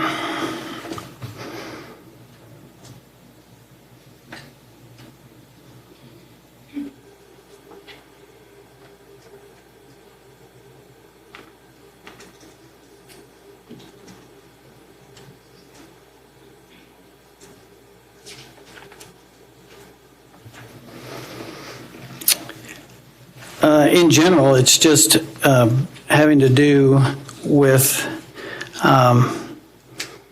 ownership and clearing title of the assets. And it lists on that email a number of companies. There was Port Perry Service Company, Perry County Land Company, Port Perry Marketing Company, Corporation, excuse me, Port Perry Service Company, Southeast Missouri Land LLC, Port Perry Land Company LLC, and Stockbridge Realty Investors of Arizona. Is that right? That is what it says. Did you ever get a response back from Mr. Yamnitz about that email? I'm sorry, I'm going to object at this point as to the extent that the answer would call for attorney-client privileged information. Well, Your Honor, clearly the client has waived attorney-client privileges in that they've represented there's clouding on title in their testimony in both this case and the prior case, and they've passed that on to Mr. Yamnitz. And that was the testimony that they subsequently struck, is that correct? The testimony you're referencing? Yes. Okay. It was also in the prior case of WM 2018-0116. But that's not this case. That's not this case, but it's been waived because it's already been produced in the public by the client. Tell me how it's been produced in the public? It was filed in the prior case. That one statement you said. Well, it's part of Mr. Cox's testimony in the prior case, yes, sir. And it was filed in this case. Then it could be argued that it was waived in the prior case. But Once you waive this is this case, and that testimony, by your agreement, I believe, was stricken from the submitted testimony. About the clouding of title. I did not waive an objection to that claim. But did you agree that Confluence Rivers could withdraw that from their filed testimony? I did not object. Because I have it waived here. I'm sorry, you have? I have the attorney-client privilege waived here by the client in releasing that, and I had it already waived in the prior case. Who is the client? Confluence Rivers, Mr. Thomas. Confluence Rivers? Okay, so you're saying that you have a waiver, or are you arguing that that stands as a waiver? I am arguing it stands as a waiver, yes, sir. Okay. Confluence Rivers, do you have any further response? In terms of the document, I think questions can be asked on that. Right now, he's just asking the witness to read it. But anything that has to deal with further attorney-client information, that privilege hasn't been waived. And all I'm asking is, did he get a response from Mr. Yamnitz to this email? Because he asked for a response. Ms. Hernandez, what's the problem with that question?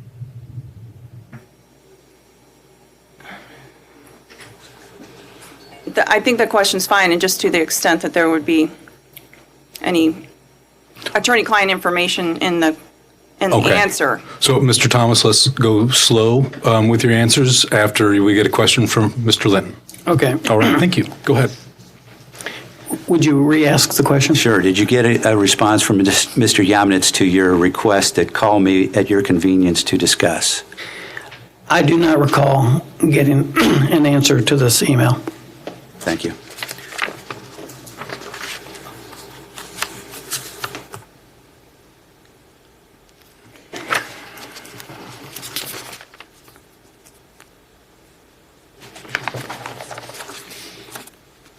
Then flip a couple pages back to, at the top of the page, Monday, April 23rd, 2018.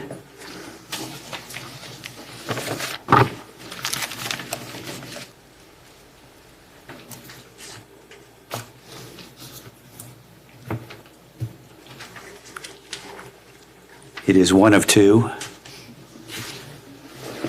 I'm here. Okay. I'm really interested in your email of April 20th, 2018, 12:25 p.m.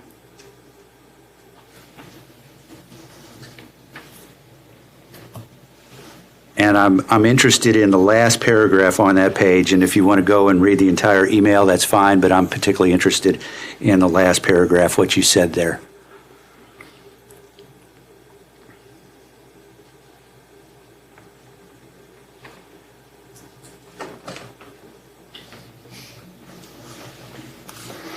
That paragraph says, you're just asking me to read that paragraph? Yes, please. When, This is from yes. Mike Yemnitz to me. Yes, sir. That's right. When approached by Central States Water, of possibly making the purchase of the company, I mentioned to a person that had shown interest in buying previously, but he said it wouldn't work for him at this time. We had been approached in previous years, but decided at that time we would look into what they had to offer. Thank you. I think we're done with that package, Mr. Thomas.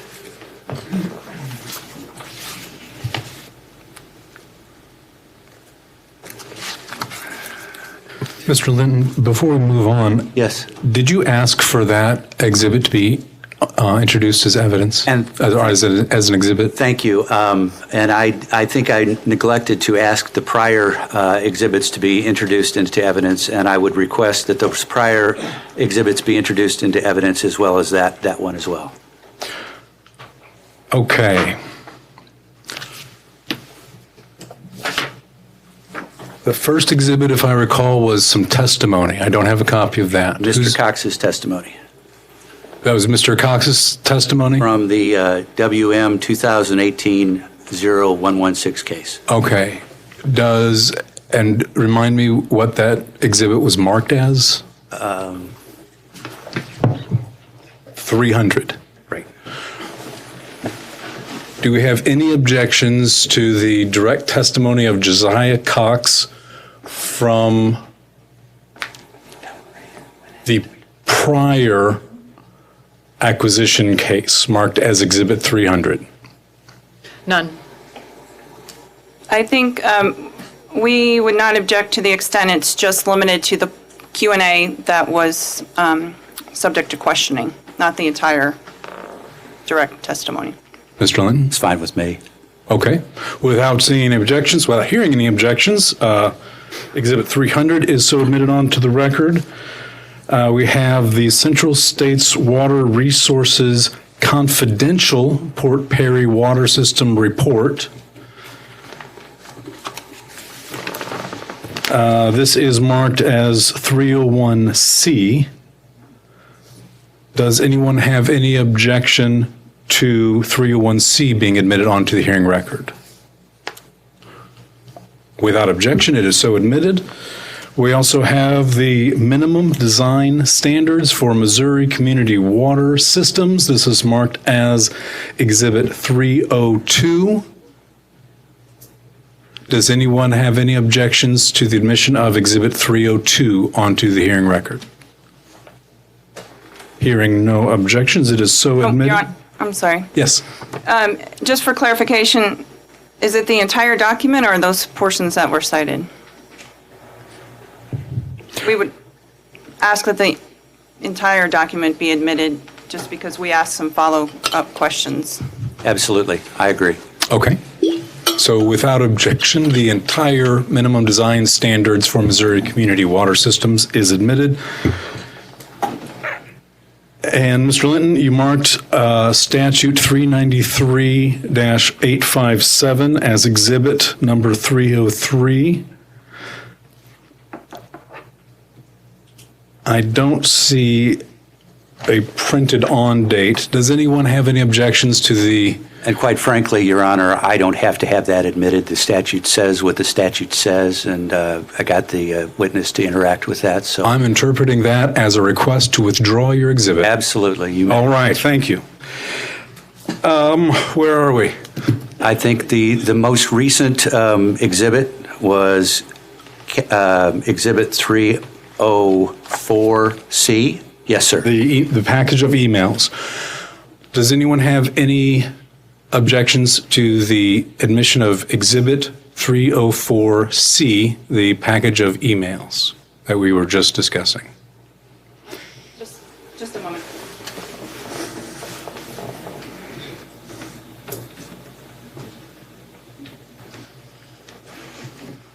No objection. Hearing no objections, it is so admitted. Mr. Linton, please continue. Okay. Let's go with this one now.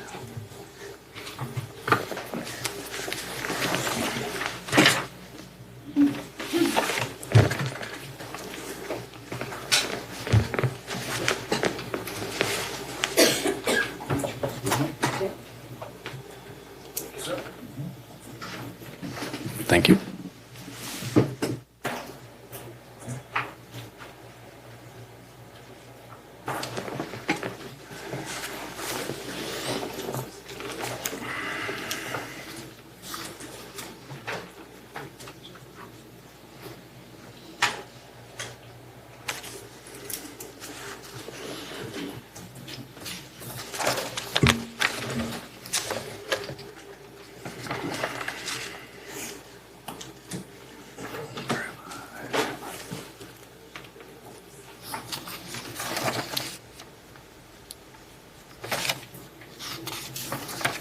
Okay, so now I also understand that you are responsible for investigating the condition of the water and service facilities at Port Perry. Is that correct?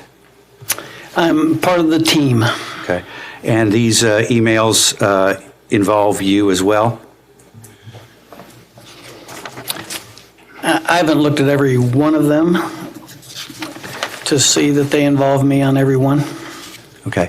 So who is Mr. Kunzel? Mr. Kinzel is the third-party professional engineer that we utilize. He's with 21 Design Group.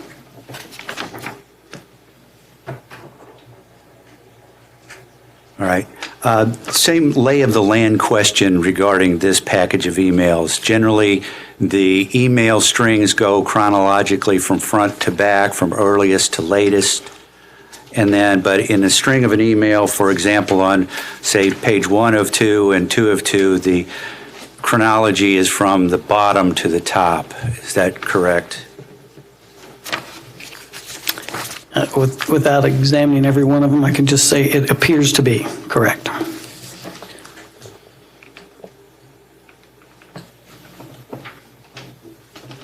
Okay, so 3 pages in, I guess that would be 3 sheets in. There is, well, let me back up.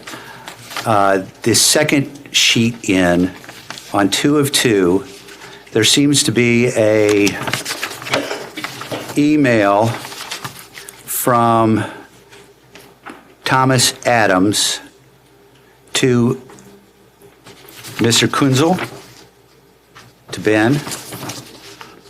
And it says, Mr. Kunzel, I'm attaching a copy of the most recent 2015 inspection for this water system. For some reason, it didn't scan as one document, but it does have all 11 pages. Let me know if you need anything further. Is that an accurate reading of that email? Yes. Okay. Then there's attached to that, as I understand how you provided the information, a letter from, is it Derek Calvert to Mr. Yamnitz? Dated March 6, 2015?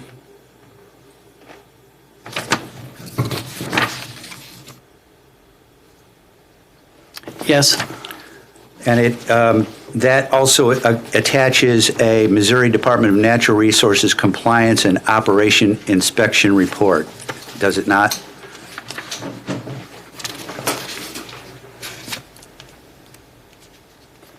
It does. Okay. Can you identify what the significant deficiencies are on the first page of that report? In all caps, toward the bottom one-third of the page.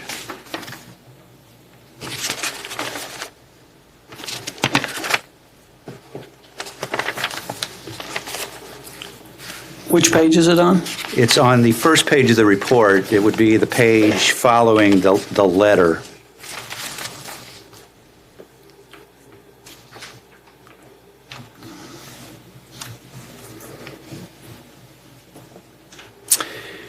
It says no significant deficiencies were found. Right, okay. And this is for the community public water system, just to be clear, the report, correct?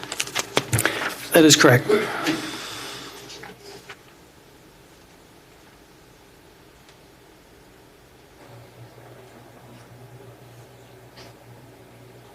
Okay, flip to the next email dated September 7th, 2017.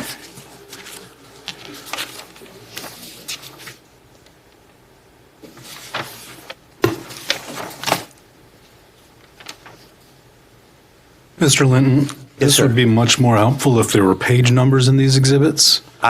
Maybe next time we could do Well, that. I am just providing what Confluence Rivers has provided for me. I apologize, I did not think through. Can you tell us what page again? Yes, absolutely. It's, you come to the end of the report that the DNR provided to Mr. Kunzel. There's a photo attachment, page 6 of 6.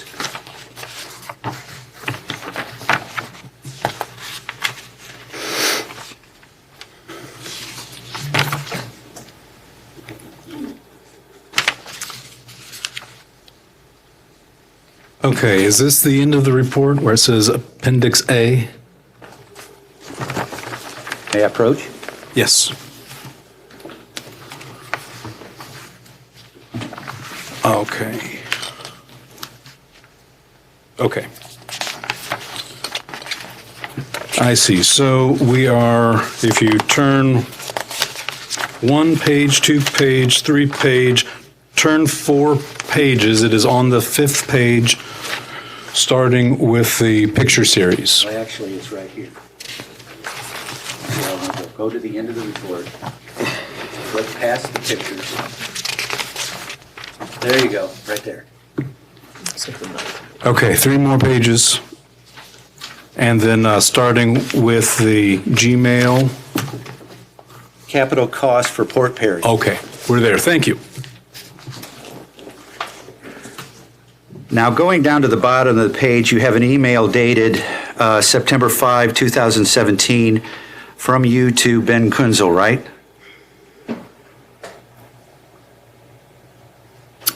Yes. Okay. And then Mr. Kunzel responds to you September 7th, 2017, and it says, see cost estimates attached, correct? Yes.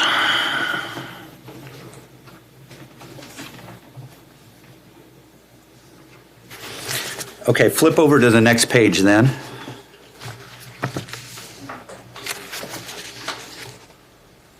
And I assume this is the cost estimate that was attached to that email. Is that correct?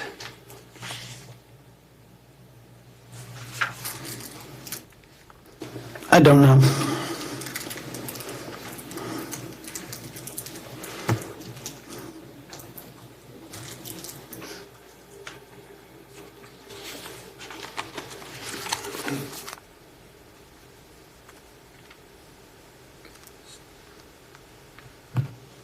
Are you thinking or is, no, okay.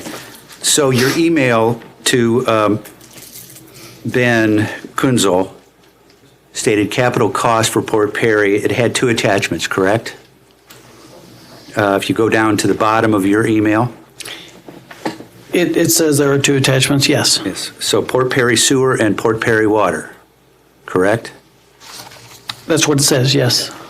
And so if you turn over to the next 2 pages, you have what appear to be 2 documents. One starting that says construction item appears to be budget items. And then the next one says construction items as well.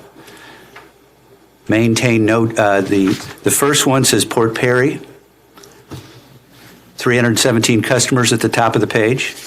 And the second one says Port Perry maintain no discharge, 317 customers. Is that correct? That's what those documents say, yes.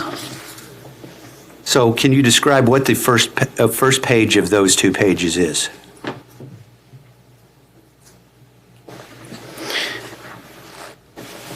There's no file name on these or a date, so I'll just describe what they are.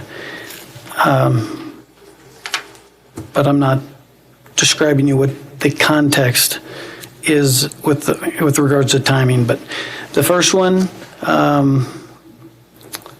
it is a line item, a schedule of line items that have to do with potential capital or expenditures to the water system. Okay, and what's the second document? The same, it's an estimate of potential capital items that could be spent on the wastewater system. So the first is a water document and the second is a wastewater document. Is that correct? That's correct. And again, the date of this is September 7th, 2017, correct? That's the date on the email prior to that. Okay. But there is no date on the next two documents. Okay.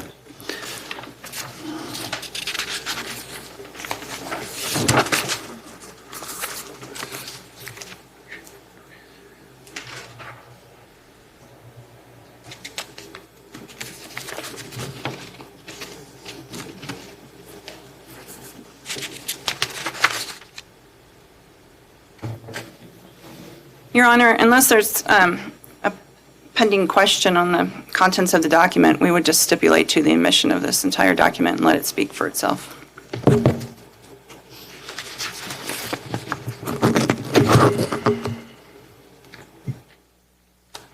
I have just a few questions. I will accept that and skip a few of my questions. Thank you. Please go ahead. Flip over to an email then dated June 19.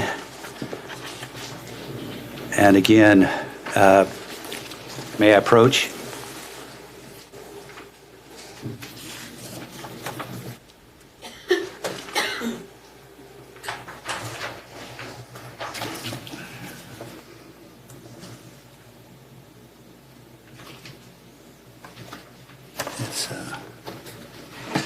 It's right before this report.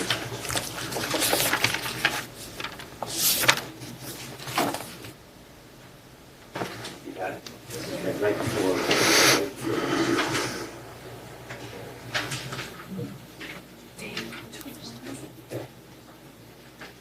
Toward back, so you see this very rough. It's the email right.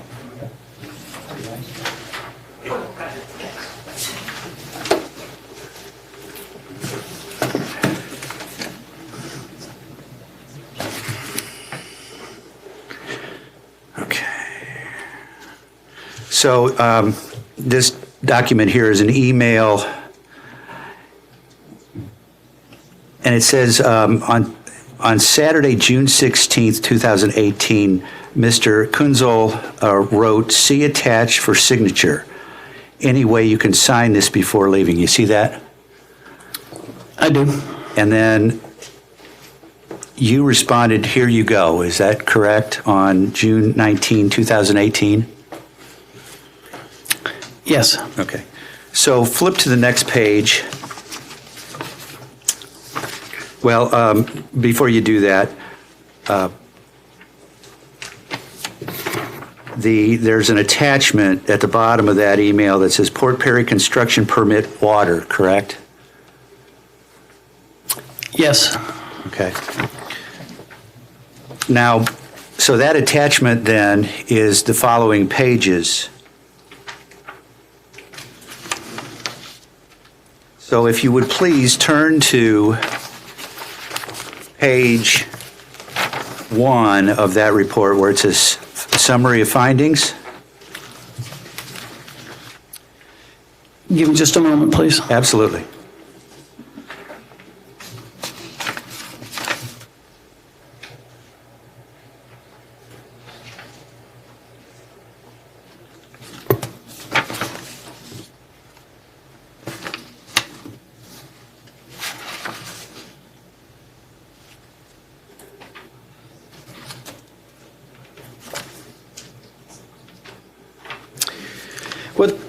What's causing me pause here is the fact that it says Port Perry construction permit water, and the next, and the document is a water report.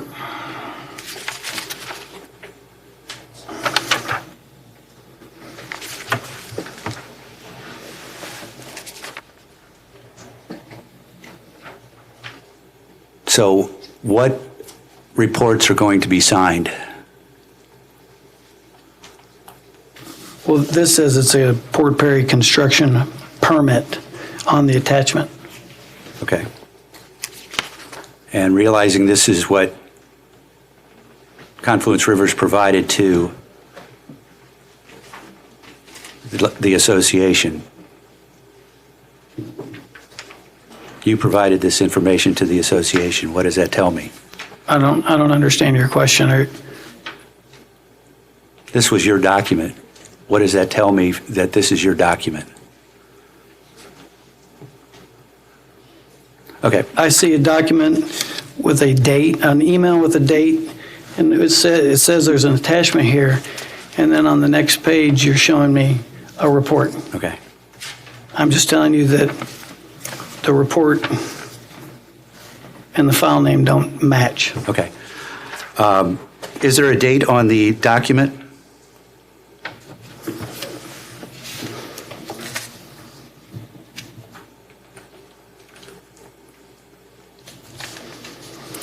Which page are you talking about? The first page. Is there a date anywhere on the document for that matter? Well, tell me, can you please tell me specifically what page you are looking at? I'm asking you a question. Is there a date on the first page? I don't know which page you're referring to. I'm sorry. The title page. The title page for what? If The you could report. describe to me. The title page of the report. Let me read this. It says, well, I mean, can you tell me which report it is that you're talking about? Can you describe it? Can you read the? It's the page following the email page that I just spoke to you about. Is there a date on that page? On the page immediately following the email page, I do not see a date. Okay. Can you flip over to to page 1 of the document? So you've got the cover page, you have the table of contents page, and then you have page 1. Can you flip there? I'm here. Okay. What does item 7 under summary of findings, what does that say? It says the potable water system is currently disinfected. Okay. Flip over to page 2.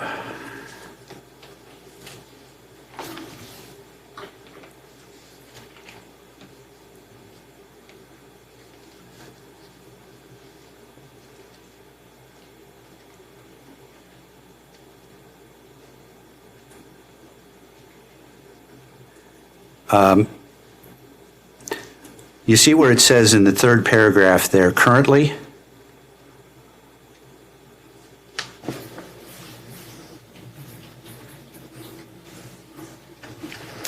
Yes. Could you read what the report says down to the end of that page? Again, Your Honor, I think it's just reading the document, and the document speaks for itself. I don't hear a question besides reading what's on the page. Mr. Linton, I'm trying to give you a lot of latitude, but can we move a little faster? Okay, well then I will move along.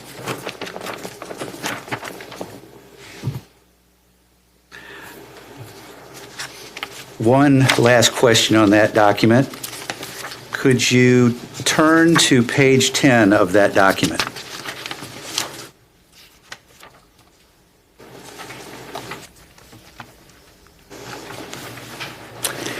I'm here. The extended price on that page, the total extended price? Let's make sure that we're not saying any numbers. I know, I'm not. Okay. Thank you, sir.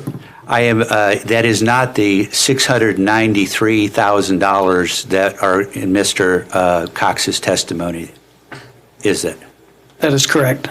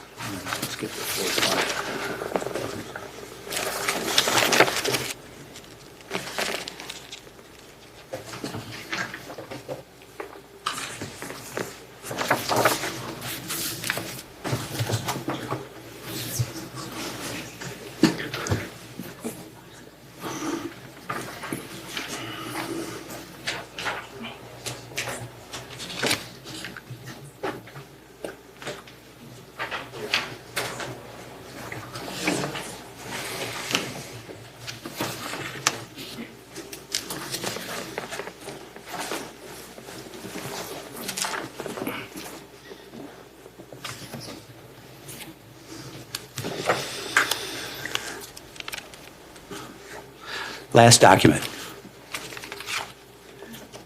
Can you please identify what has been provided as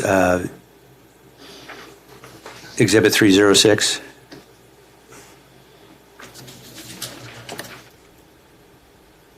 This is a letter from myself, or an email from myself to Christy Savage Clark discussing getting agreements on consent for the acquisitions in the Confluence Rivers acquisition case.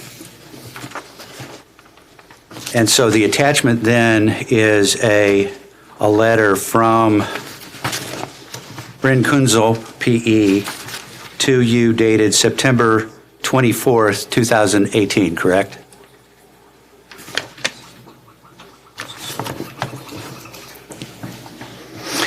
Could you repeat that? So the attachment to that email is a letter from Mr. Kunzel to you dated September 24th, 2018.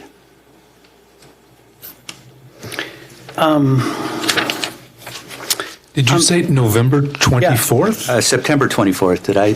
September 24th. My letter is dated November 8th, 2017. November. I apologize. Distributed the wrong one. Okay, we'll go with that one then. All right. November 8th, 2017. Is that right? That's correct. Okay.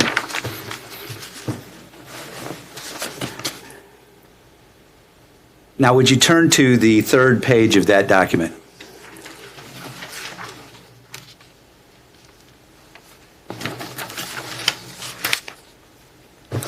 I'm here. Okay. Can you just read the first sentence, and I will stipulate to the rest of the document, but read the first sentence on Port Perry water. This drinking water has been reasonably maintained. Okay.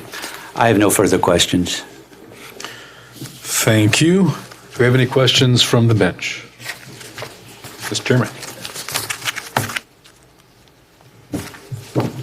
We're not discussing any numbers, is that correct? We're trying to stay on the record as much as possible. given the public interest that's been here. So if we can ask the question minus the numbers or saying X, that's what we've been doing. Okay. Thank you. I'll see if I can do this.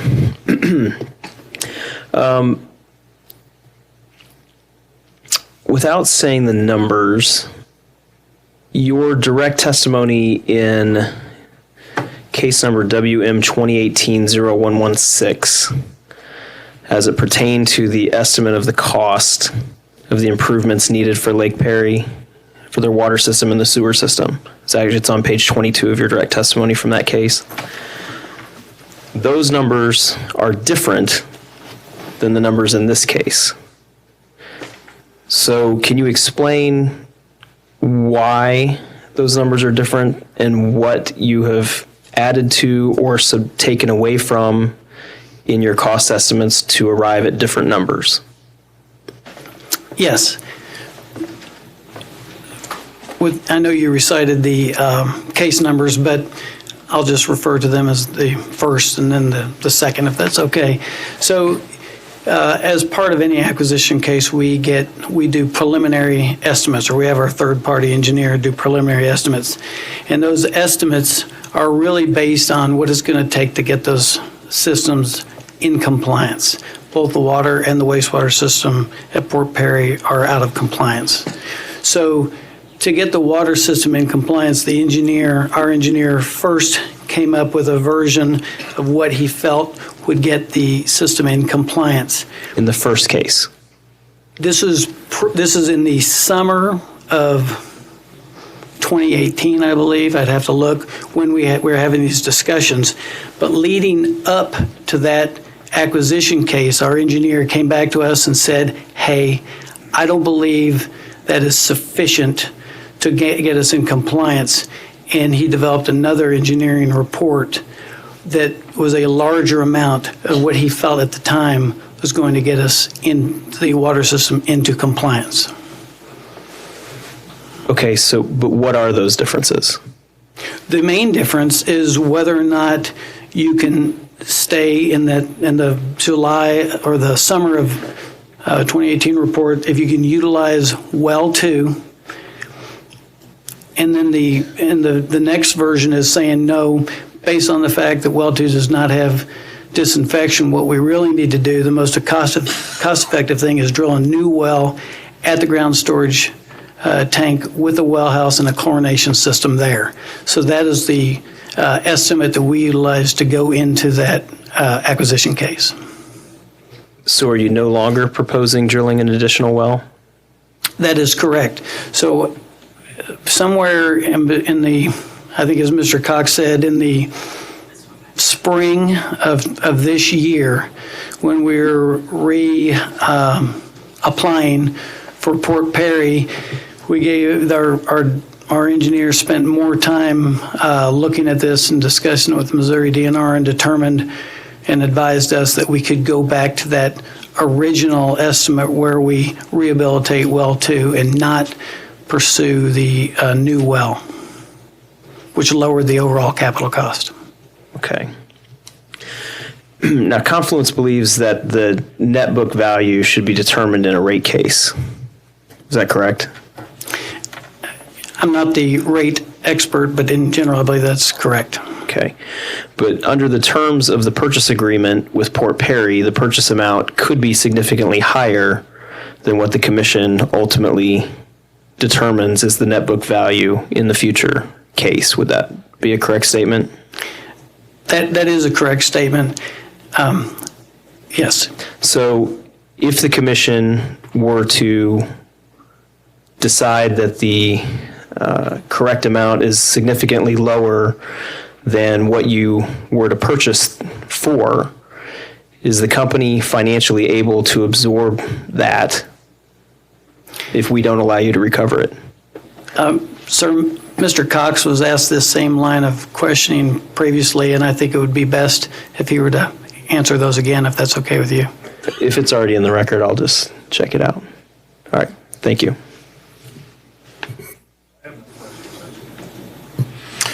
All right, recross After bench questions, by agreement, we have staff going first. Any recross from staff? No, Your Honor, thanks. Thank you. And then we have public counsel. No recross, thank you, Your Honor. Thank you. And then recross from the lot owners. No questions, Your Honor. All right. And then redirect and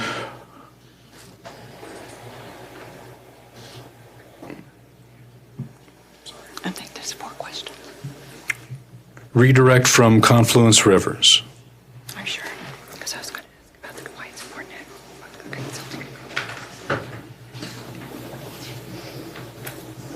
the AOC, why it's important.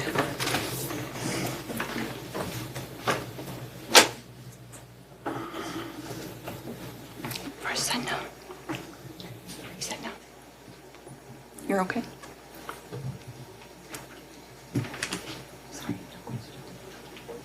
No questions, thank you. Thank you. Mr. Cooper, did you want to address the chairman's question just now of Mr. Thomas from referencing Mr. Cox's prior testimony about determining whether the commission needs to establish the rate base at this proceeding or another one? Sorry, I don't want to put you on the spot. No, I was trying to kind of thinking through the question just for a second. Certainly, I believe that what Mr. Cox testified to this morning and what we would believe that the most appropriate place for the net original cost or the rate base to be determined is the rate case, because that's where it really is the rubber meets the road, so to speak. What Mr. Cox had indicated this morning and what is the position of the company is that it understands that, as Mr. Thomas recognized, that the purchase price may be greater than ultimately the net original cost, and that the company ultimately is not seeking what would in that situation be an acquisition premium, and believes that process would not harm its financial standing. Is that responsive to the question? If I can slightly paraphrase just to make sure I have my mind wrapped around it, and for the record, Confluence Rivers and the other contracting party, Port Perry, have agreed between themselves to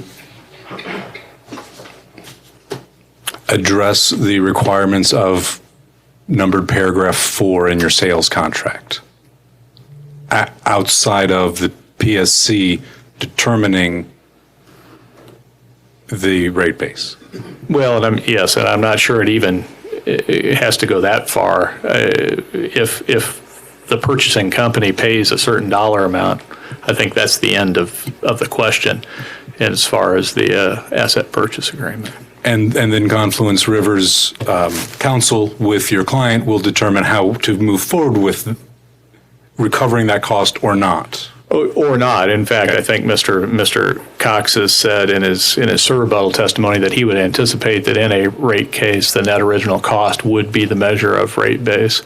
And if he didn't go this far this morning, I think he intended to say this morning that yes, the company would be waiving the attempt to recover any acquisition premium that might result from that. Okay, and Mr. Thomas, I was going to excuse you, but if you could hold on just a second, I think I opened a slight can of worms there. Let's go back through, recross, and right after this, we are going to take a break. Your Honor, Yes. David Linton, I would like to move for the admission of my last Thank exhibits. you. Oh, what was it numbered? Is this 306? Yes. Okay, the second email package, and this one begins with the subject line Port Perry Inspection Report. Right, and I believe I may need to move for the admission of the prior one as well, 305. Oh, that was the letter. Okay. The email packet, the second email package. Okay, we'll go in numerical order. This is 305, Exhibit 305, an email with an attachment from 21 Design Group. Are there any objections to the admission of Exhibit 305?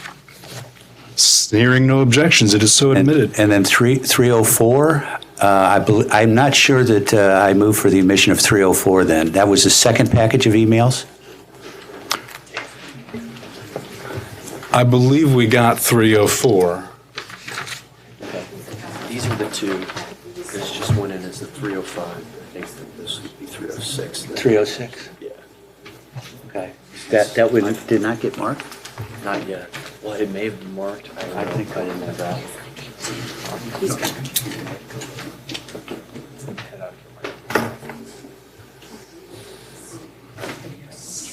Okay, 305.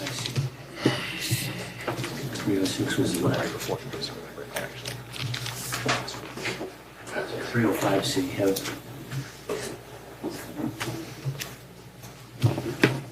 Thanks. Okay, 306, the second set of email. Any objections on the admission of Exhibit 306? Hearing no objections, it is so admitted. 304, I'm pretty sure I asked earlier, but we'll ask again, just belt and suspenders strategy. 304, any objections to the admission of Exhibit 304? Hearing none, Exhibit 304 is admitted. Getting back to the witness, Mr. Thomas, Mr. Cooper, I seem to have put you on the spot. I apologize for that. That wasn't my intention. But let's run through any questions based on my questions to Mr. Cooper, but you don't get to ask Mr. Cooper any questions. Staff. Nothing, thank you. Public counsel. And Mr. Linton. No questions. Thank you. Let's recess. Yes, just hold on. Sorry, I was hoping to confer with a staff first, but as I mentioned to you before, OPC witness Ms. Roth would like to be dismissed by 3 today. I would propose that she be taken out of order at the beginning of tomorrow, assuming that other counsel is okay with that. I see nods and I see no negative head shaking. Your proposal is so accepted. Ms. Roth, you are excused for the day. Thank you. Let's take 10 minutes to 2:45. We are recessed. Go find something with dinosaurs on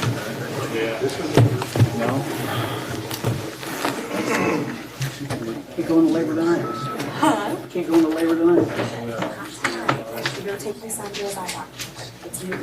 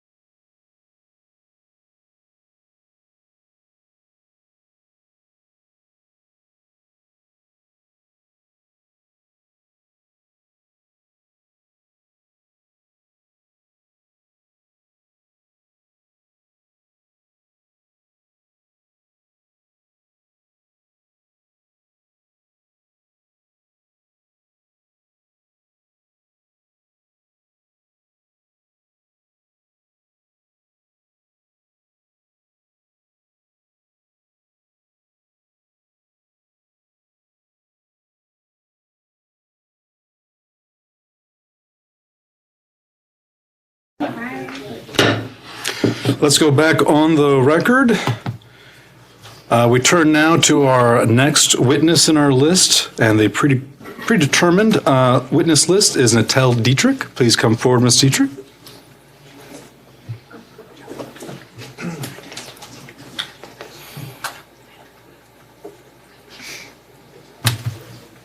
Please raise your right hand. Do you solemnly swear or affirm that the testimony you give in this hearing shall be the truth? I do. Thank you. Please be seated. Go ahead. Good afternoon. Good afternoon. Could you please state your name for the record, spelling your last name? Natel, Natelle, Dietrich, Dietrich. Where are you employed and in what capacity? The Missouri Public Service Commission. At the time that my testimony was filed, my title was Commission Staff Director. With the Commission's organizational changes effective October 1st of this year, my title is Director, Industry Analysis Division. The Industry Analysis Division consists of energy resources, engineering analysis, manufactured housing, safety engineering, tariff rate design, telecommunications, and water and sewer. And within those departments, staff's responsible for expertise in safety, utility rates, tariffs, rules and regulations, economic analysis, engineering oversight, investigations, and construction inspections. Thank you. Did you prepare testimony in this proceeding, direct testimony that's been marked as Exhibit 100, public and confidential? I did. And you prepared rebuttal testimony that's been marked as Exhibit 101? That's correct. Do you have any changes or corrections to your testimony? I do not. I would ask that Exhibits 100, public and confidential, and 101 be entered into evidence. Are there any objections to the admission of Exhibit 100 and Exhibit 101? Hearing no objections, it is so admitted. Go ahead. If I asked you those same questions today, would your answers be the same? With the correction to the title that we just discussed, yes. Okay. I tender the witness for cross-examination. Thank you. And that does remind me, Mr. Hernandez, I am going to come back to you.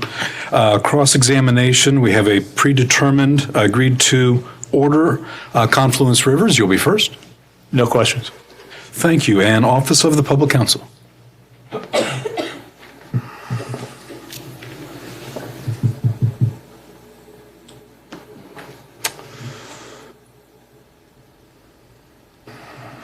Sorry, give me 1 minute. I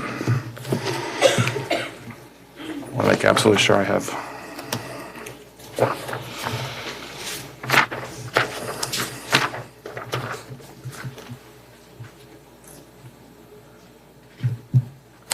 Yeah, I guess I have no questions.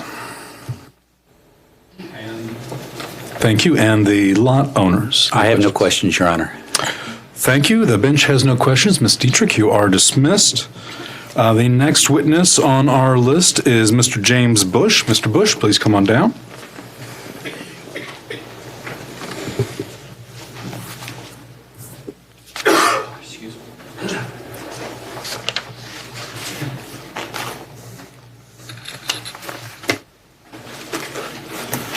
Please raise your right hand. Do you solemnly swear or affirm that the testimony you give in this hearing will be the truth? I do. Thank you. Please be seated. Staff, go ahead. Would you please state your name and spell your last name for the record? My name is James Bush. Bush is spelled B-U-S-C-H. And how are you employed and in what capacity? I'm employed at the Missouri Public Service Commission, and I am the regulatory manager of the Water and Sewer Department. And are you the same James Bush that prepared or caused to be prepared rebuttal testimony in this matter marked as Staff Exhibit 103? I am. And do you have any changes or corrections to that testimony? Not that I'm aware of. And if I were to ask you those same questions here today, would your answers be the same? They would. Judge, at this time, I would offer Staff Exhibit 103 into evidence. Thank you. And are there any objections to the admission of Exhibit 103 to the hearing record? Hearing no objections, it is so admitted. Go ahead. I tender the witness for cross-examination. And again, we have a predetermined list for cross-exam. Confluence Rivers, you're up. No questions. Thank you. Office of the Public Counsel. No questions, Your Honor. Thank you. Thank you. And the lot owners. No questions, Your Honor. Thank you. The bench has no questions. Mr. Bush, you are dismissed. Thank you very much. Mr. Hernandez, let's take care of Exhibit 3 while Mr. Ruse makes his way to the witness stand. Ms. Hernandez wasn't sure if she had requested the admission of Exhibit 3. Well, I believe I offered it. I just did not hear a response as to whether it had been admitted. There was an objection from OPC, as I recall, and so I didn't hear the... We'll just go real quick then to redo that. Exhibit 3, are there any objections? Just to start off, Exhibit 3 would be the testimony of... Ms. Savage Clark. That's what I figured. Yes. Yes, and again, as I know that we've already ruled on it, but just to maintain our objection, we oppose, and I don't think I need to restate myself. No, not at all. The commission has previously ruled on that in writing and will stay consistent with that. Objection is overruled. Exhibit 3 is admitted onto the hearing record. Are there any other issues before we move on to Mr. Ruse? All right. Mr. Ruse, please raise your right hand. Do you solemnly swear or affirm that the testimony you give in this hearing will be the truth? I do. Thank you. Please be seated. Stan, please go ahead. Good afternoon. Good afternoon. Please state your name for the record, spelling your last name. David C. Roos, R-O-O-S. Where are you employed and in what capacity? I'm employed by the Missouri Public Service Commission as a utility engineering specialist. Did you prepare testimony in this proceeding which has been marked as Staff's Exhibit 105, public and confidential? I did. Do you have any changes or corrections to your testimony? I do not. If I asked you the same questions today, would your answers be the same? They would. Judge, I ask for introduction of Staff Exhibit 105, public and confidential. Are there any objections to the admission of Exhibit 105 to the hearing record? Hearing none, it is so admitted. Go ahead. Staff tenders the witness for cross-examination. Confluence Rivers, do you have any questions on cross-examination? No, thank you. Office of the Public Counsel. No, thank you, Your Honor. And lot owners, Mr. Linton. No questions, Your Honor. The bench has no questions. Mr. Ruse, you are excused. Thank you for being here today. The next witness is Kim Bolin.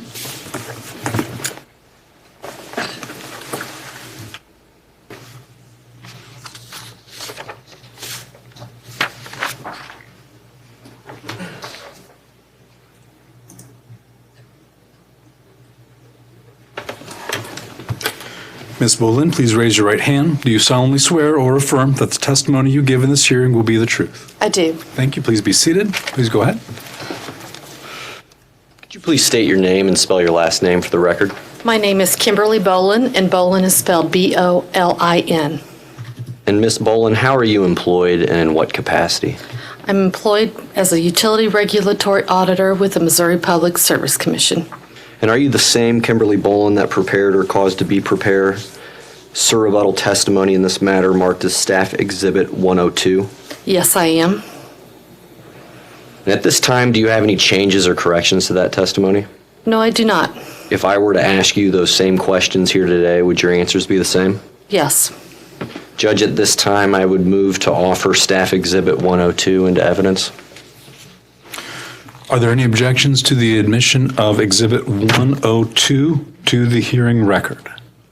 Hearing no objections, it is so admitted. Go ahead. Thank you, Judge. At this time, I would tender the witness for cross-examination. And we go back to our trusty schedule. Confluence Rivers, any questions? A few questions, thank you.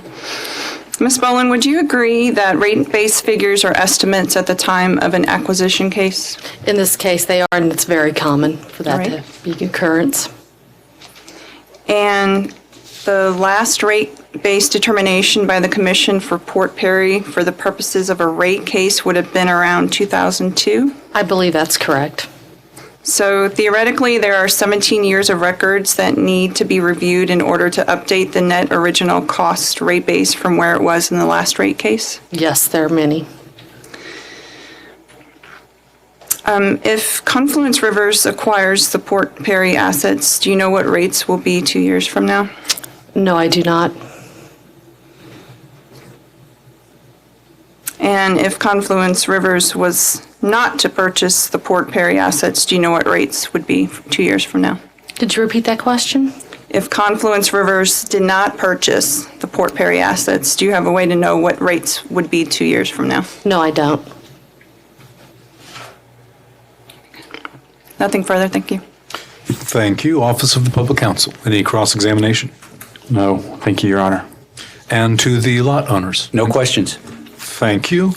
The bench has no questions, and that takes us to redirect.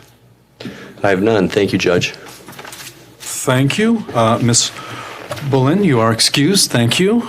And the next witness on our list is Dana Parrish.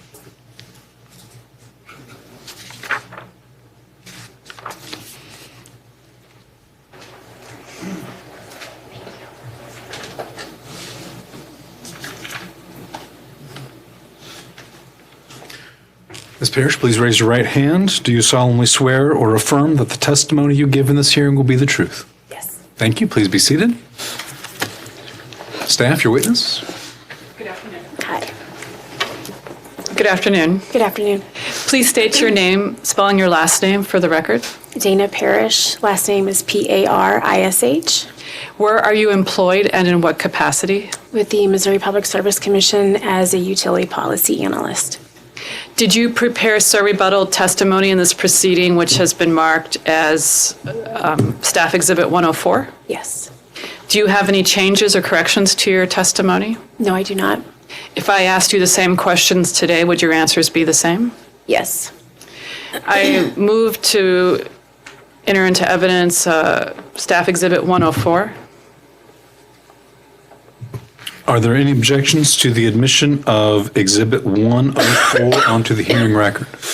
Hearing none, it is so admitted. Go ahead. Staff tenders the witness for cross-examination. Thank you. And according to our list, Confluence Rivers, you have the first opportunity at cross-examination. No questions, thank you. Thank you. Office of the Public Counsel. No questions. Thank you, Your Honor. Thank you. And the Lake Perry lot owners. No questions, Your Honor. Thank you. The bench has no questions. Ms. Parrish, thank you. You're dismissed. And I just want to pause for a second as I shuffle my paperwork and we come to Ms. Roth is the next on my witness list. Ms. Roth has been excused for the day. She'll be back tomorrow morning. So the next on my list would be Glenn Justice. Mr. Linton, are you ready to proceed with your presentation of your witnesses? I am. All right, Mr. Justice.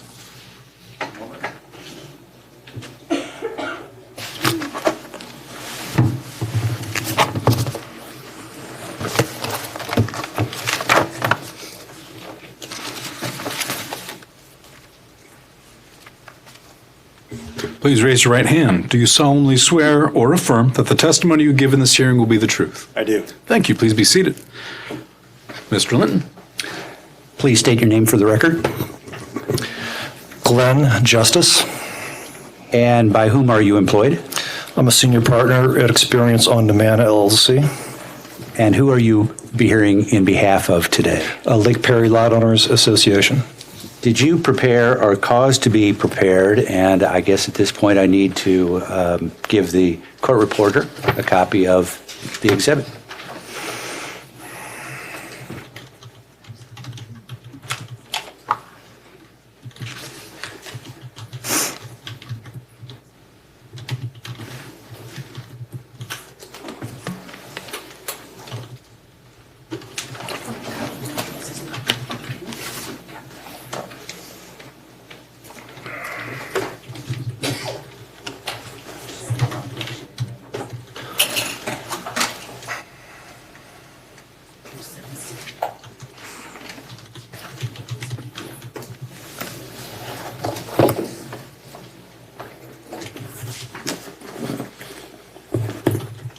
So again, did you have a reason to cause or prepare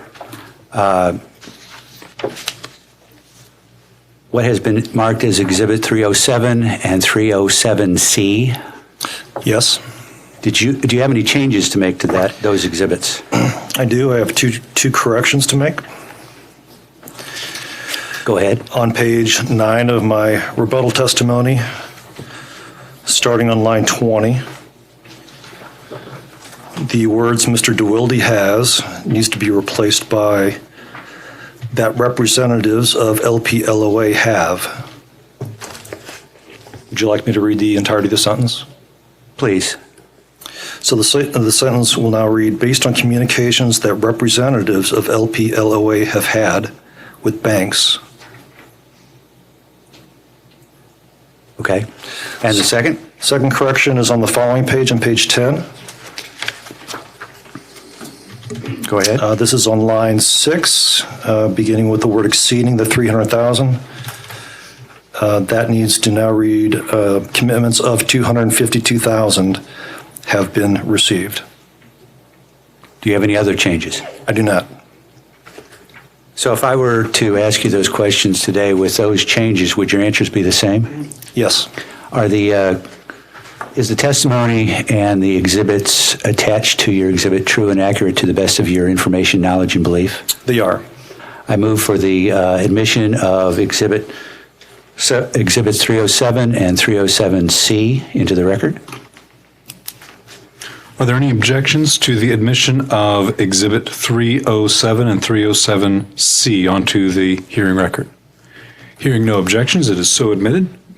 Please go ahead. Consistent with your order recently, I will now ask some direct questions in the form of sir rebuttal to Mr. Josiah Cox's sir rebuttal testimony and Ms.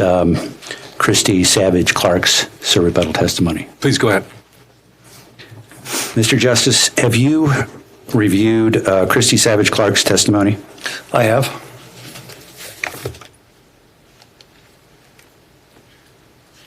At page 7, line 1,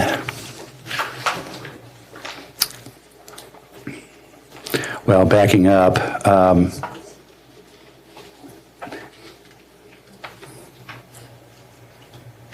Ms. Savage Clark states that there is no evidence that Port Perry considers the offer to be reasonable or would be willing to sell its assets for that price. Do you have any response to that? I'm sorry, I didn't follow where you were referring. 7-1.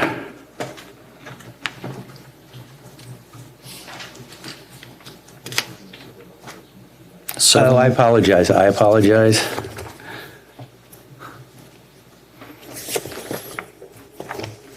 I'm looking at her sir rebuttal.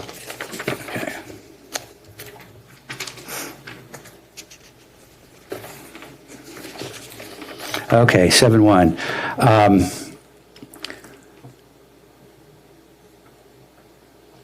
So in that question and answer, she has concerns about the financial capacity of Lake Perry Service Company. Do you agree with her response in that question and answer? I do not. Could you please explain?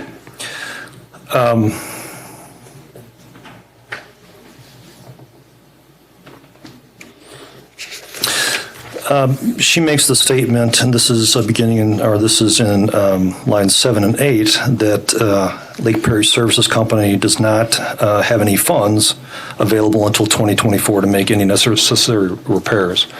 Our business plan not only provides for immediate repairs for those things that are necessary to repair, but it also provides for additional cash buildup and liquidity in the company for additional unforeseen needs. That information is detailed on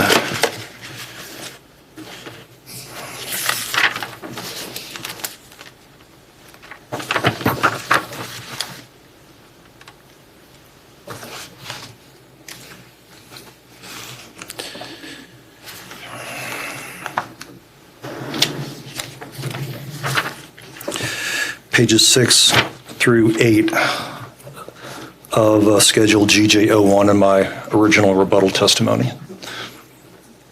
Okay. On page 10, toward the bottom of the page. And this is again Ms. Savage Clark? Yes.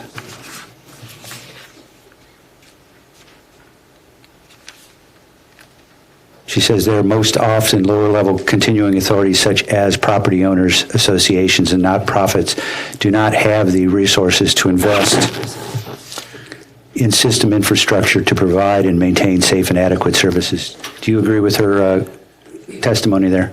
I do not have an opinion one way or the other. I do offer an observation in the Missouri DNR's 2019 Census of Public Water Systems. Where they do detailed analysis and inventorying of community water systems. There's, according to this report, 1,430 currently operating community-based water systems. And that tells you what? It tells me that it's very common and would be true to say that there are many successfully operating community-based water systems in the state.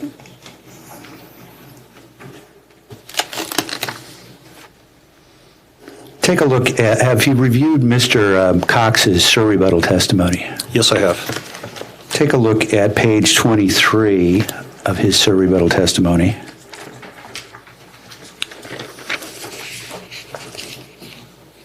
Lines 1 through 8. I'm sorry, page 23.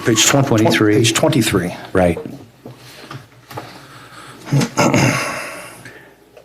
In that question and answer, the question is LPLOA witness justice indicates that the effective interest rate for Confluence River's debt may be in excess of 13%. Is that accurate? And Mr. Cox replies no. Mm-hmm. Can you please respond to that? I guess I would make 2 points there. Number one is that I find it interesting that there's no discussion of the capital plan or the expected weighted average cost of capital in the current case. The prior case did include an interesting reference of a what I believe was a sample term sheet or a proposed term sheet from a lender where the base interest rate was 13% plus additional expenses, which in my mind would effectively create a total interest rate in excess of 13%. So based on that most recent information, as far as I know, my statement stands. Then in same page, lines 9 through 22, there's a question, was there a time when CSWR did have debt costs in the range referred to by Mr. Justice? Yes. Do you have, and his response, do you have any comments with response to his comments there? I do not. Okay.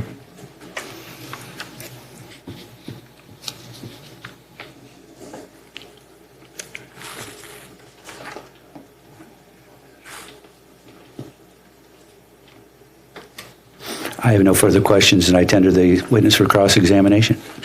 Thank you, Mr. Linton. And according to our pre-arranged schedule, Office of the Public Counsel has the first opportunity for cross-examination. Thank you. Good afternoon, Mr. Justice. Good afternoon. You said you had a copy of Mr. Cox's surrebuttal in front of you, correct? I do. Can you turn to page 6 for me?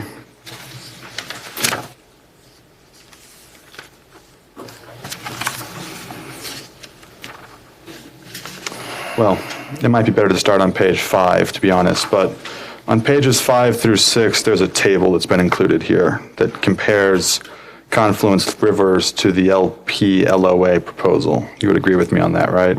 Yes. And on page 6, one of the items in that table is listing financing available.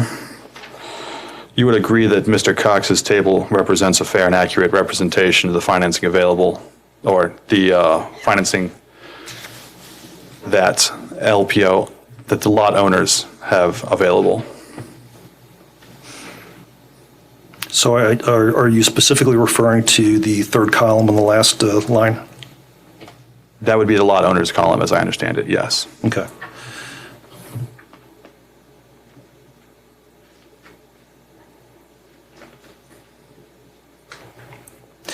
I would disagree with this statement. I believe Lake Perry Services Company has sufficient commitments and a capital plan that is sufficient.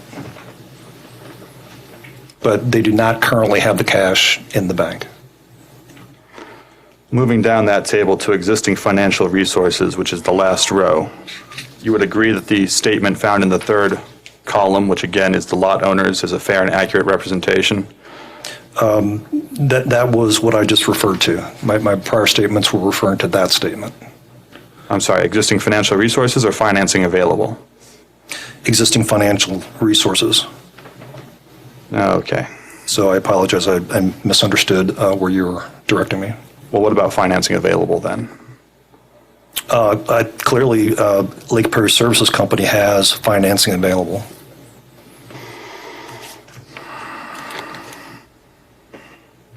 It has not been fully secured, but it is available.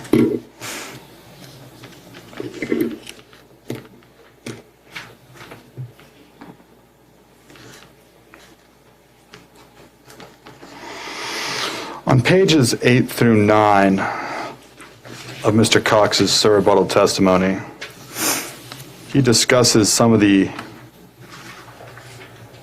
facts regarding the lot owner's proposed business plan.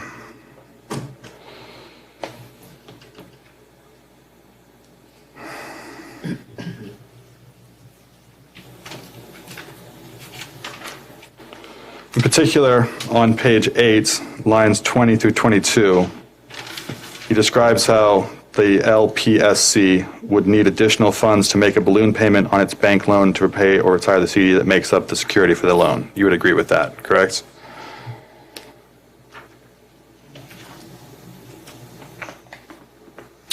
They would need funds at that point. And has that been worked into your business plan? Yes, they have.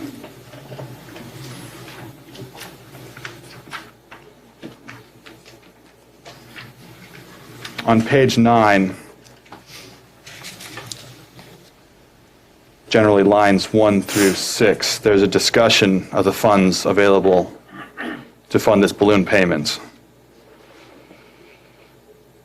Specifically on lines 4 through 6, Mr. Cox says, however, there is no evidence such a loan could or would be obtained to reimburse investment, much less provide for essential reinvestment requirements. Do you agree with that? No, I disagree for two reasons. One, my understanding, and Mr. DeWilde will be covering this in his testimony, is that we have received indications, including draft commitment letters from banks to provide those funds. Number two is part of the business plan is very intentionally geared to build cash in the business. And so future investments would come from a combination of cash and additional funds raised through debt.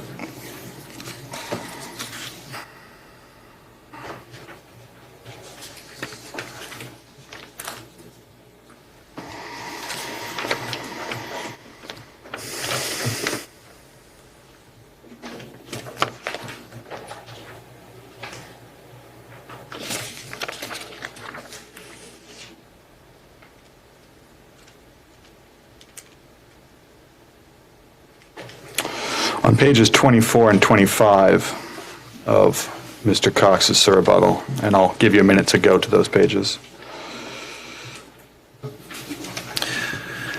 Are you there? I am. Beginning on line 20 and 24, there's a question that involves whether there are other costs for which the business plan does not account. Oh, this is on page... Beginning page 24. I'm sorry, did I say 20? I meant 24. Yes, I see. Yes. So what is the Without question? reading, I'm sorry, Please. Without reading through the entire section, do you agree with Mr. Cox's assessment that there are costs that you have not accounted for in your business plan? There are costs that we have not specifically itemized in the business plan. We have included additional capacity in terms of additional cash that exists at day one to cover a modest amount of additional requirements. Do you have the, I believe you were asked some questions on the rebuttal testimony of Ms. Christy Savage Clark, correct? Do you have that in front of you?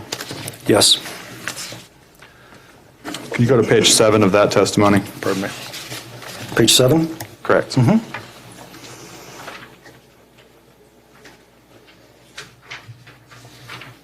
Tell me when you're there. I am there. Thank you. On lines 9 and 10, it reads, "Also, there does not appear to be any funds immediately available for an emergency equipment replacement reserve." And I should say that this is apparently in reference to the lot owner's business plan. You would agree with me that's what that says? Yes. And that's a fair and accurate representation of your business plan? It is not.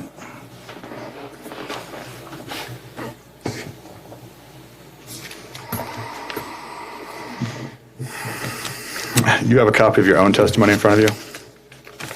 I do.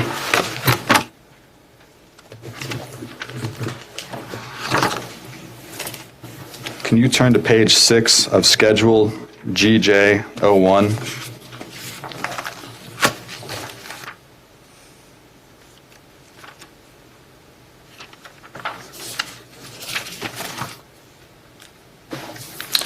I'm there.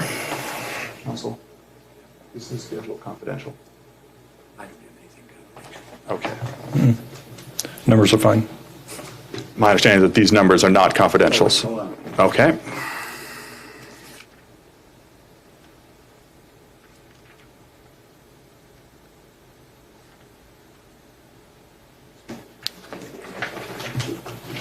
No, those are not. Okay.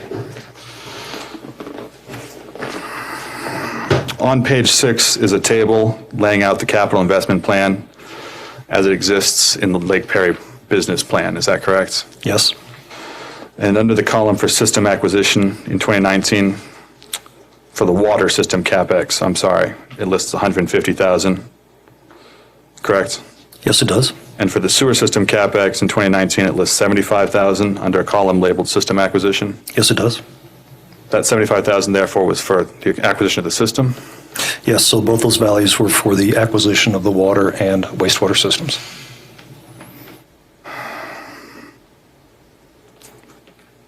Now, it's my understanding, and we can go to the DeWilly's testimony if necessary, that the offer that was made was for 150,000 for both systems.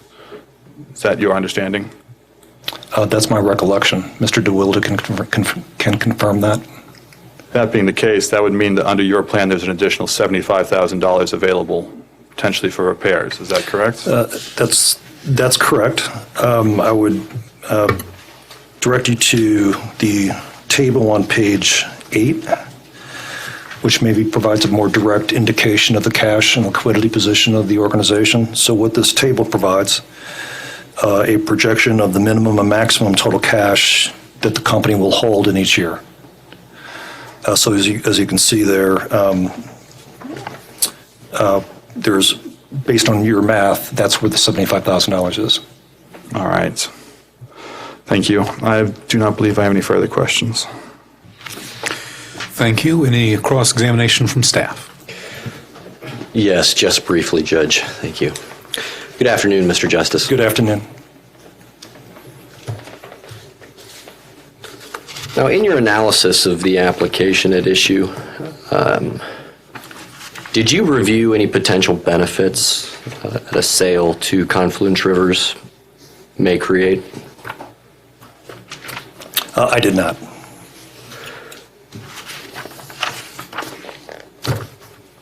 Is it your opinion that Confluence Rivers has the technical capacity to operate the Port Perry system? That is my belief. I don't know that for a fact, but I believe that is correct based on the information I've seen so far.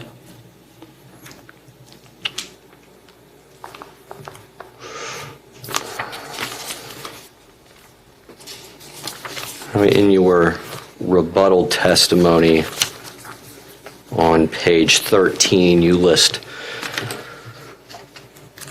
several methods in which investor-owned utility companies could potentially generate excess profits. That's right. Yes, okay. And one of those methods would be gold plating. Would you agree with me that gold plating, as described in your testimony, is a potential issue with every regulated utility company? Is a potential issue with every regulated company? Or maybe I'll rephrase that to say it is the potential for gold plating exists with all regulated utilities. Would you agree with that?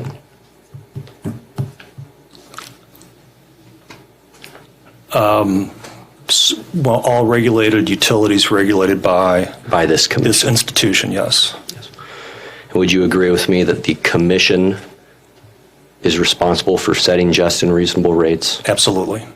Okay, you also state that regulated utilities could potentially seek to inflate profits by intentionally obtaining debt financing at inflated interest rates. Would you agree that that is a potential issue that could arise with every utility regulated by this commission? Not necessarily. Would you agree that it's an issue that could arise with every utility seeking to obtain financing that's regulated by this commission? Not necessarily. Okay. Would you agree with me that issuances of long-term secured debt must first be approved by this commission prior to their issuance by a regulated utility? Please repeat the question. Yes, sorry.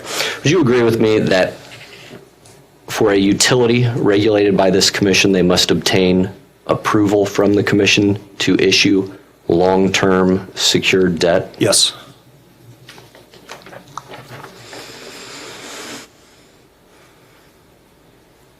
I think I just have one more question, Mr. Justice. Do the lot owners or the Lake Perry Service Company currently have an agreement to purchase this system? The Port Perry Service They have Company? issued an offer. I do not believe they have a mutually accepted agreement. Okay, thank you. That's all I have. Thank you. And Confluence Rivers, any cross-examination? Yes, Your Honor. And I'm working from, of course, some live direct here, so I may need just a second to get focused.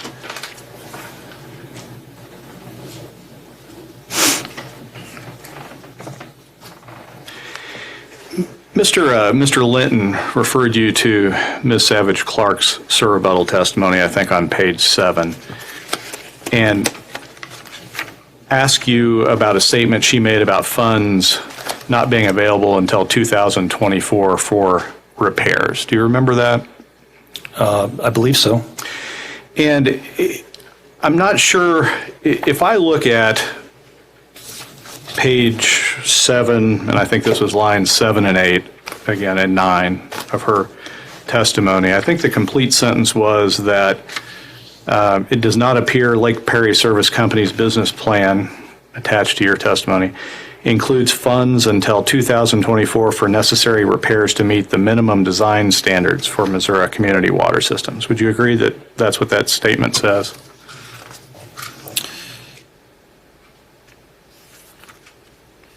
Bear with me. I'm trying to get my references based on your question, sir.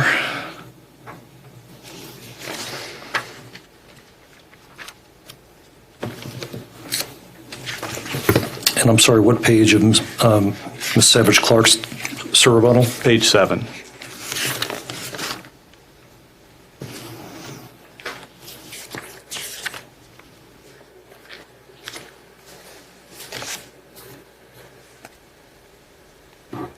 Yes.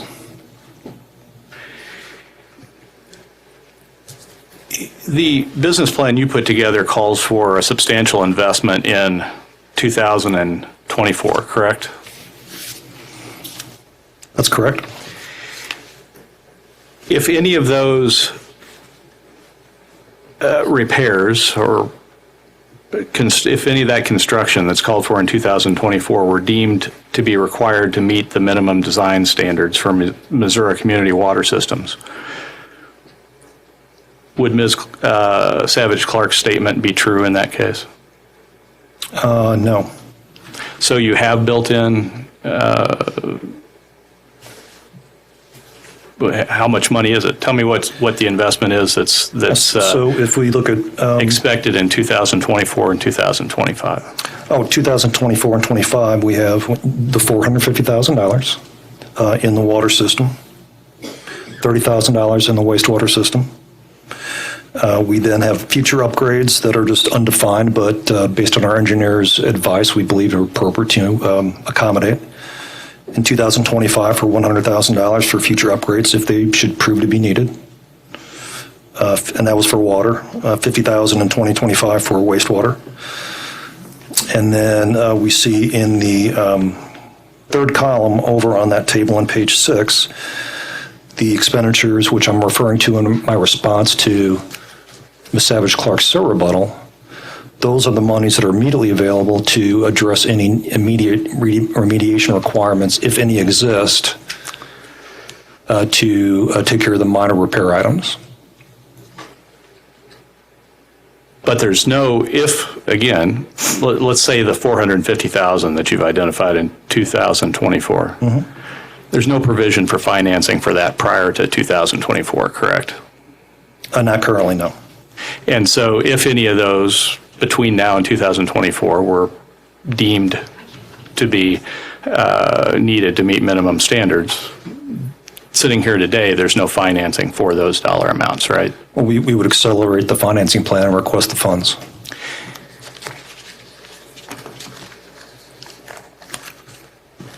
Read to me, Mr. Linton asked you a question, and I think you read us a number of 1,130 operating authorities. What was the description of those 1,130 operating authorities? Were those described as community-based water systems? Yes. Okay. Would you agree with me that Port Perry Service Company is a community-based water system? Based on my understanding of what that means, yes. Okay. Oh, I'm sorry, Port Perry? Yes. My understanding is that Port Perry is an investor-owned utility. And you think that's different than a community-based water system? I don't specifically know the definition that MDNR is using in this example. Okay, so you just don't really know what falls into community-based water systems? Not explicitly, that's correct, sir.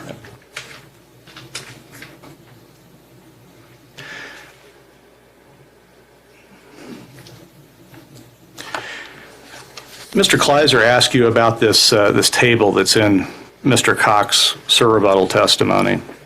That's on, well, I think he asked you 2 questions about the portion of it that's on page 6. Do you remember that?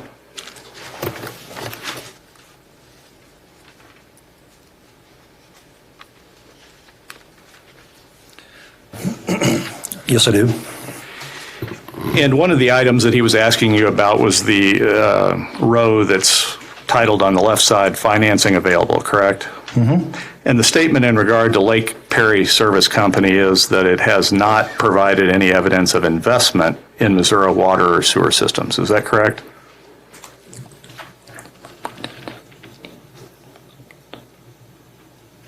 The far right column? That is how that sentence reads, yes. And you would agree with me, wouldn't you, that sitting here today, Lake Perry Service Company has not invested in any Missouri water or sewer companies? Oh, that is correct. Or systems? Right. That is not how I read that question, but that is correct.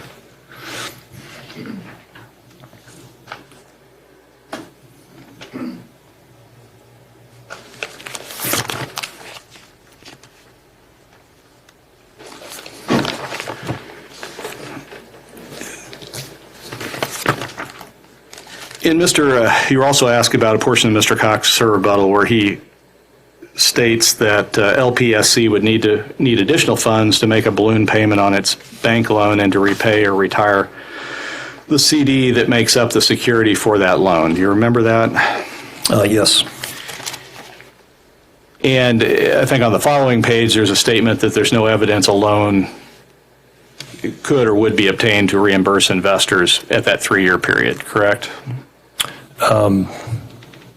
That's correct. That's what Mr. Cox has indicated. Excuse me. You don't have the only commitment that has been referred to in your testimony, I believe, is the commitment or the letter from the bank that talks in terms of a $300,000 loan at the point of purchase at the same time as Lake Perry Service Company would place with the bank a $300,000 CD, correct? That's correct. So there is no commitment for any other loans 3 years from now, correct? My understanding was that term sheet commitment letter addressed that as well. That if that's not correct, it may not be correct, but that was my understanding when I responded in the way I did. So if we were to look at the letter and the letter only spoke to this initial funding, then it would be true that there is no commitment for 3 years from now, Yes, correct? that would be true.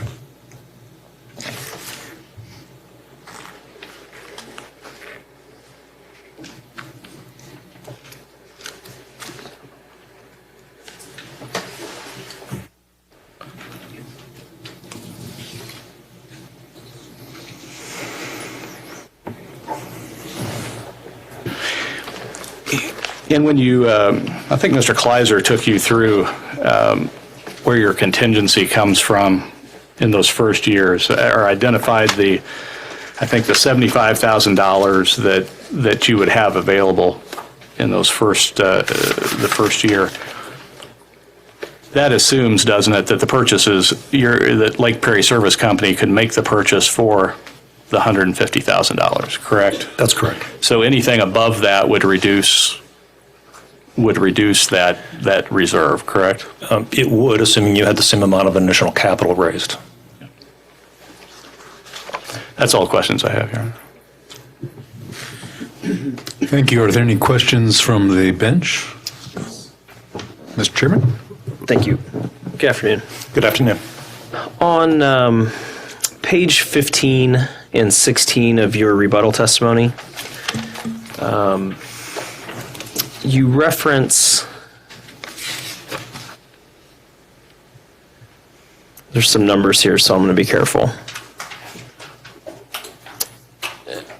Essentially, in your discussion of the amounts required, you reference, quote, despite the existence of sealed water and wastewater engineering reports dated 7/11 of 18 and 6/21 of 18 respectively.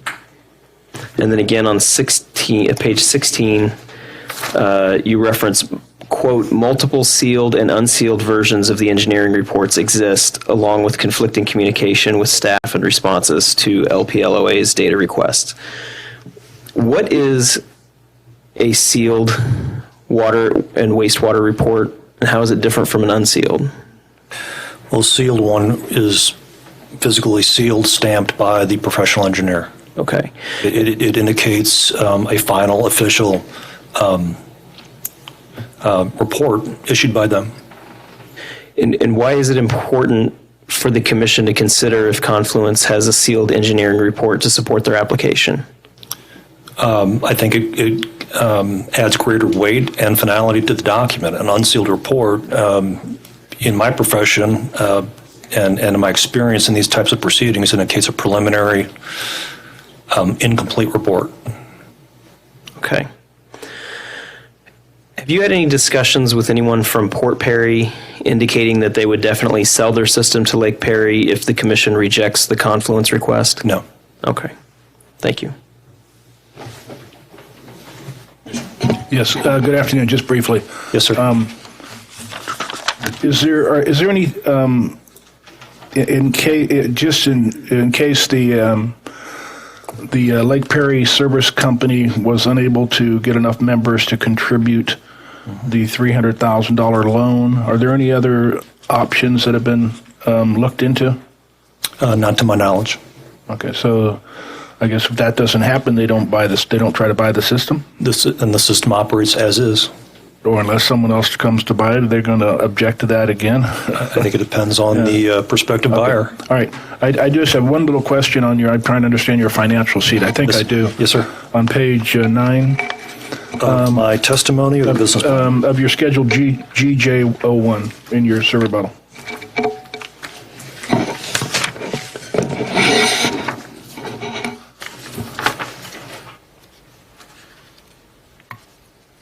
I think I understand, but I just wanted to clarify it. Page 9? Yeah, top of page 9. Yes. In 2019, the net funding inflows to $300,000, and then you show the expenses, comes over cash flow, ended at 45. Now, in 2020, 21, and 22, the 25,950 is at 8.65% of that 300. Is that correct?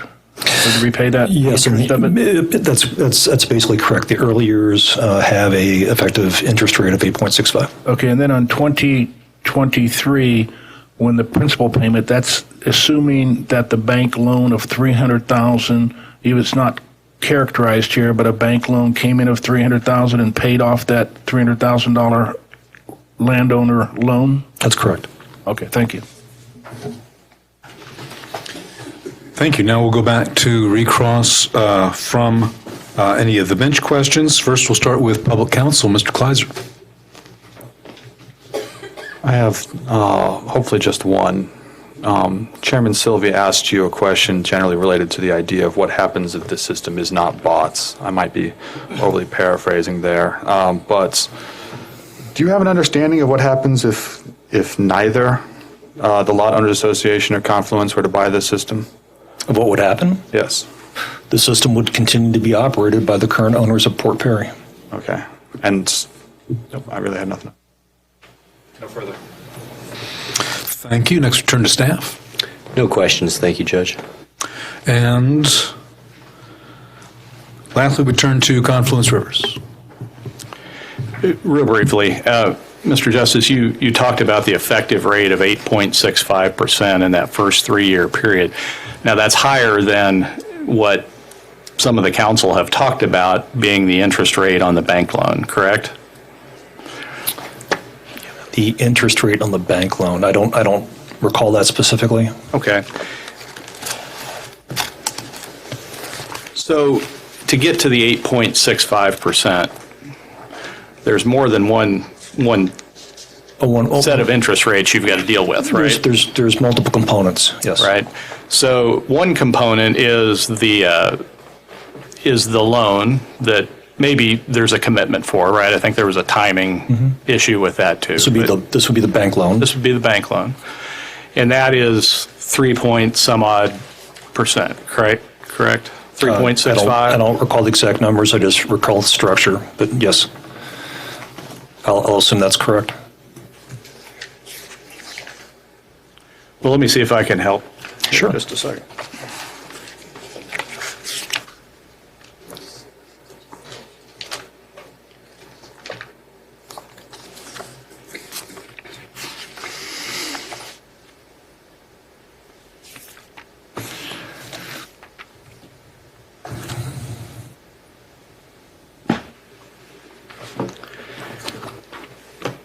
So, and I think it was mentioned in opening statement this morning, 3.65% sound correct to you? Yes. Now, the rest of what's going on there, though, is that to get that loan, and we've talked about this, you have to place $300,000 with the bank in a CD, correct? Yes. So kind of the bank is perhaps loaning you your own money in the end, right? Yes. For 3.65%. Now, the other piece of that is that the Lake Perry Service Company plans to pay its investors a return on the $300,000 they're going to put in the bank, correct? That's correct. And if I read your testimony correctly, the average return to be paid to investors is about 7.5%. Is that correct? I believe that's what I said in my testimony, yes. Which means that some investors are going to get more than 7.5%, correct? That's correct. And then there's some return on the CD as well. Correct. Right. But after you, if you look at that entire piece of that financing, that's how you get to the point that it's an effective rate of 8.65%, correct? That's correct. Okay. That's all the questions I have. Thank you, and redirect from the lot owners. I have no questions. Thank you, I'm sorry?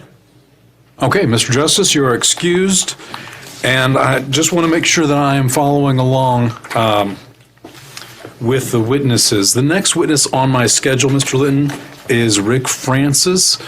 But you had mentioned earlier today that he had a scheduling conflict and would not be testifying. I thought I heard you say that you were withdrawing his testimony? We will be withdrawing his testimony. Okay. So, Mr. Rick Francis is done. That moves us on to Chad Sayer. Is that correct? Yes, sir. All right, Mr. Sayer, please come on to the witness stand. I don't think so.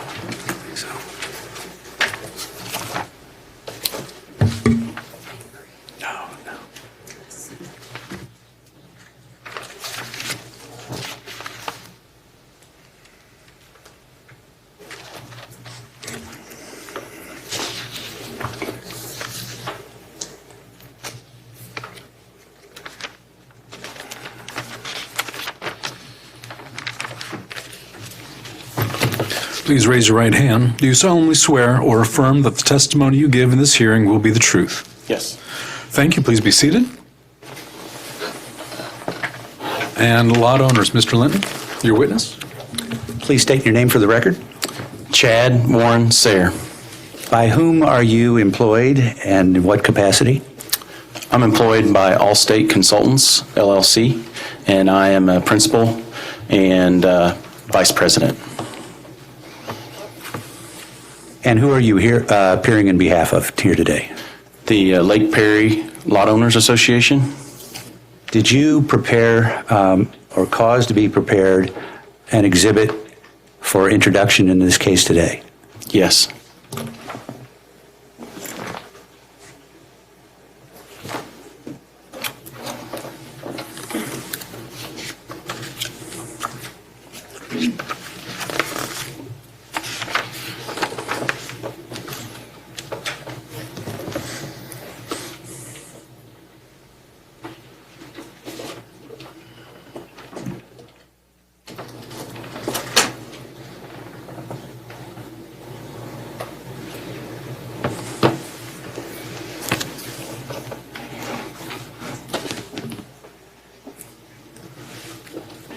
Is that exhibit that has been marked as Exhibit 308?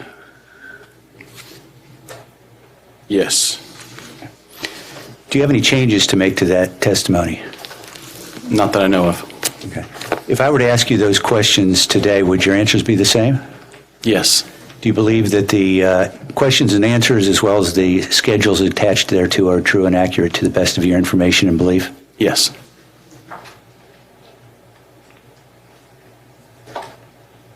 With that, I would move for the admission of Exhibit 308 into evidence. Thank you. Are there any objections to the admission of Exhibit 308 onto the hearing record? Hearing no objections, it's so admitted. Please continue.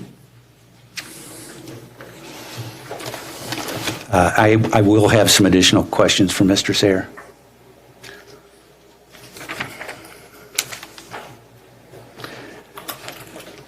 Have you reviewed Mr. Josiah Cox's rebuttal testimony? Yes. Particularly page 13, lines 7 through 13?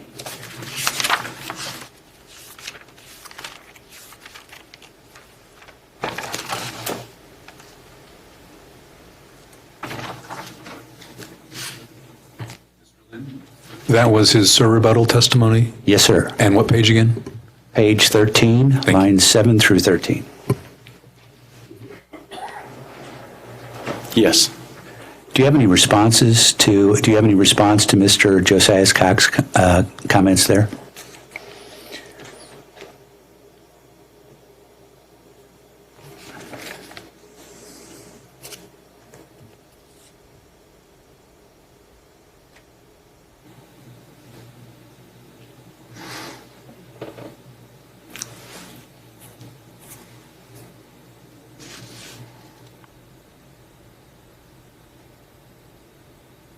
I don't believe so. Okay. Turn now to page 15, lines 5 through 17.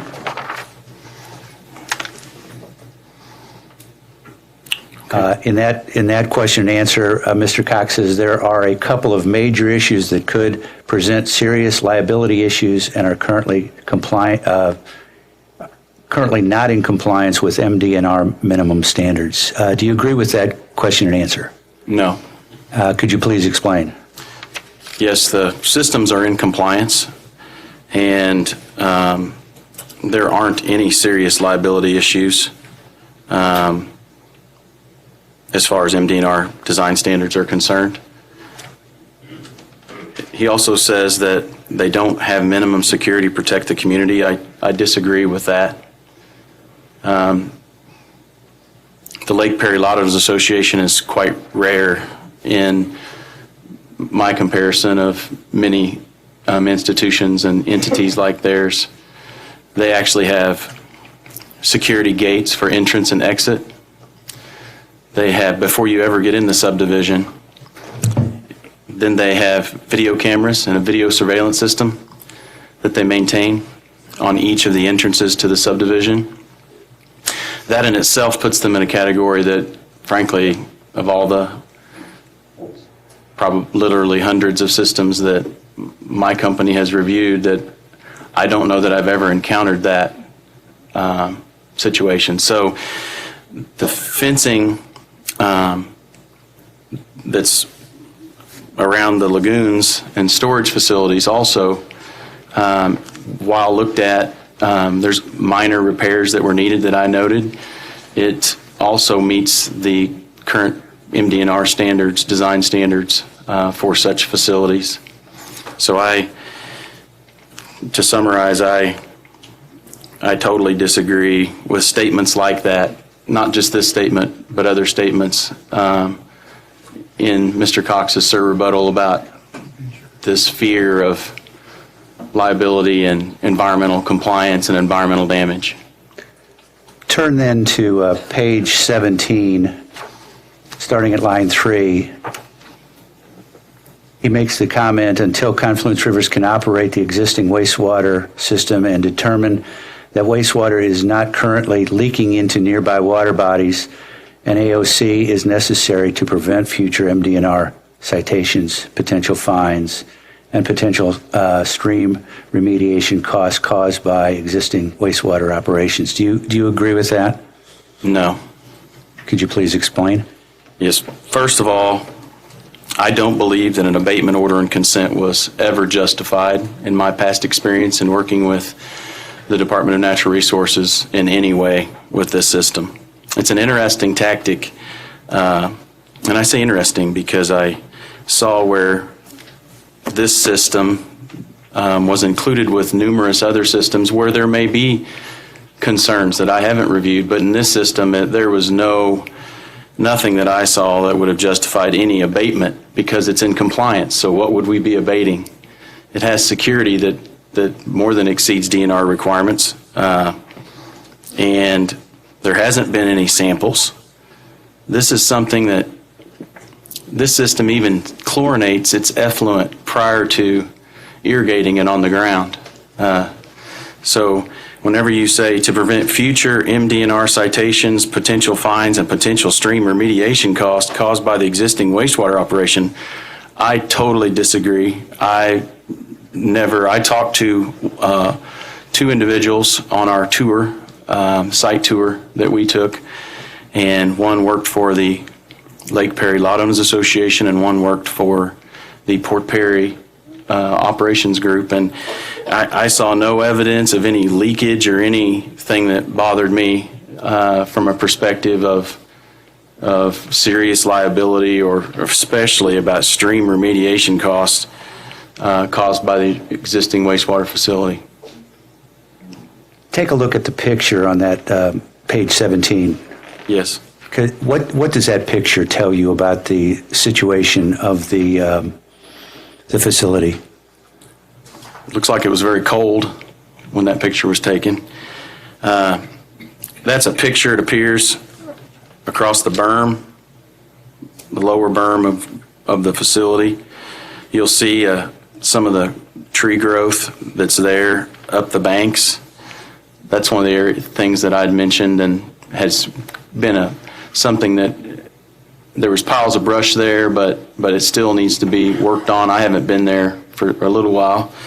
But to me, it looks like also it's probably through the winter, they don't get to irrigate as much. It's probably, that's the lagoon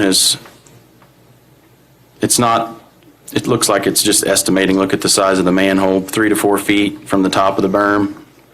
And you can kind of see a kill line along where the trees have grown up, the brush.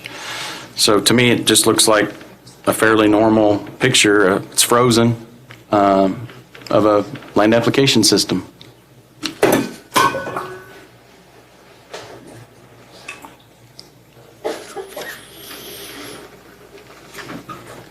On page 19 then of Mr. Cox's... I wasn't quite done with... Oh, okay, go ahead. On page 17, as I look at the picture, it says that the spray irrigation system is failing him at multiple points. And I want to put that into context coming from someone that does this a lot of land application systems, my company, and I sign and seal those regularly. And we do operations reviews, and we work with operators a lot. It's a constant battle. If you read the Department of Natural Resources compliance determination in 2016, they mention the same things. They talk about they've done a good job with their spray irrigation heads, but there was 2 or 3 that speaks for itself, but 2 or 3 that still needed some more work.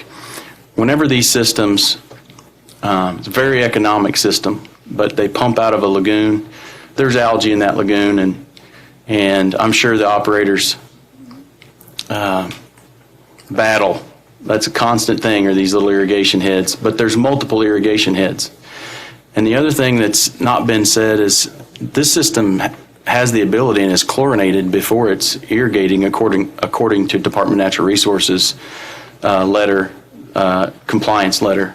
So as far as risk to the public or liability when something is disinfected, especially to the point where these operations company, this Port Perry is disinfecting the system prior to its irrigation, it's just you lower your shoulders when you're in my business whenever you see people that have the ability and or practicing that disinfection.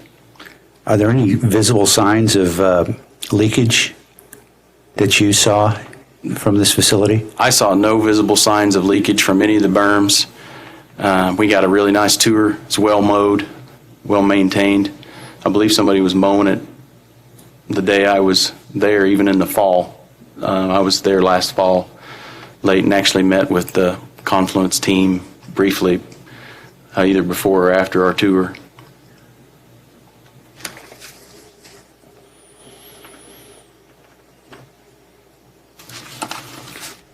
On page 19, Mr. Cox states that there are existing electrical safety concerns, basic housekeeping items that could put the drinking water system at risk, and existing corrosion issues that risk the ongoing operations of utility systems for the basic provision of water service.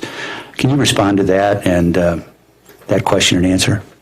Yes, I totally disagree with the way that that's worded.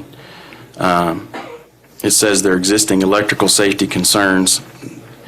And as far as well number 1, my tour of well number 1 and its systems, I think it's hard to have in the same sentence basic housekeeping items that could put the drinking water system at risk. I don't think the drinking water system is at risk in any way under its current operations. I was quite impressed with the knowledge of the operator, employee that we were there with, and that the building was locked, that encloses all the chemicals and the access to any place into the drinking water system. So whenever I read that sentence and I go on the corrosion issues, I didn't see any corrosion issues that were putting it at risk. I think it's another one of those things whenever you deal with chemicals and things that go into the water and soil issues that are there close to Perryville, Lake Perry, then you're always dealing with corrosion. But those would be housekeeping items. But the basic provision of water service, I've seen that 2 or 3 times in Mr. Cox's rebuttal. And one place it's not here, I don't believe, but it talks about putting it at risk for years. And this is a system that's in compliance. On line 5, functional well 1 and well house do not have fencing around the site for any security to meet section 2.5. The only things that's exposed is the wellhead, and it's quite normal, and it's not accessible. That's not a risk. And I don't believe that there's ever been anything in the Department of Natural Resources correspondence that I saw in their reviews that said that they needed a fence around a wellhead that was constructed like that wellhead at well number 1. The building encloses all of the items that would be of concern with me, and it was well locked, and even the office space was locked in comparison to the chemical room. So now the section 2.5 for new systems, that is a minimum design standard, but that's not what's required in the Code of State Regulations as far as I know. It says, probably the quote can be checked, but vulnerable areas, this is not vulnerable, especially when you talk about anyone who enters and exits this facility has to go through a open and close gate and have a code to get in or get permission or have someone come to get them. And then they also get checked on the way out, and they have to pass in front of video cameras. So it's an impressive operations in comparison to many lot owners or homeowners association systems that I've reviewed in the past. Those systems, the gated area and the security cameras, are those owned and operated by the association or by this water and sewer operations? My understanding was that was the Lake Perry Lot Owners Association owns and operates the community center, the gates, all the roadways. They're all paved. It's been self-funded and self-maintained. The pool house, they have a nice pool.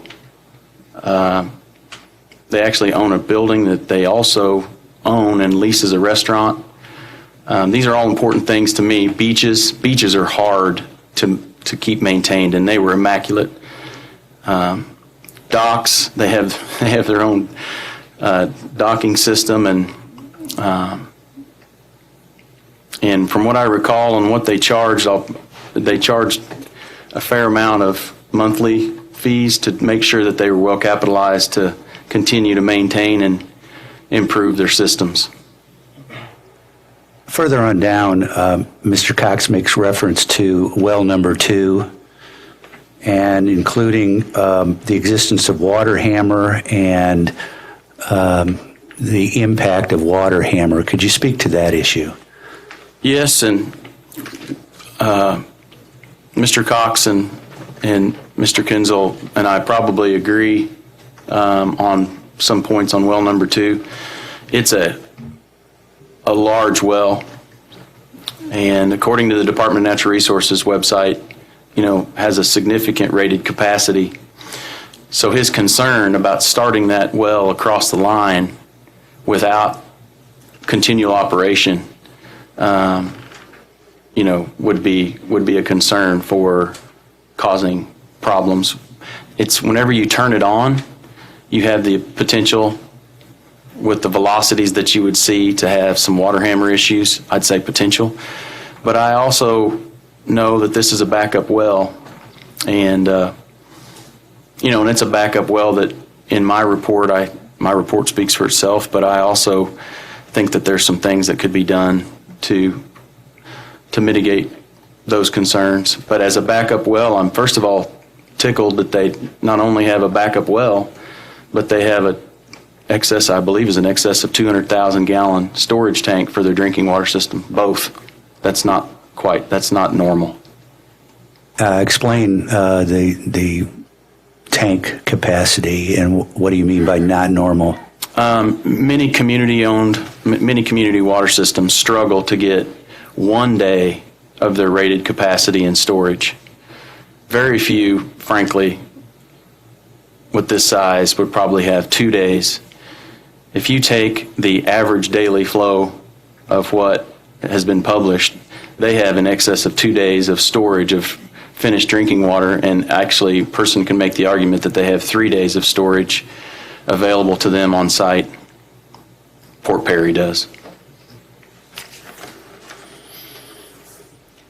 Were you here earlier today when Mr. Cox discussed the signed and sealed engineering report? I think the date was July 11th, 2018 for the water system? Yes. There's some question as to the impact or validity, if you will, of a signed and sealed engineering report. Could you explain that from a registered engineer standpoint? Yes. Objection, Your Honor. Before we go any further, I think the purpose of this testimony was to be responsive to surrebuttal as set out in the Commission's order, not responsive to testimony earlier today. Mr. Linton, do you have a reply? There is the question of the signed and sealed engineer's report, and I think it's a relevant question for this proceeding is what's the impact of a signed and sealed engineer report? I'm a little curious to find out myself. Overruled. Go ahead. In our profession, the engineering profession, we have a code of ethics, and it's adopted by the National Society of Professional Engineers. And then there's other state standards of care, accepted engineering practice or principle. What we require, and we do a lot of this from an evaluation and signed and sealed reports, it was a concern of mine that these reports were being presented as evidence and they weren't signed and sealed. And what that means is whenever I sign and seal that report, I'm responsible for that report. The second thing is we have a provision at Allstate Consultants. Some may say it's a little old-fashioned, but if you sign and seal a report to a public interest, to the public body, in this case, the Department of Natural Resources, USDA, some other public type entity, they all get signed and sealed, whether they're preliminary or not. You stamp them preliminary, and you sign and seal them if you're publishing that document. So where Mr. Linton and some of the other discussions were, is it was a big concern of mine that, to my knowledge, I've only found, and I may be misspeaking in my documents, but I think I've only gotten the one signed and sealed document. And it was referenced along with plans and specifications that were approved by the Department of Natural Resources in August of 18, and I've yet to see those documents. So to have these varying budgets out there, the way that you're supposed to handle this, in my opinion, is if you sign and seal the document and then you revise it, you're supposed to post a revision date on that document so that the public can track that.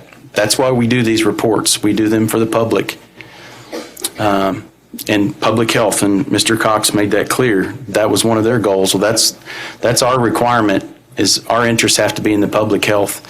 And so it's got to be very confusing. If it was confusing to me for everyone else to track these things with no revision dates, I feel like it was probably cleared up a little bit with the testimony for me on why they went back and forth so much, but I still disagree with the unsigned and sealed reports from a professional engineering's perspective.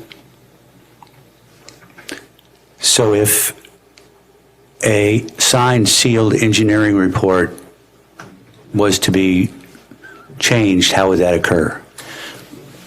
You make preliminary engineering reports are that.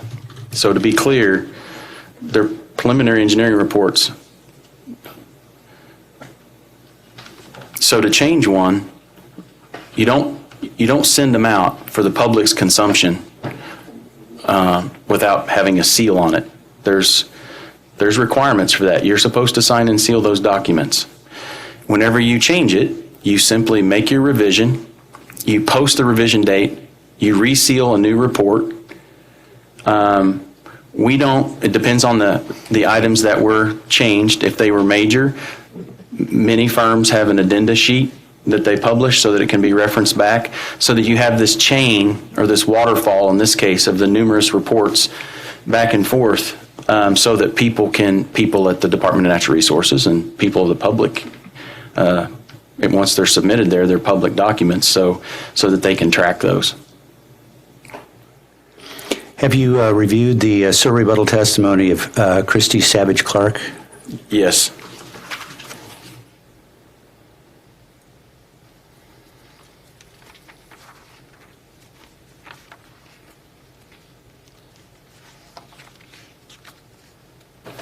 In her testimony at page 5, line 16, and you may have gone through this before, but the hierarchy, she says, 16, line 16 of Yes, page I'm 5. there. The hierarchy in both the drinking water and wastewater regulations requires the higher ranking continuing authority are typically more permanent than lower ranking continuing authorities. Can you respond to that comment? The first thing I might note is it doesn't say on line 17 require, it says it recognizes that higher ranking continuing authorities are typically more permanent than lower ranking continuing authorities. Okay.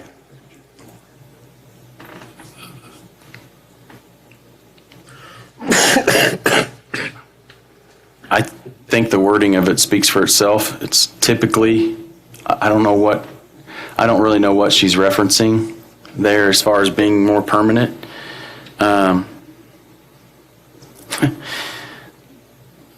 I work for systems that have been owned by all sorts of entities, and I don't know that any of them that they're less permanent because they're not in a higher hierarchy. I don't see the statistics behind that statement that she made. I haven't seen the statistics to back that up. Okay.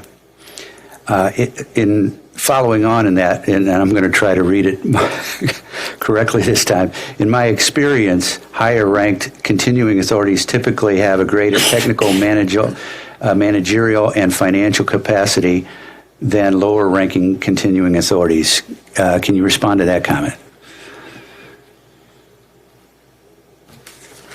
Just to be sure, what line is that on? That was just the next sentence that I just referred you to. Line 20. Okay, there it is. I don't agree with that. I work for a lot of what she's referring to as maybe lower ranking utilities. I think she should have qualified that with maybe in-house or on staff. Larger cities have engineering divisions. Larger operators have people that they employ permanently on their staff, depending on the number of customers they have. But my firm's very competent, and we work for a lot of the lower hierarchy facilities that are in, we try to make sure they're in compliance. So I disagree. I don't know how she can make that statement. Would you say that you're qualified to assist Lake Perry Service Company? I most certainly am. I wouldn't be doing the work if I wasn't.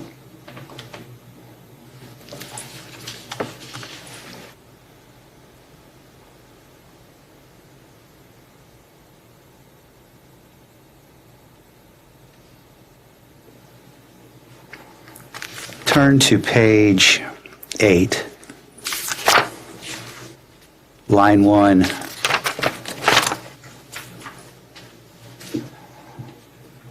Can you respond to the statement there that the larger entities have access to operational experts who are available to consult on all matters of repairs? Any size entity has access to operational experts. The larger ones have no more access than a small one. I heard Mr. Cox and maybe Mr. Thomas testify that they outsource their operations operators occasionally, maybe even in this case, that they would be using local operators, local engineers. I'm not as local to Perryville, but but there's even local engineers at Perryville that have expertise. So I don't believe that just because you're a large entity that you have more access or less than a smaller entity that's of a different structure. Turning to page 9, line 5, Ms. Savage Clark states that if recommended repairs and maintenance are delayed, it may result in a risk to human health. Can you respond to that comment? Yes. My report recommends making the maintenance, the housekeeping items that were referenced earlier, immediately. They're just maintenance items. We find them all the time. And so if recommended repairs, once we do the hydraulic analysis and once we determine what needs to be done to that next level of finality, I don't. If this happens or if that happens, but in this case we have a compliant system, and I guess if things weren't fixed, there could be a risk to human health, I guess. But that's not what we recommended, and that's not what our report says.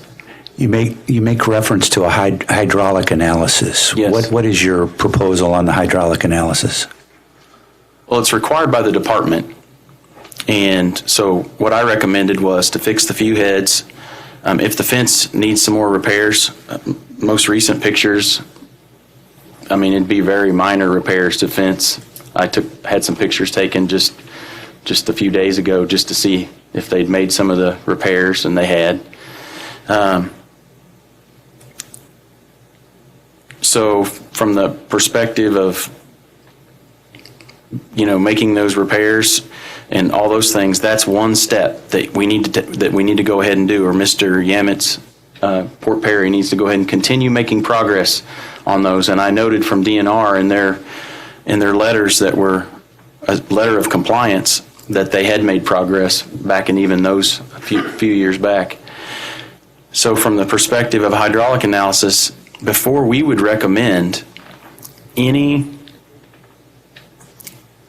new well, any rehabilitation of existing well, or make statements that have been made, we would recommend that a complete comprehensive hydraulic analysis be completed to meet DNR's requirements, and sit down with DNR and talk about those alternatives to look at the future and look at continued compliance.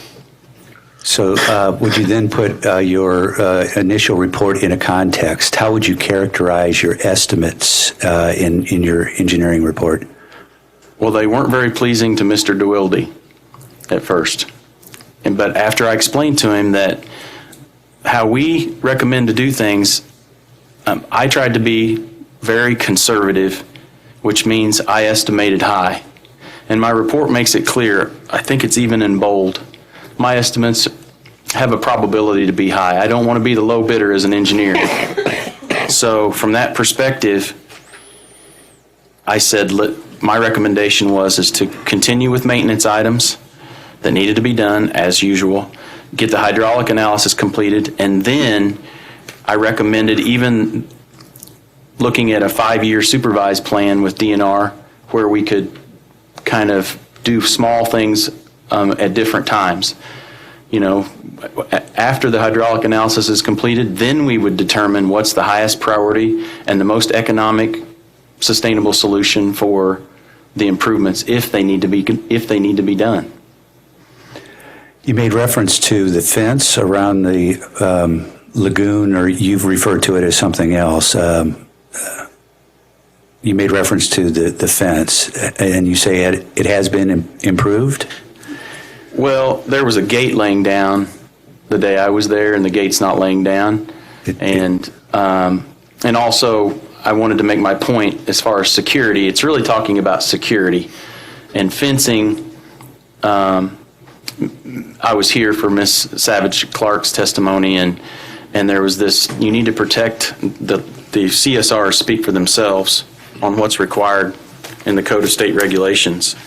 But it's enclosed the facility site with a fence designed to discourage the entrance of unauthorized persons and animals. That's the Code of State Regulations, that's what it says. And so this fence, in numerous meetings in the last, especially in the last 6 or 8 months, what's there, in addition to coming through the video surveillance and the locked entry gates to the entire subdivision, to have the perimeter fence all the way around the lagoon.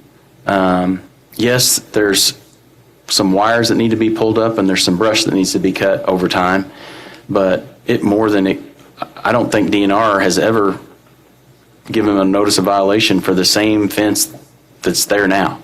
So I had some pictures taken. I had Mr. DeWilde take some pictures for me. And one thing I didn't do when I was on site was count the number of warning signs that were there, and I believe it was either 10 or 11 signs are up in and around the circumference of the irrigation field and the lagoon. And that exceeds any of the minimum requirements.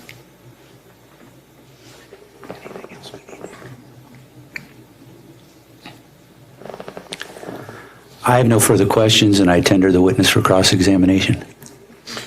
Thank you. And according to our pre-agreed to list for cross-examination, we go first to public counsel. Good morning, Mr. Sayer. Did I pronounce that correctly, by the way? Yes, Sayer. Okay. I've got good news. Most of my cross has already been answered. I really just have 2 questions. One, when you were discussing the tour that you went on, you mentioned that you had worked with an operator or talked with an operator there. Do you remember the name of that operator? I met with, I went with Mr. DeWilde, Mr. Linton, and Mr. Justice for the day. And we had a representative from the Lot Owners Association, who's their maintenance supervisor. And then there was a person that was employed by Port Perry, and I don't remember his name. It wasn't Jeremy Meyer, was it? You don't remember?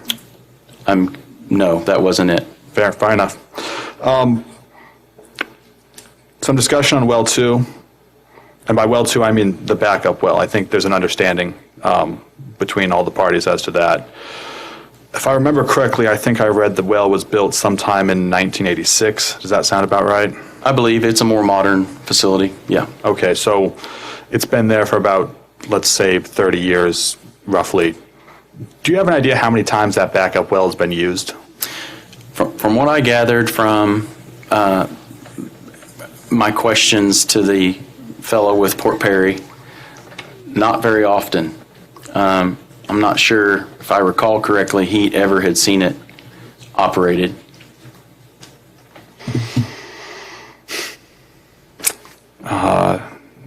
Yeah, that's all of my cross. Thank you very much. Thank you, Mr. Kleiser. Staff, please go ahead. Nothing, thank you. Thank you. And Confluence Rivers.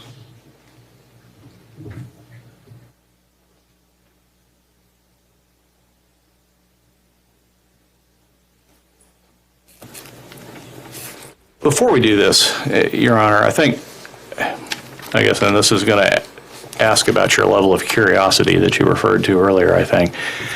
But we have gone very far with new testimony today with Mr. Sire. I think even beyond, in some cases, your order in terms of merely responding to company surrebuttal. As has been discussed previously, company, the applicant, has the burden in these matters. And I think generally the Commission's rules and procedural schedules are set up such that they provide the applicant the sort of the last word to some extent.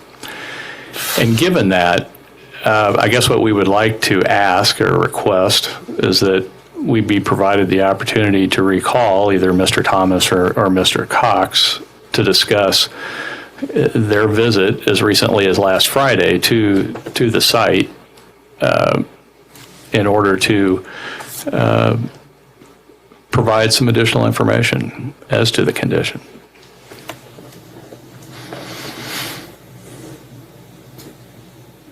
Okay, so just to summarize, Mr. Linton asked if he could recall Mr. Cox if his questions didn't get answered. So let's start there. Mr. Linton, were you satisfied with the answers that you've gotten so far? I waive my right to recall Mr. Cox. Okay, so now Confluence Rivers is asking to be able to recall both witnesses? Not necessarily. I would be happy with either or, but I need to talk to them to figure out which one is the most appropriate. But yes, we would want to recall a witness. Does any party have an objection to that request? I would object, and basically we are providing additional rebuttal, if that be a term, in response to new information that was provided by Confluence Rivers that should have been part of the direct. We've had very limited access to discovery since that new information, and so what on direct testimony here asked today was our opportunity to do a little bit of discovery and response to. What I heard is an admission that there was some new material. So Confluence Rivers, your request? New material from Confluence Rivers. I was not saying new material from our point of view. Okay, then can you tell me that again? Because I understood that you were saying that Mr. Sayer was introducing new material that he didn't have access to until this visit a week ago or so. No, what we were doing was responding to new information that Confluence Rivers was putting forth in their rebuttal testimony that should have been in their direct testimony. We were foreclosed from doing an effective discovery process for that new information that was part of Confluence Rivers' rebuttal. So you're saying the new information is from the rebuttal of Confluence Rivers, and you are asking Mr. Sayer about that new information? Was completely in the form of doing some discovery and response to their new information. This visit was a week ago? This visit that you're referencing, you said 5 days ago? My visit was done prior to my report, which was January of 2019.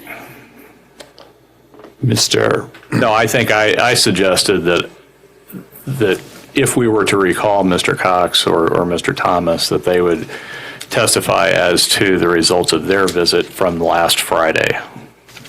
Okay. 3 days ago or whatever that would be. That's probably what you heard, Judge. The other thing I'd like to say in response to Mr. Linton is that I think Commission's order clearly says our rebuttal was in accordance with the Commission's rules. So I don't think there should be any suggestion that was improper rebuttal. So.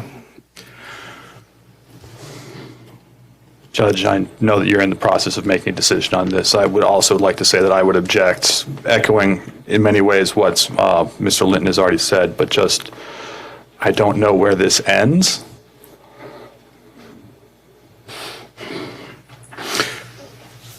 That is a good question. Mr. Cooper, can you help us, without divulging any secrets, what you're seeking to introduce from last week's visit?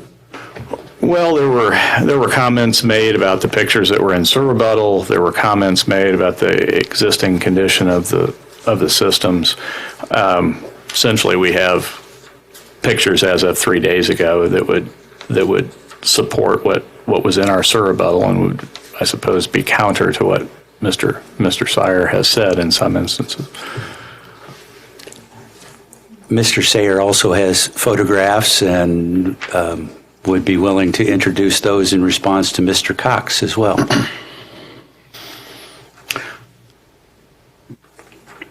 I'm not liking the continuing going back and forth. We do have to end testimony at some point.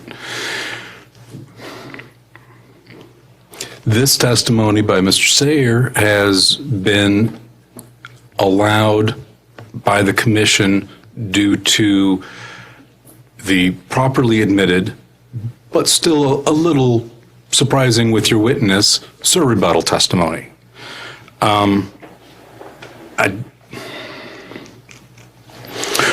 We have to come back tomorrow. I'm going to think on this.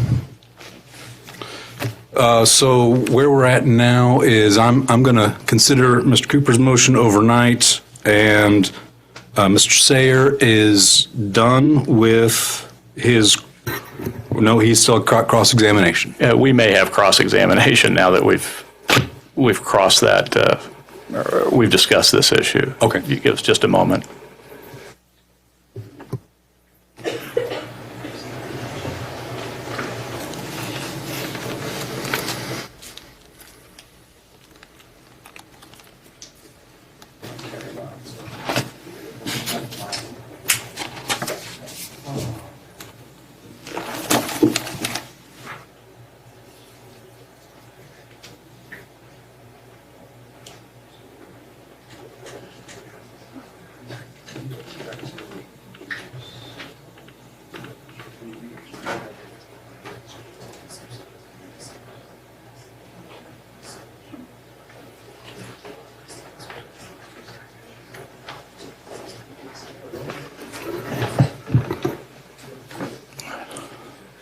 Mr. Sayer, so in spite of your sort of dispute with the surrebuttal of the company in terms of condition of the water and sewer system at Lake Perry, in the end, and I think you made reference to this not pleasing Mr. DeWilde, you recommend, and over 3 phases, I think, but you recommend somewhere around $670,000 worth of repairs to the system potentially?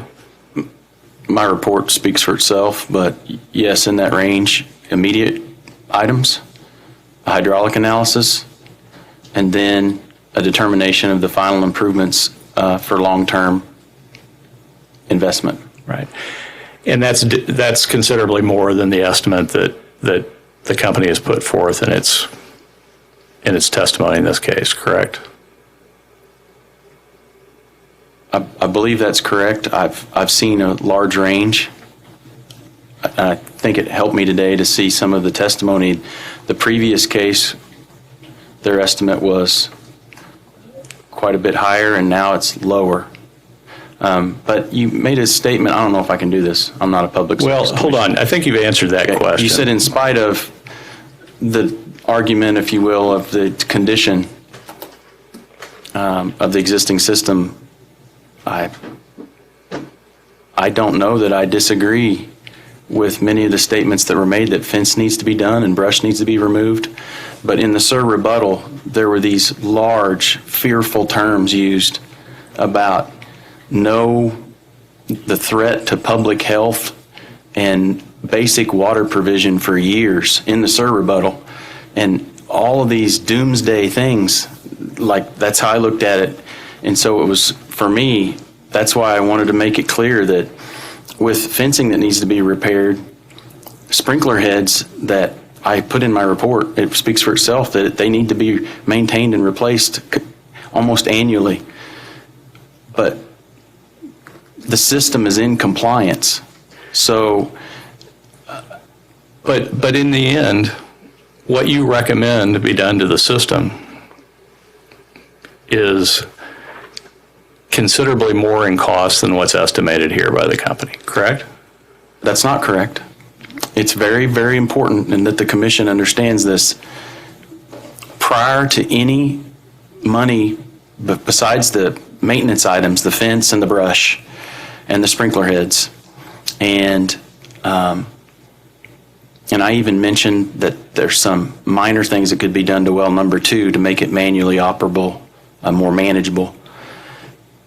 Then the hydraulic analysis is done. These are very low-cost items. Then, after that, is whenever we would submit to the Department of Natural Resources after meeting with their public drinking water team about what they think as far as a long-term plan for improvement. And you heard Mr. Thomas talk about sort of an iterative process as well, correct? I believe it was as much Mr. Cox that said iterative, from what I recall, not so much Mr. Thomas, but I think getting the hydraulic analysis done is the most important thing before. But as an engineer, I don't try to underestimate what the most challenging case would be for a plan of finance or a funding pathway for these smaller communities. So I still stand by my higher estimates, but I also tied it in my report to what the impact to the existing rates should be with the assumptions I made in my report. And that's what you were supposed to do. We're supposed to divulge to the public what the impact on rates would be. And again, your report speaks for itself. Yes, it does. The dollar amounts are... They're in there. They're in there. Yep. And they're most to $700,000, correct? Correct. Okay. That's all the questions I have here.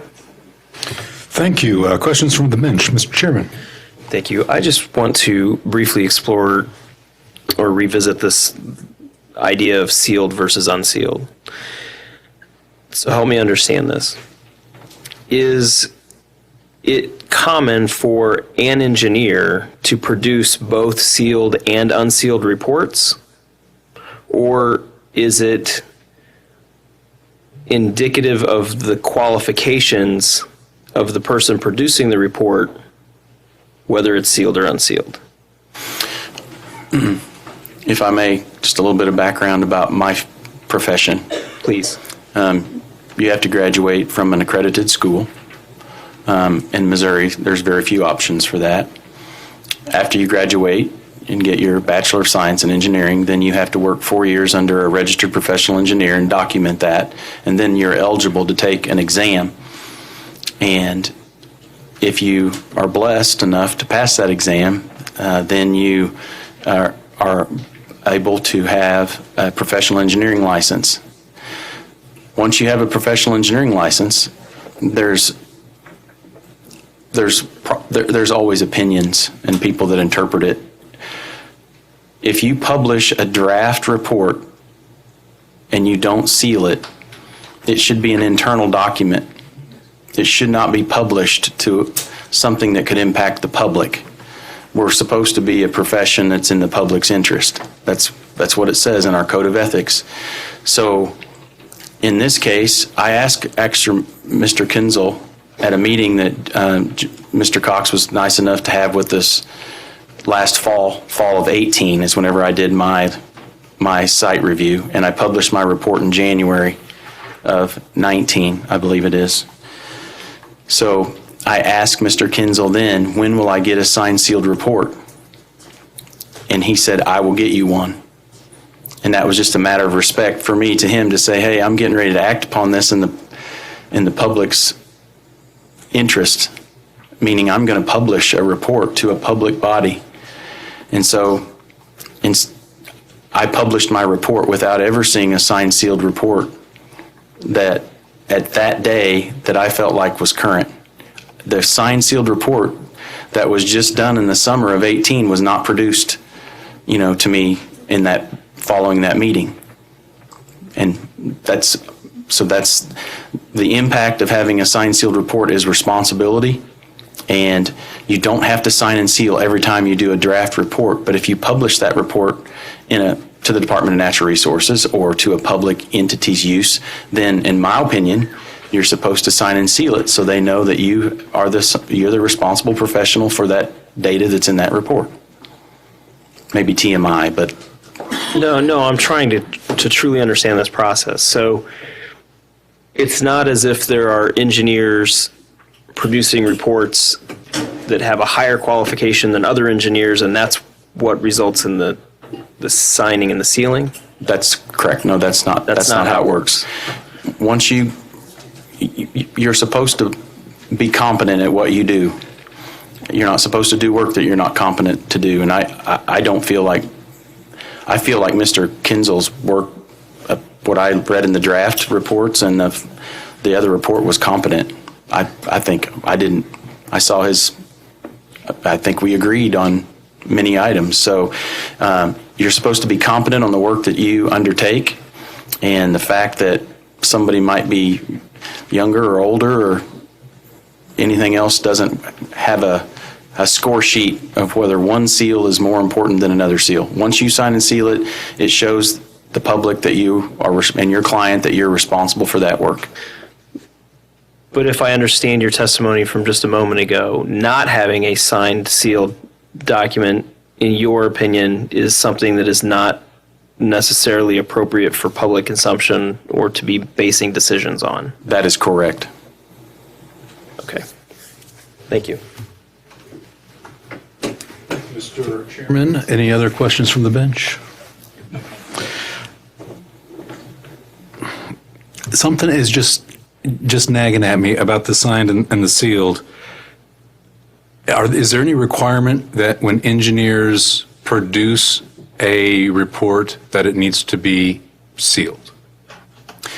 If that report is being published and being for consumption by the public or your client, and it involves engineering data, then my interpretation from my dad, who was also an engineer, and my company, is that you shall seal that work. If it's preliminary, then you sign and seal it and stamp it preliminary, which, to Chairman Sylvie's point, you know it's still preliminary or draft, but you know who the design professional is that's responsible for that work.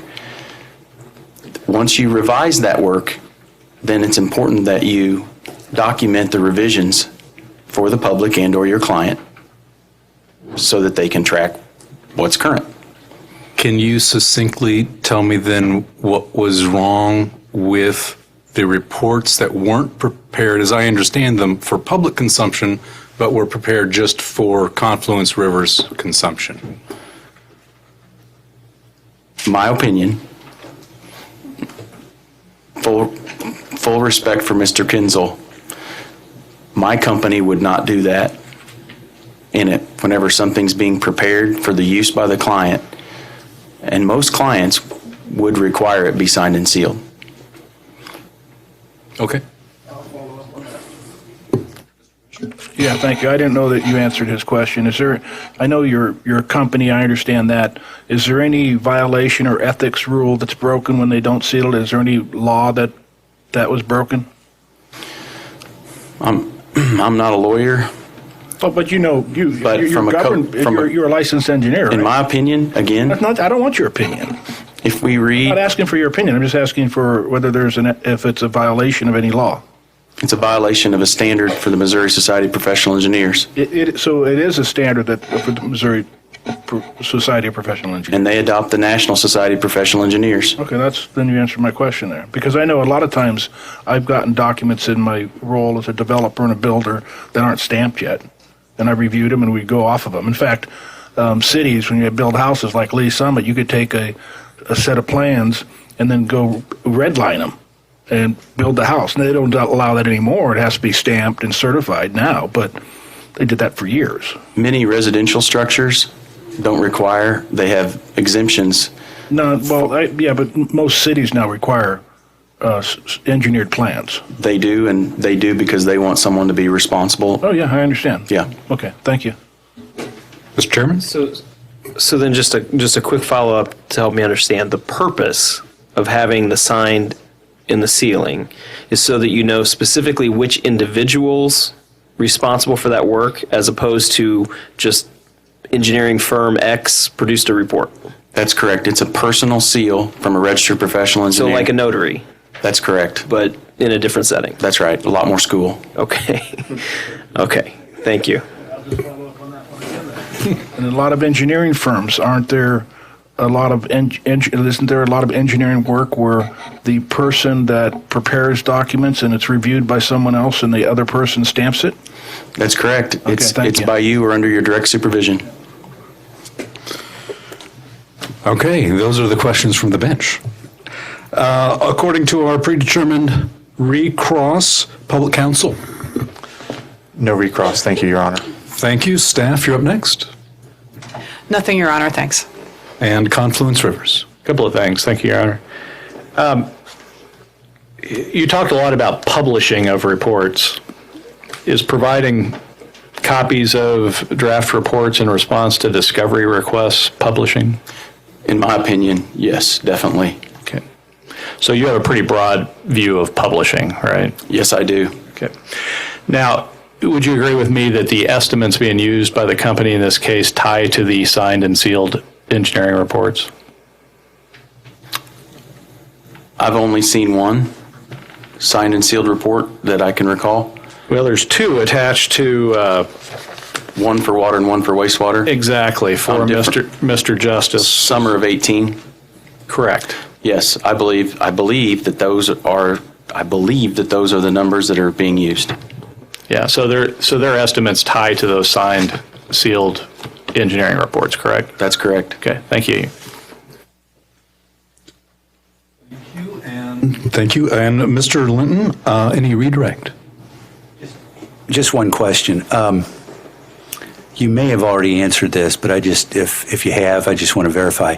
If you have a signed, sealed report,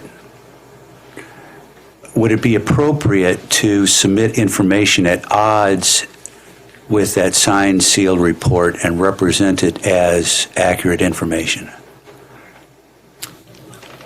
I probably need a little more description on whenever you said at odds.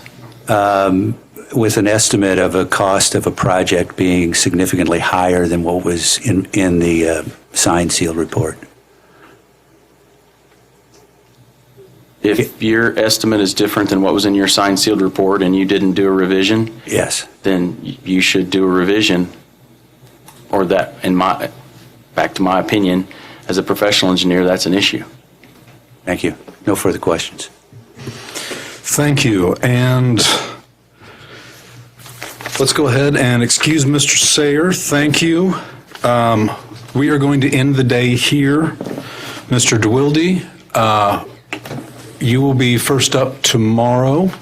And right after that, we have the public counsel witness, Ms. Roth. That should be the last of the listed witnesses. I have not forgotten Confluence River's request about the potential to recall either Mr. Thomas or Mr. Cox.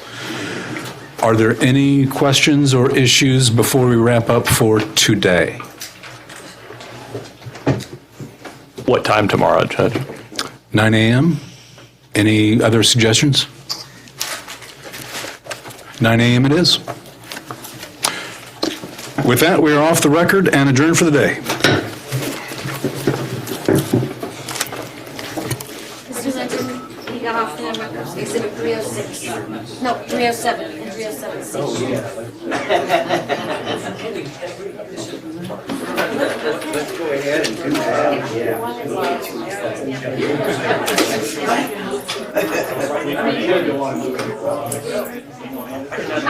Here, you can probably do that. I'll take it.